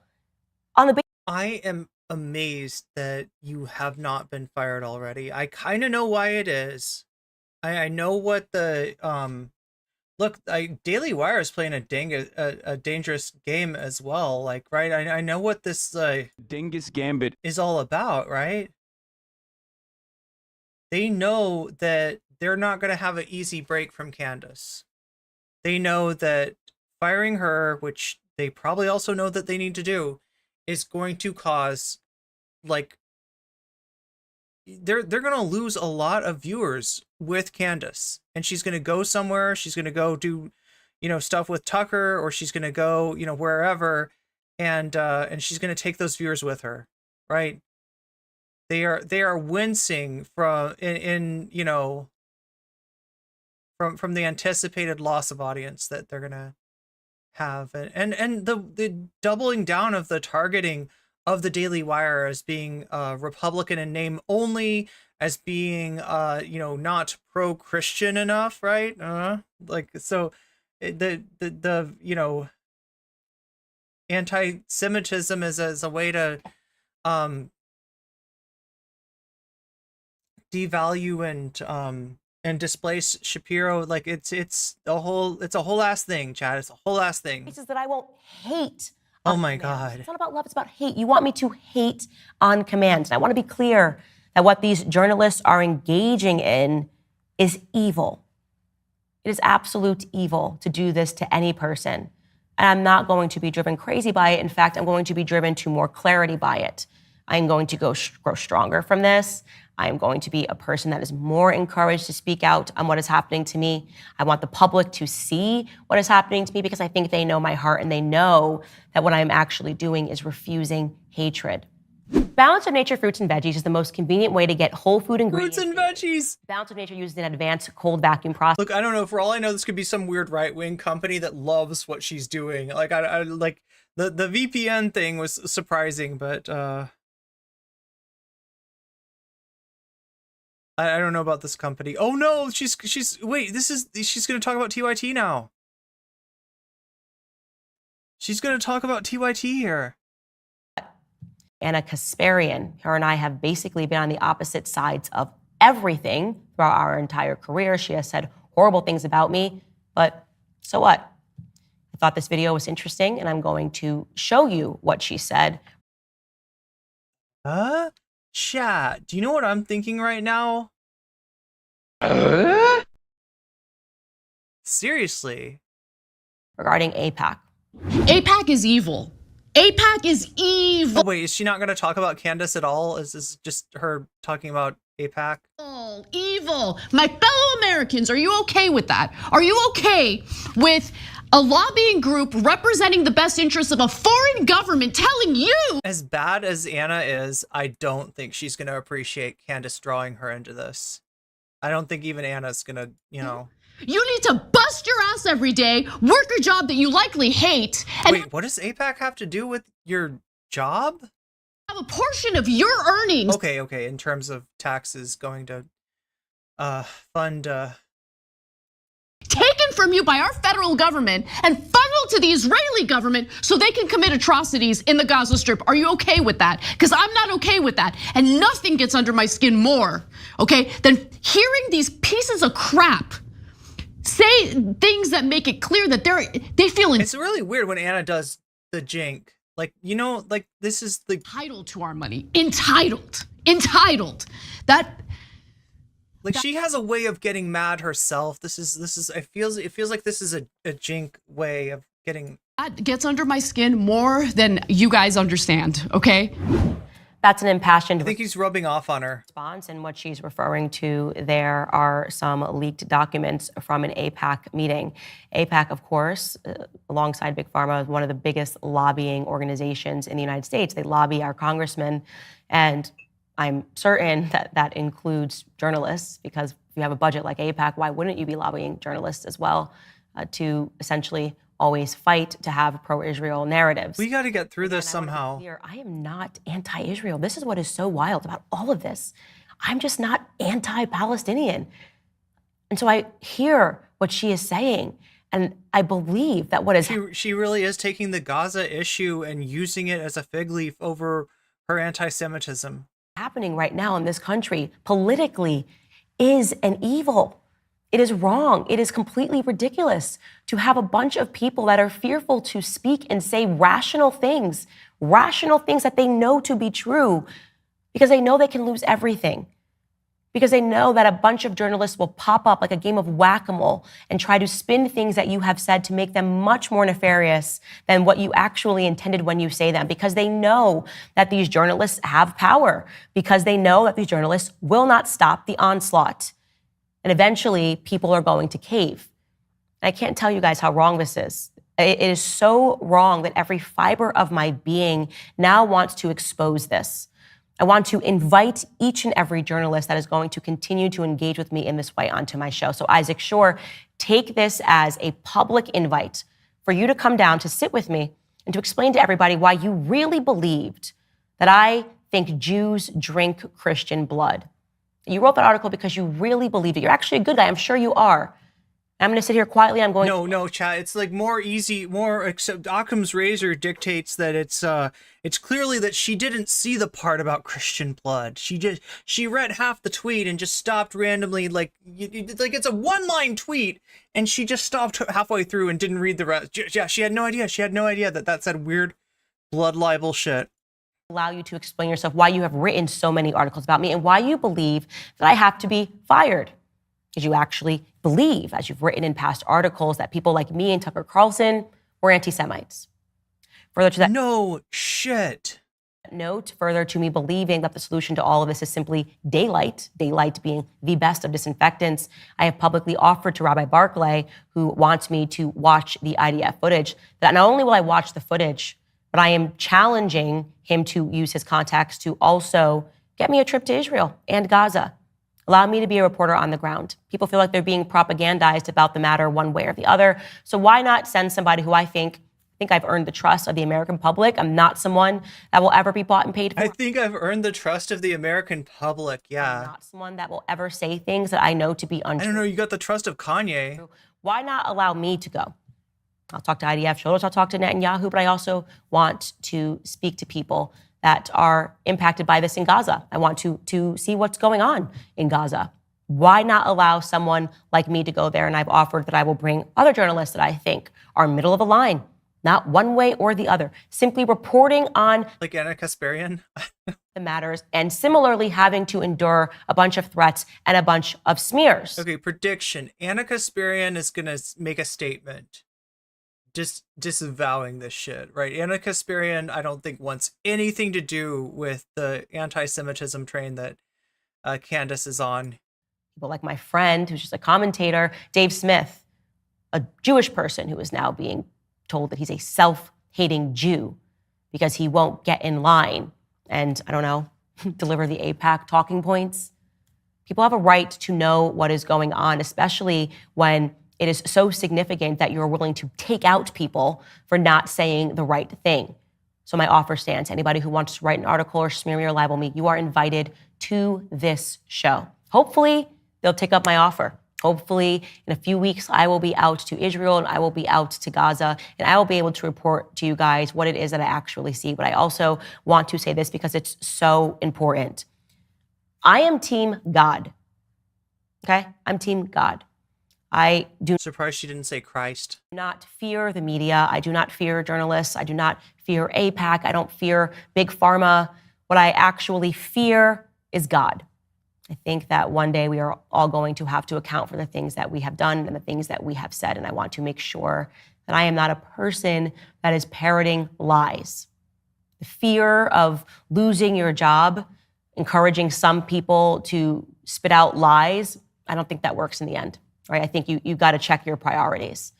And so with that said, I want to thank everybody who has been on this journey with me, people that have supported me. I especially want to thank all of the Jewish people that have been in the comments saying how outraged they are. And I know that it is especially difficult for you guys right now because you are being smeared, you know? I mean, I'm not going to go away. I'm going to use my God-given voice to talk about the things that are important for me. And I'm just asking to be left alone, or at least just report the truth. Ladies and gentlemen, unfortunately, that is all the time. Yeah, this is 100% Groyper coded here. So what did I show you? I showed you this one of her comment on Hitler. The point that I want to make is throughout my entire life, so many Jewish people, I had never heard any of those individuals that I just mentioned refer to someone as an anti-Semite or refer to someone as a Jew hater. Actually, looking back, all of them had pretty good lives. So why would they do that? Why would they want to victimize themselves or refer to people that were treating them well as something that they're not?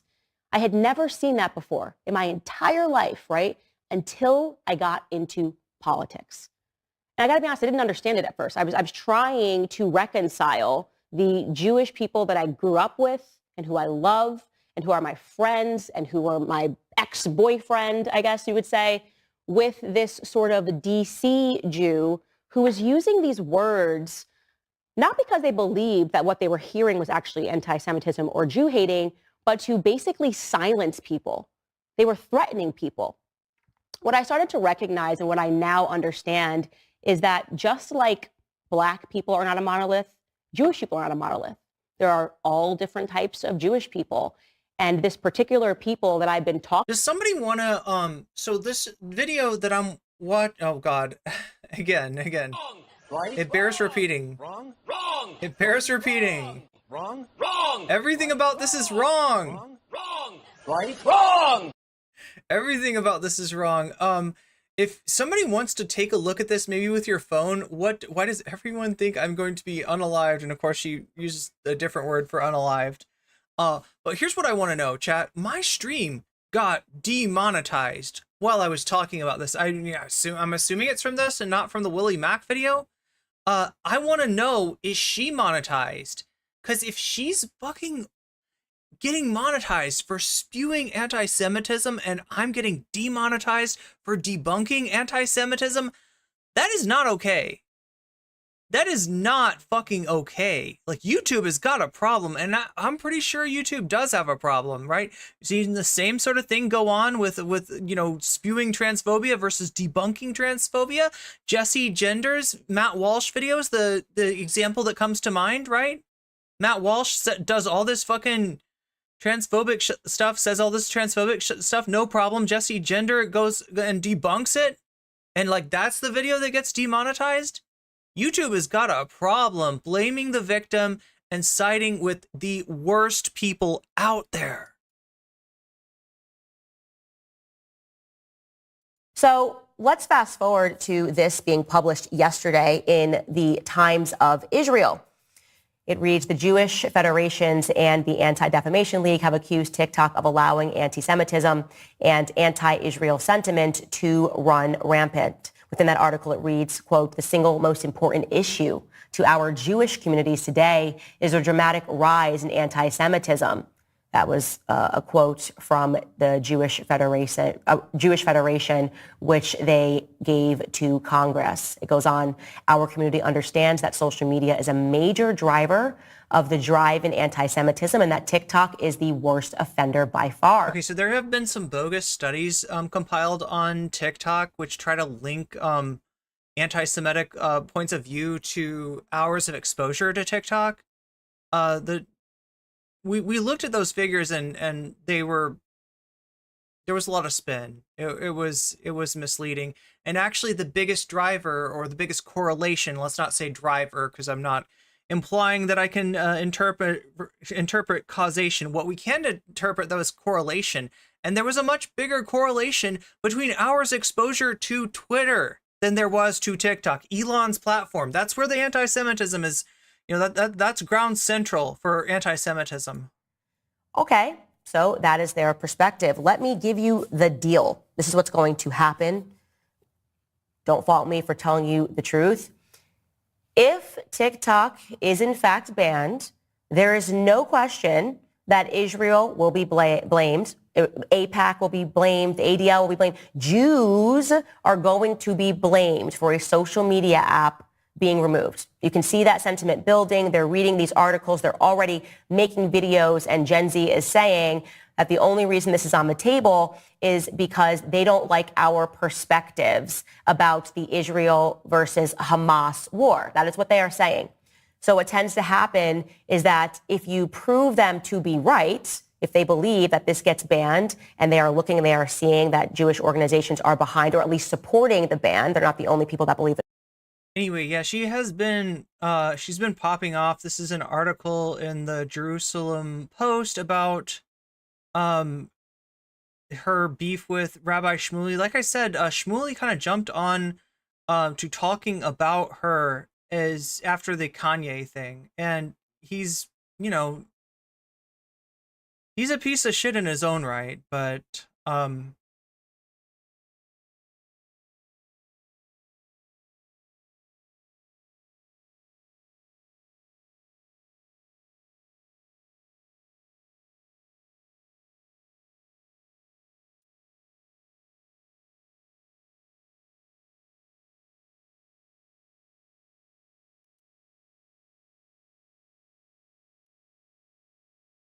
All right, ladies and gentlemen, where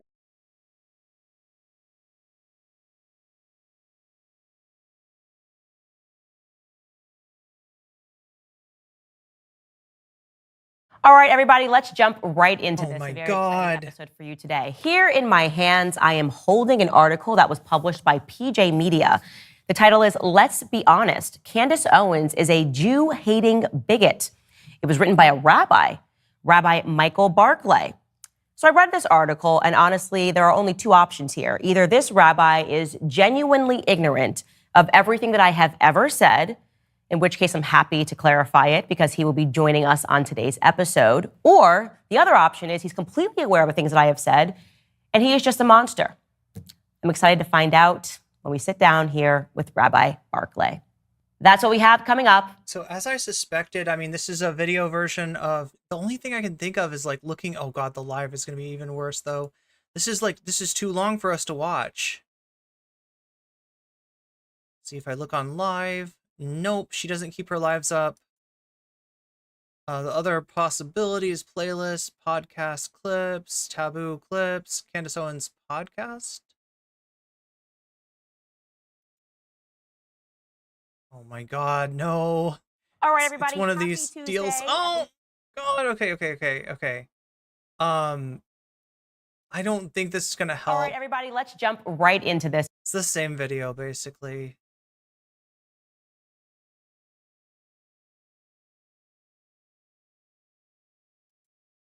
Could you provide for us a definition of anti-Semitism?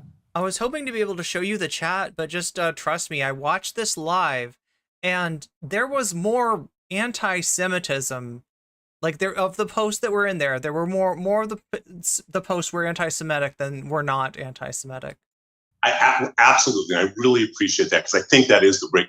If we're not speaking the same language, where can we go, right? So there's a man, a blessed memory man named Lord Jonathan Sachs, who was the chief rabbi of England. He had a great line. He really defined anti-Semitism. That anti-Semitism is Jews have no right to exist collectively as Jews with the same rights as other human beings. Which is kind of a weird statement. So let's just track back a bit to understand the history of anti-Semitism. This is the guy that Candace was calling a Jewish supremacist, essentially. This is 2,000 years ago, Jews don't accept Jesus as Messiah. For people who do not have faith, as the early Christians, as some of them have faith, some of them accept Jesus, but they don't really in their heart. And you and I both know people like Rob McCoy who accepts it fully in their heart, and other people who are doing it without faith. And those who have less faith, the fact that a Jew exists, let alone thrives, is a threat to their faith, because how can the Jew not accept Jesus as God and still thrive? Unless he's associated with the devil. So you start having these myths that are created of the Jew being identified with the opposite of God. This really codifies in 1144 in Norwich, England, what's called the Blood Libel. This is really important to understand, especially today in 2024. In 1144, a young boy is killed, and the local priest says that's because the Jews need to make their matzah with Christian blood. It's called the Blood Libel. It's blame the problem. he was the head of a liberal Jewish org at some school here in. Okay, so he's not a right winger.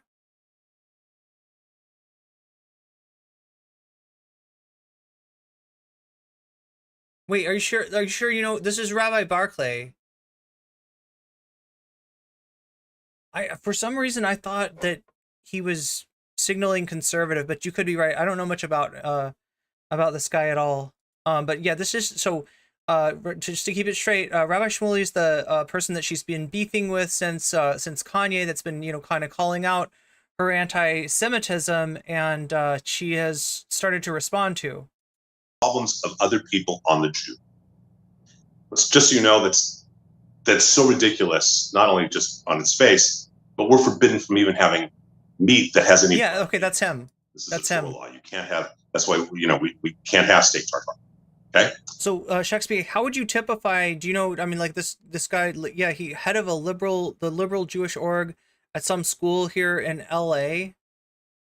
So this gets perpetuated in combination with a 4th century, what's called the Vulgate. I'm sorry. Did you say in 1140 this happened? 1144 in Norwich, England. Okay. Okay. This is after in the 4th century you have something called the Vulgate. The Vulgate is the official translation of the Bible. In Hebrew, there's no vowels, and the person who translates who translates the Vulgate knows what he's doing is translating wrong. He puts down that when Moses comes down from Mount Sinai, he has horns. Okay, Karen. I remember hearing about this. Yeah. But actually, the word was Karan, meaning that light shone from his head. So now, by 1144, you have the anti-Semitic myth of Jews have horns and they drink blood. And I know people who've been asked when they went into the army and other places, can I see your horns? So this still exists today in 2024 throughout America. And I don't mean just in little rural areas. It exists today, these myths. That Vulgate Bible is the official Catholic Bible all the way through the 1970s. So it is, you need to understand that that's a piece of it, okay? That they're equated with for sure, like his politics are liberal. Is that what I'm hearing? Or kind of hate. Because it's about Jews not having the right to exist collectively, when they live in their little communities in the Middle Ages, anti-Semitism is a hate against their religion. By the time you get to the 18th and 20th centuries, when so many Jews have assimilated, they are in culture, they are. So you mean like in terms of like his non-Orthodox? Yeah, this is really old. Like I know what blood libel is, and have seen examples of it. And the first one I remember seeing was probably in the Canterbury Tales, and there's literally like a story about a Christian child going missing in a Jewish neighborhood. that is literally spreading the same fucking myth. But yeah, as far as the horn thing going back to the 4th century with the Vulgate translation of the Bible in Latin, and then the thing in England, and the actual blood libel itself. Arts, they're in science. It's no longer against them for their religion, it's against them for their race. Because anti-Semitism is the oldest hate in the world, and the hate that mutates. In 1948, because remember, it says Lord Sachs. Oh, I just want to pause it. You said it's a hate that mutates. Correct. So your belief then is that the definition of anti-Semitism can necessarily change. Is that correct? It's not just my belief. It is the commonly accepted understanding in both the Jewish and academic worlds. Okay. Yeah, particularly when it gets exposed in really unpopular events that everybody universally reviles, and then of course it's going to reformulate. Of course it's going to change its dog whistles.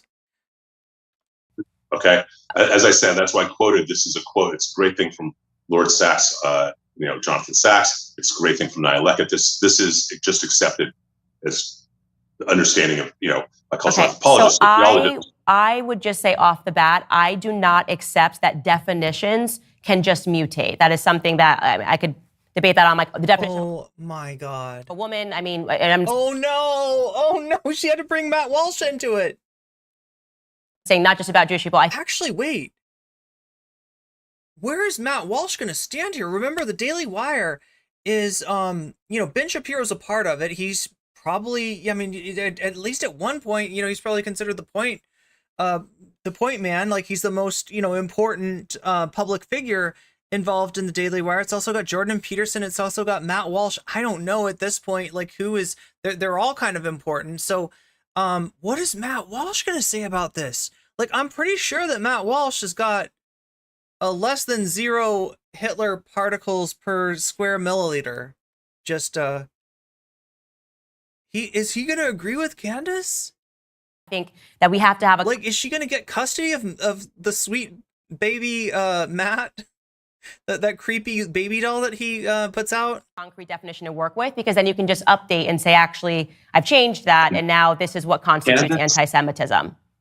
But Candace, that is the horror of anti-Semitism. So what you are saying to me is that anti-Semitism is this and does not change. What I am saying to you is that the entire world and scholars about anti-Semitism recognize that it is a unique hate.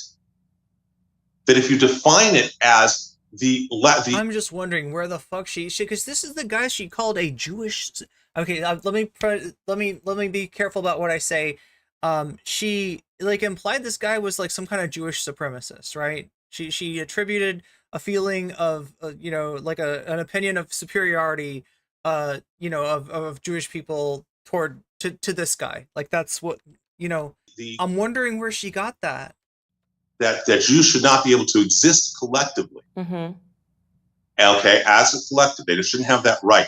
Mm-hmm. That changes from the Middle Ages with religion, 18th through 20th centuries, about the people that think there's a conspiracy theory about the Masoretic text that comprises the Jewish Bible view their Vulgate as divinely inspired, and that's the one that mistranslates due to confusion about biblical Hebrew is written without vowels. The vowels are implied and would be discerned by somebody who's familiar with the language. However, if you are just familiar with like the alphabet and maybe a little bit of the vocabulary, you don't necessarily, it's going to be more difficult, right?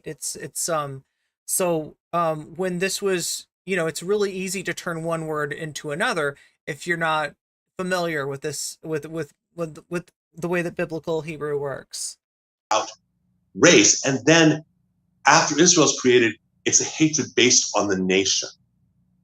And until that is understood, that it is, this isn't something that's really questioned about among academics, theologians, Jewish scholars. I'm not presenting. Robert G says, I did a little research on this guy. He is not a good guy. He was claiming Palestinian protesters are looking for violence and that the Palestinian people don't exist. Jeez. This is why I thought that I'm so optimistic about a dialogue. But I think part of it is you view that the hate can't mutate. And what I'm trying to tell you is that we have 2,000 years of history that demonstrate the exact opposite. So, and I'm gonna just push back just gently here. In the Vatican itself, Moses statue. Oh yeah, wait, I know what you're talking about. Yeah. I've seen the one that you're talking about. Yeah, the statue of Moses has horns on it because of the mistranslation. In reality, they're talking about like light shining around his head, but it gets translated as horns because of the idiosyncrasies of biblical Hebrew and maybe the unfamiliarity of the person translating it. Personally, if I thought that racism could just be an ever-shifting definition based on the experience of Black people, it would be a remarkable power, and I would be able to create something like BLM, which could say that. Oh my God! So I am not going to be able. Oh my God! That definition should be able to transform according to what's happening during the day. But here's what I will say: if you could, just because I think it's really important for us to get to going through this article, because then you might be able to explain why you view it as anti-Semitism. If you could just give us what you are saying the current definition of anti-Semitism is today, that would be very helpful. The current definition of anti-Semitism today has to do with what the feelings are. It has to do with anti-Zionism, number one. That is a definition. Anti-Zionism, anti-Israel is anti-Semitism. Okay. This isn't so you believe that Jewish people can be anti-Semitic? Absolutely. Okay. So when you see a gathering of Jewish people who say, you know, I'm Jewish. So now sometimes this idea of like, you know, yeah, any group can be can be, you know, we know trans people that are anti-trans, Blair White, Caitlyn Jenner, you know, Black people with a lot of anti-Blackness. I would say that, you know, that Candace is exemplifying that right here. And yeah, it's possible to be, you know, a Jewish person who is anti-Semitic. Now, that's not the important caveat on this, that oftentimes accusations of anti-Semitism are thrust upon, you know, Jewish people in the diaspora by, or Jewish people who are not, you know, pro-Zionist by Zionist, you know, contingents trying to get them, you know, trying to essentially, you know, say, well, if you don't believe, you know, in this, or if you are sympathetic to, you know, people in Gaza, then it's from you being a self-hating a Jew. You know, there's a lot of examples of, you know, conservative, essentially, forces, you know, weaponizing this concept on more like liberal Jewish people. So I mean that is real, that does happen, but it is also possible to be, you know, any kind of marginalized identity and be, you know, prejudiced against that identity. Muhammad had a Pegasus making Islam. I did not know that. I don't support Israel or Bibi Netanyahu. You say that person can be anti-Semitic. You just did two different things and was very. You just did two different things that were totally unrelated, Candace. Okay. You said that Jews that do not support Israel. Yes. And you said Jews that do not support Bibi Netanyahu. I'm just saying that because he's the current prime minister. So I'm saying, like, if they say they don't support. No. This is where you're missing the point. So Okay. I'm going to go under the following premise. Mhm. Okay. I'm going to go under the premise that you care about people. You and I don't know each other, but I'm going to go under that premise. I'm going to go under the premise that you have no desire to ever hurt anyone. Mhm. Okay? That's the premise I'm coming into this dialogue with. You have been devastatingly hurtful. And I think that I'm going to go from that you don't understand what it means to the Jewish world. Mhm. There's a great teaching that comes out of every sociologist, every person, in academics is that I don't get to tell a black man if he's experiencing racism. He knows. I don't get to tell you if you're experiencing misogyny. You know. If I make a comment and it's misogynistic. Is he a rabbi? Yes, he is. Let's see.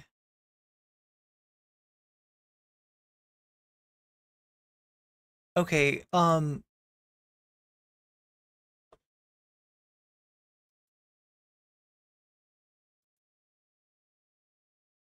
Morbius Dragon, thank you for the membership to the gift membership to Omega Star. Omega Star, you just got weasels. You just got weasels. And you say, Rabbi, you know, that was really misogynistic. My job is to say, wow, I didn't mean that. I apologize. That's not what I meant. And you do not get the right to say what is anti-Semitic or Jew hate. Ooh, she pursed her lips when he said, I'm going to assume that you don't want to hurt people.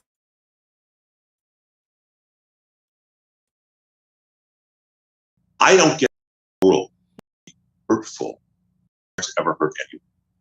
I'm going to go under the premise that you care about people. You and I don't know each other, but I'm going to go under that premise. I'm going to go under the premise that you have no desire to ever hurt anyone. Okay? That's the premise. There we go. I'm coming into this dialogue with. You have been devastatingly hurtful. And I think that I'm going to go from that you don't understand what it means to the Jewish world. There's a great teaching that comes out of every sociologist, every person in academics, is that I don't get to tell a black man if he's experiencing racism. He knows. I don't get to tell you if you're experiencing misogyny. You know. If I make a comment and it's so, I mean, like, he's describing intersectionality. Obviously, this is a non-starter with Candace Owens. She's got no interest in that whatsoever. You know, even him saying sociology, you know, I'm sure she's, you know, not a fan. Like, right-wingers like Candace Owens, not often a fan of the soft sciences, as they call them, right? Or the, you know, it's particularly sociology, particularly when it comes to intersectionality. So, you know, he's not going to convince her with that. Misogynistic. And you say, Rabbi, you know, that was really misogynistic. My job is to say, wow, I didn't mean that. I apologize. That's not what I meant. And you do not get the right to say what is anti-Semitic or Jew hatred.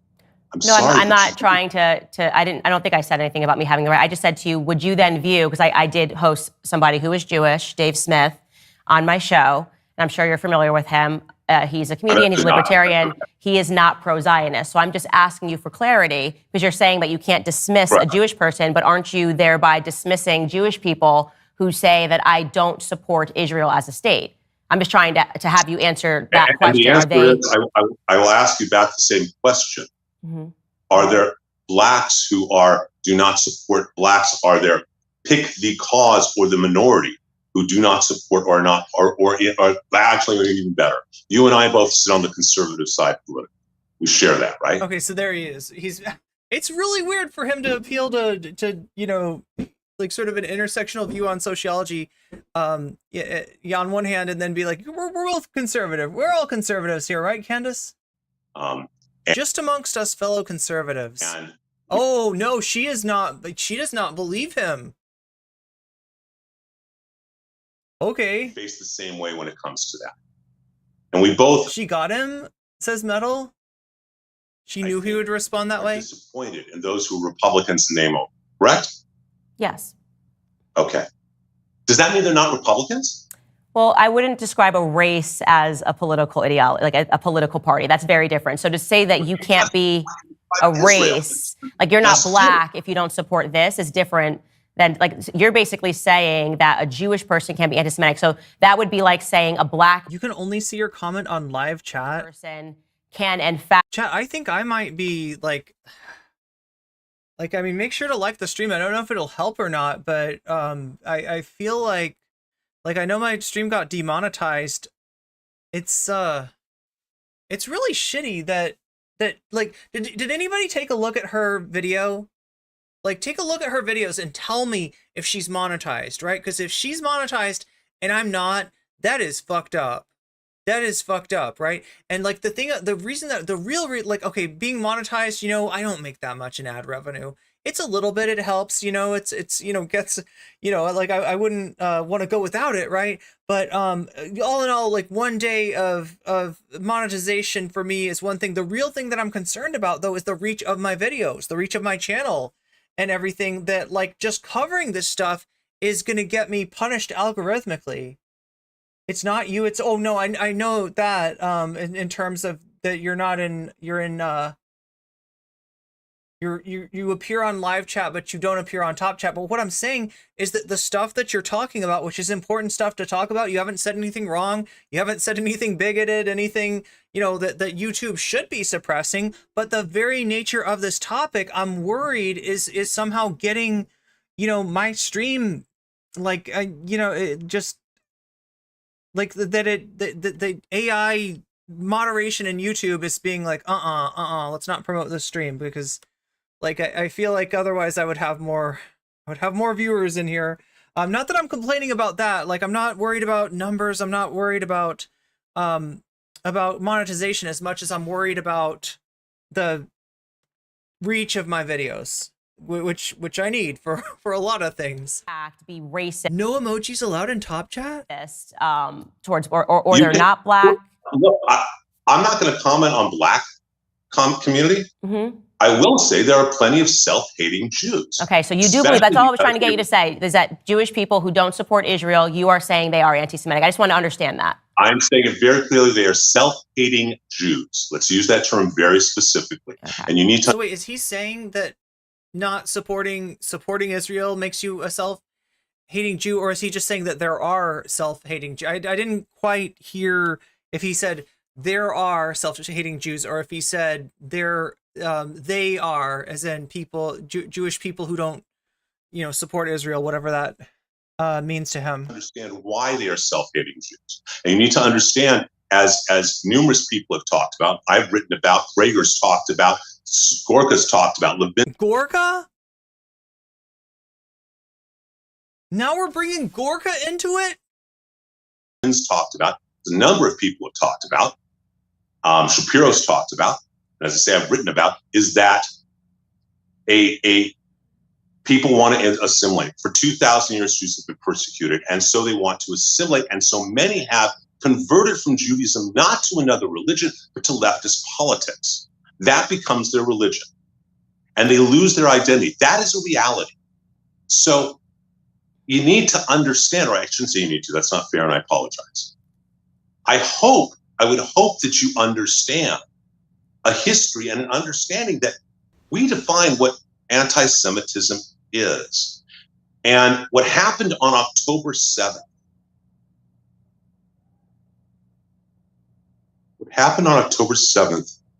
and I wrote an article about you in November. I don't know if you read it or not. I was told that you had, but I don't know if you did or not. I did not. Okay. I wish you had, and I really wish you had, because we might be in a very different place. You went on Tucker Carlson this is in November. And good evening. Okay, go ahead. Mr. I was going to say I want to talk about that because you put that in this article, which was published. Gorka, son of Moonraker, cup holder of the sacred tit of Attila, the dragon of Budapest. It appears to you that I may have resigned. Your understanding is quite wrong, Mr. Jumper. As Sun Tzu said, when you are near, appear far. When you are strong, appear weak. When you are Gorka, appear to have resigned. Hail Gorka!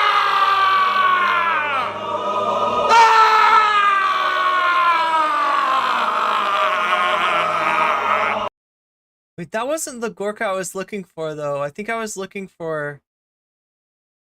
Was it this one? Oh, no.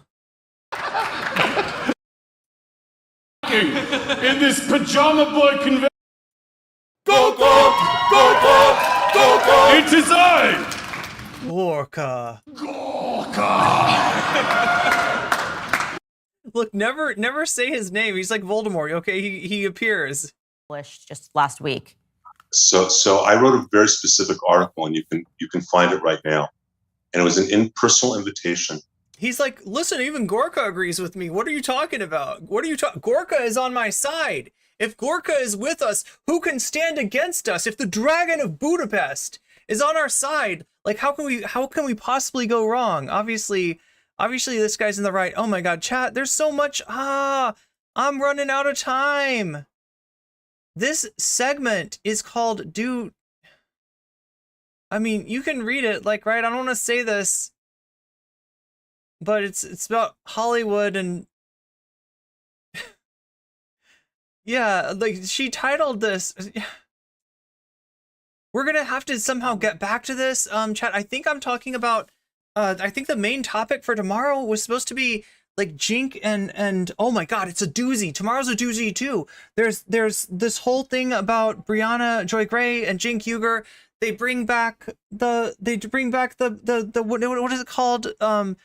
The Force the Vote thing. The Jimmy Dore, Sam Cedar, that whole shit show. It's a shit show, right? But somehow we're gonna have to get back to this because I'm not even close to being. Can share an article. We are way beyond 1930. Wait, 35, 33 at this point. Yeah, I mean this is bad. Link here, LA, that was published in the LA Times a couple of years ago, where a Jewish man wrote, "Let's face it, we do run Hollywood." That was totally fine a couple of years ago. Maybe he's anti-Semitic though. Pardon? Never fun. It's not ever been fun. Okay, well, I'm just saying that like this was something, this has been said, and it's actually funny because I was reading a very old article yesterday. Forgetting the guy's name, I'm blanking on him, but he was the founder of Screw magazine.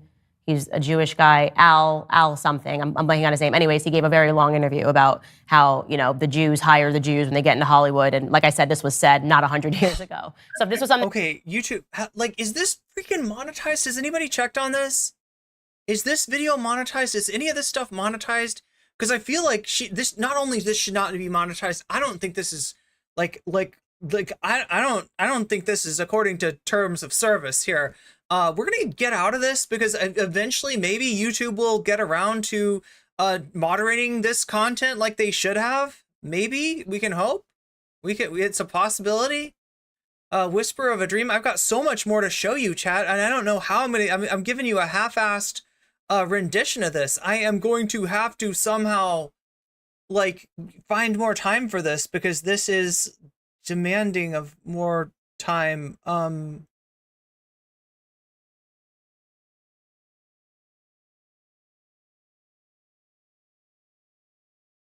Okay, so this is back when they were friends. Friendly. I like to travel a lot less than I did. I was much easier traveling than now. Like, I don't want to be away from my kids. Mm-hmm. Like, as I was leaving to come here this week, my 4-year-old son turns to me and he goes, "Don't go to Nashville, Dad. Don't go to Nashville." And I was like, I mean, I don't know. I haven't been to Nashville in a while. I heard it's expensive now. Saddest thing. It tears your heart out. You're like, why are you doing this? I did inform him. He's like, how am I going to know when you're back? It's like, well, because I was coming back late at night. I'm coming back late at night. And he says, how do I know then you're going to be back? I said, I'm going to come in your room. I'm going to take pants out of your drum and put them on your head. And he said, That's so cute. And he said, okay, so tonight. I like Ben the dad. We don't get this of a Ben. Like, this is actually great. Yes. Getting personal with Ben and Candace. Oh, this is so this is like wholesome. Summary of the history of Candace Owens and Ben Shapiro. The actual history is that, thank God, I've had a really, well, when I say privileged life, I don't mean privileged in terms of economics. I grew up in a house with 3 younger sisters, and all 4 of us shared 1 bedroom in a 2-bedroom house with 1 bathroom until I was 11. So it really isn't privileged that way. I'm privileged because I have an amazing set of parents. I have a 2-parent family. I have great siblings. I grew up in a really solid community that shared, I think, a really great set of values. I was able to go to good schools, and I was able to have excellent teachers.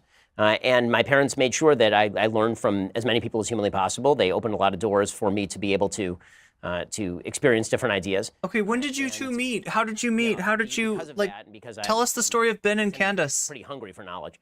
I spent an enormous amount of time outside, in and outside of school, reading, educating myself, becoming good at what it is that I do. And I spent a lot of years perfecting that. I mean, I've been writing syndicated columns since I was 17 years old. I'm now 37 years old. So I've been doing this for 20 years. And you know, you try enough things. And yeah, Ben Shapiro's making you puke, Afroponics. That's understandable. Things and eventually, Chat, I'm sorry. I've been so hard to deal with today. Like, I don't know. Like, this is like, is it just like, am I like losing it, or is this content just like losing it? Is this too much? This is like. And I think that's the story. Unfortunately, this is happening. This is going on. This is real. We can't duck our head under the sand and pretend it's not. There's no hear no evil, see no evil, speak no evil. This fucking evil is going on right now. And it's like this company, I think by watching it on a phone, Shakespeare, if you watch it on a phone that you don't have ad block on specific, like, I mean, then if assuming you don't have premium, if it has ads on it, that means it's sponsored, or not sponsored, monetized, right? That's the story of sort of my career.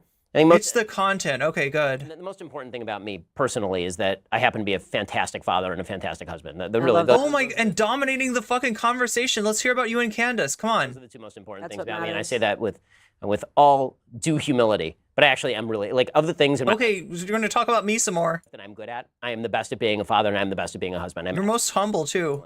That's and so I take great pride in awesome. that. I love Let her get it in. Because I think family is the most important thing. Like, it really is. Like, none of it means anything if you don't have your family, if you don't have your family in order, if you don't have your house in order.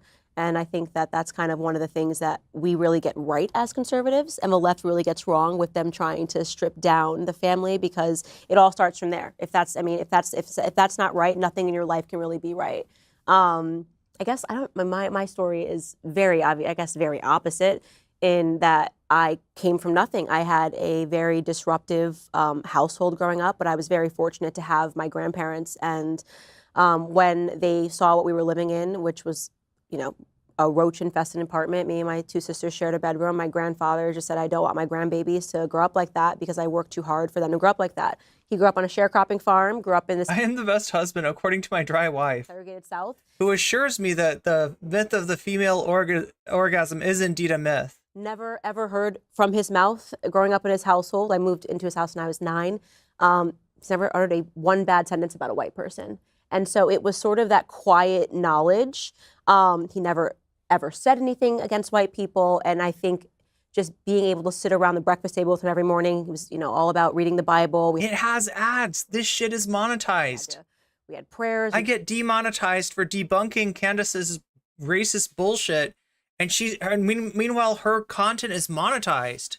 We had to study. What the fuck, YouTube? What the fuck? Bible every single morning as he'd make us this big Southern breakfast. Like, that is what shaped Candace up. Okay, so anyway, I've given you too much of this already. I mean, I guess, like, just to show you, if nothing else, that they were, like, you know, chill with each other at one time. This is like, wait, was this like 2 years ago? So this is before the Kanye thing.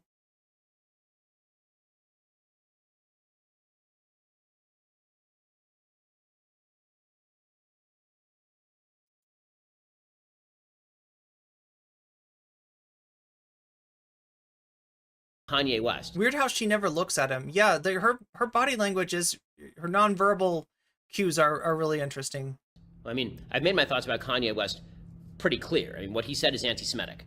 There's no question about it. I mean, what he said is pure, rote anti-Semitism, whether he is talking about Defcon 3 to Jewish people, whether he's talking about blacks are the real Jews. I mean, this is all anti-Semitism. I do not think it is possible to defend that as not anti-Semitism, which brings somebody else I see is asking about Candace's defense of Kanye's anti-Semitic remarks. So yeah, this seems to be like a live all access from Daily Wire. Daily Wire Plus. Okay, so this is upgrade. This is behind the paywall. Let me just say this. Candace and I disagree about a wide variety of topics. One of the features, not the bugs, of Daily Wire Plus is the fact that we openly disagree about all of this stuff. I share my opinions about what I think Candace is saying. She shares her opinions about what she thinks. Then I'm saying we battle it out. It's one of the things that you get at Daily Wire Plus is the fact that there is a wide... It's normal to look at the person you're talking to. Yeah, usually. Like, I mean, like, sometimes people on... Sisyphean super chatted $5. $5 from Sisyphean Task. Love the community, NCC. Keep up the good work.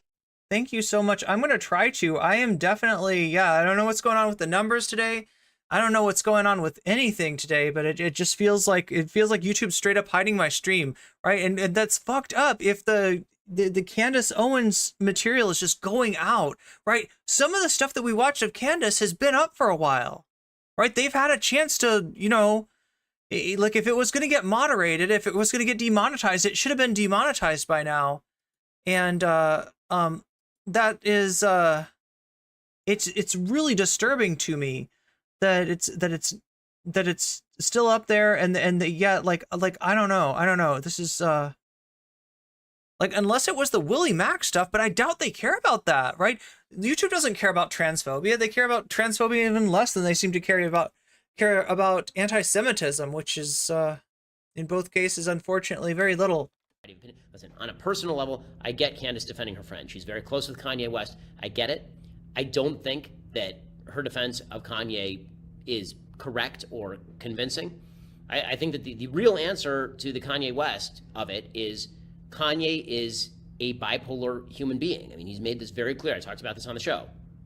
And bipolar people tend to say extraordinarily bizarre things and ugly things. And again, that doesn't excuse the bizarreness or the ugliness of the actual remarks, which, as I will say once again for the 1000th time, are in fact anti-Semitic. But there's a difference between somebody cohesively saying what Kanye West said and Kanye West saying things in broken grammar in the midst of what appears to be a bizarre period of his life in which he is presenting Adidas executives with porn in front of their face.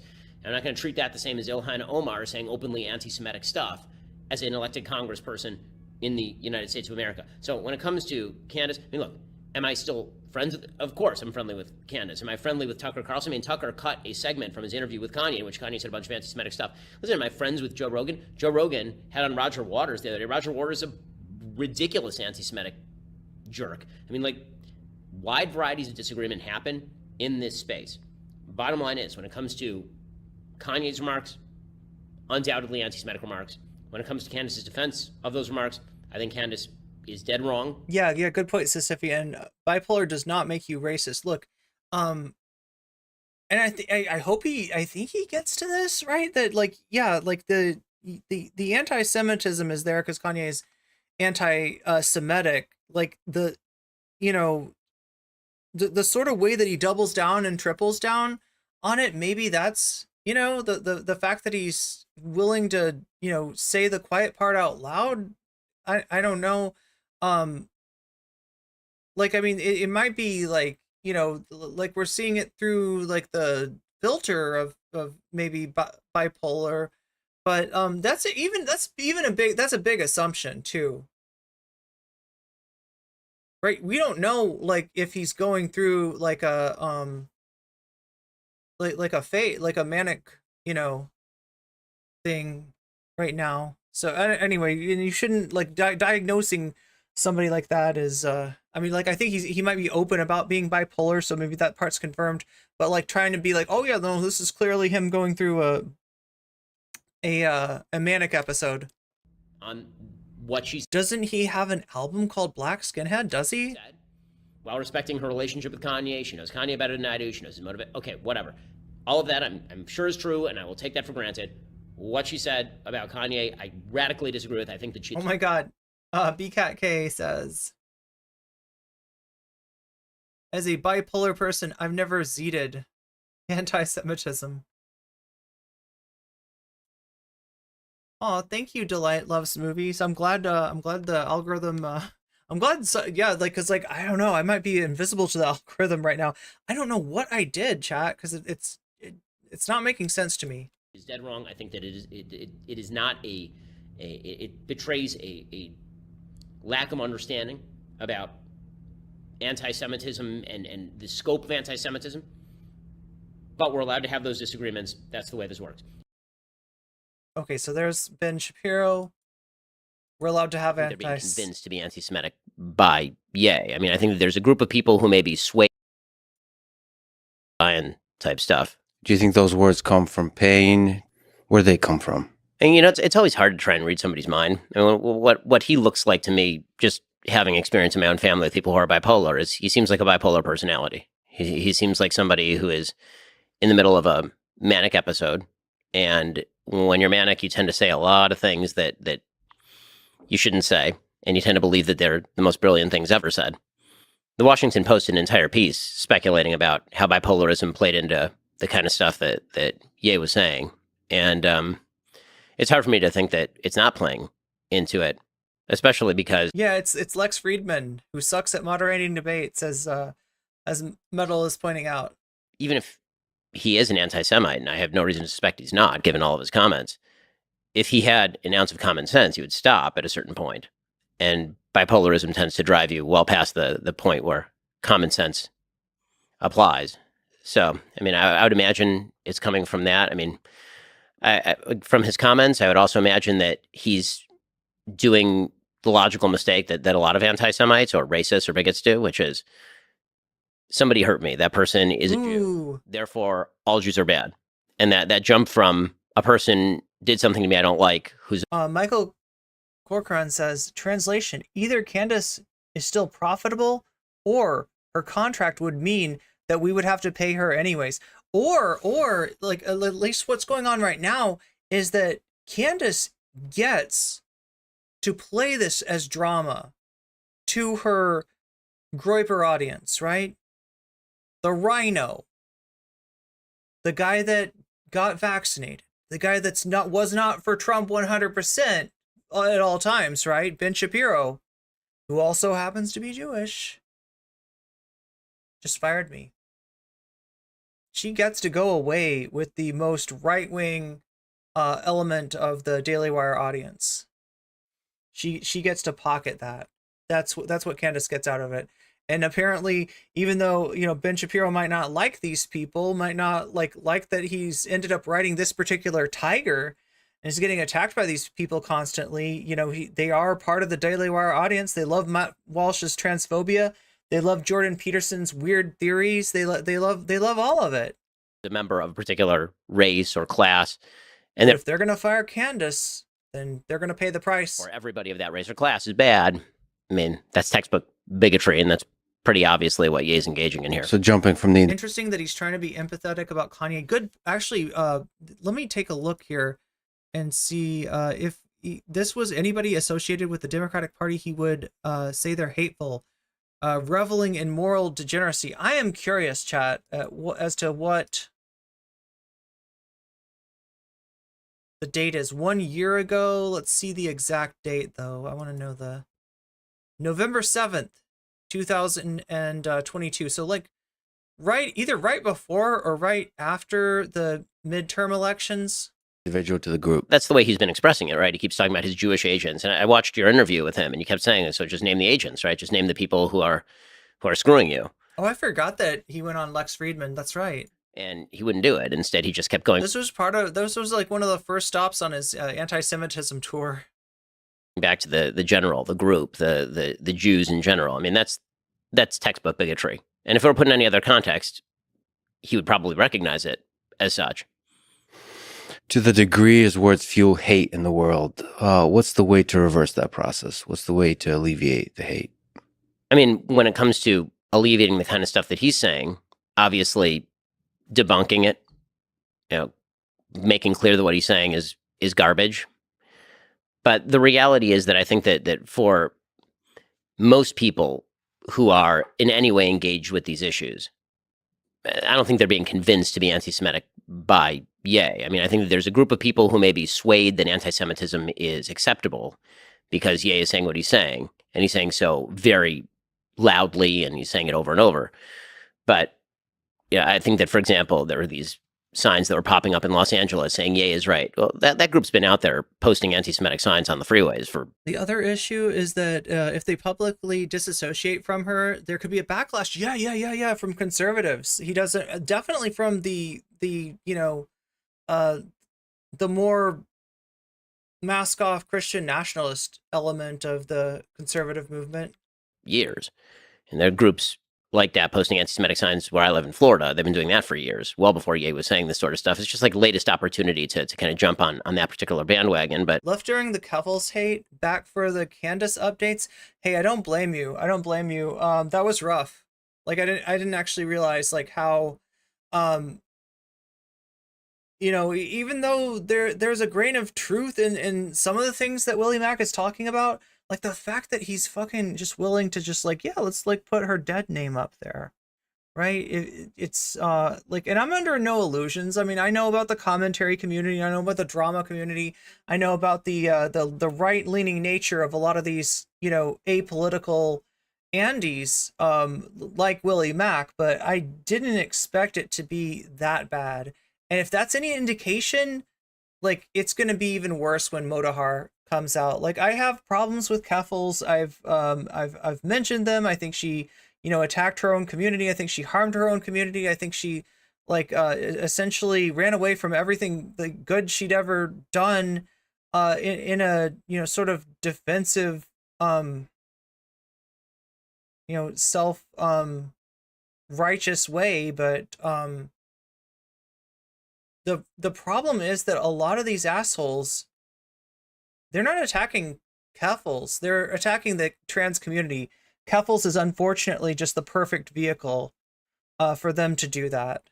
And that really sucks. And I am gonna I'm gonna have to respond to this stuff, if nothing else than to debunk that shit. Like, right, Keffels' failings are not the failings of the trans community. Keffels' lies are not the lies of the trans community. Keffels is not the trans community, right? She's one person, and one very, very flawed person who I used to be friends with.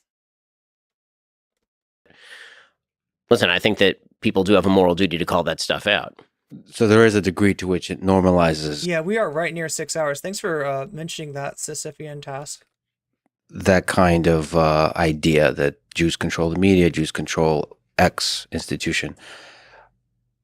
Is there a way to talk about a high representation of a group like Jewish people in a certain institution like the media or Hollywood and so on without it being a hateful conversation? Sure, of course. A high percentage of higher than statistically represented in the population percentage of Hollywood agents are probably Jewish. A higher percentage of lawyers generally are probably Jewish. A high percentage of accountants are probably Jewish. Also, a higher percentage of engineers are probably Asian. Like, the statistical truths are statistical truths. It doesn't necessarily mean anything about the nature of the people who are being talked about. There are a myriad of reasons why people might be disproportionately in one arena or another, ranging from the cultural to sometimes the genetic. I mean, there's certain Okay, and with that, yeah, just a reminder, Ben Shapiro and Lex Friedman, not great either. Ad break in 5 minutes. No, I'm gonna turn into a pumpkin in like less than 2 minutes. So, I am, yeah, but totally understand if people need to, like, I didn't realize that Willie Mack stuff was gonna get as toxic as it did, and it really set me up for like a bad day. Chat, if you appreciate what I'm doing, there's a number of different ways that you can support me, whether that is through super chats, super stickers, whether that is through memberships, gift memberships, on Patreon, on Twitch. Twitch, I gotta say, I'm really worried about you, okay, in terms of, like, I don't know what to do. If the subs go down to a certain level, and we're 3 subs away from that on Twitch, it's not going to make financial sense for me to dual stream anymore. Like, we're at the point where, like, I'm paying to be on Twitch, and so I don't know what I'm going to do with that, because I don't exactly want to punish the people that are on Twitch and that prefer to watch me over there, but I'm going to have to figure out something. We're going to have to figure out something. Yeah, so, oh my god. And you know, okay, so next, so I'm going to stream tomorrow. Again, I think we're talking about Jink and Brianna and the Force the Vote thing. That's going to go back to Jimmy Dore and Sam Cedar. There's a lot of people, a lot of faces that you'll recognize. As frustrating as that conversation will be, it's going to be less toxic than this one. I'm going to have to get back to this at some point, because I feel like I didn't do a good job. I didn't completely, you know, I opened the can of worms, and the can of worms is not closed yet. So I'm going to have to figure out what to do about, you know, Candace and Ben and all this stuff. But yeah, I'm going to be back tomorrow. I'm going to try to start reading off the Force the Vote will not die, right? I mean, I apparently just was not paying attention during that all. But yeah, like I don't know, like I kind of want to like I need to put together like a screen to thank everybody that supports me, because honestly I wouldn't be able to do this without you. I wouldn't be able to bring this to you and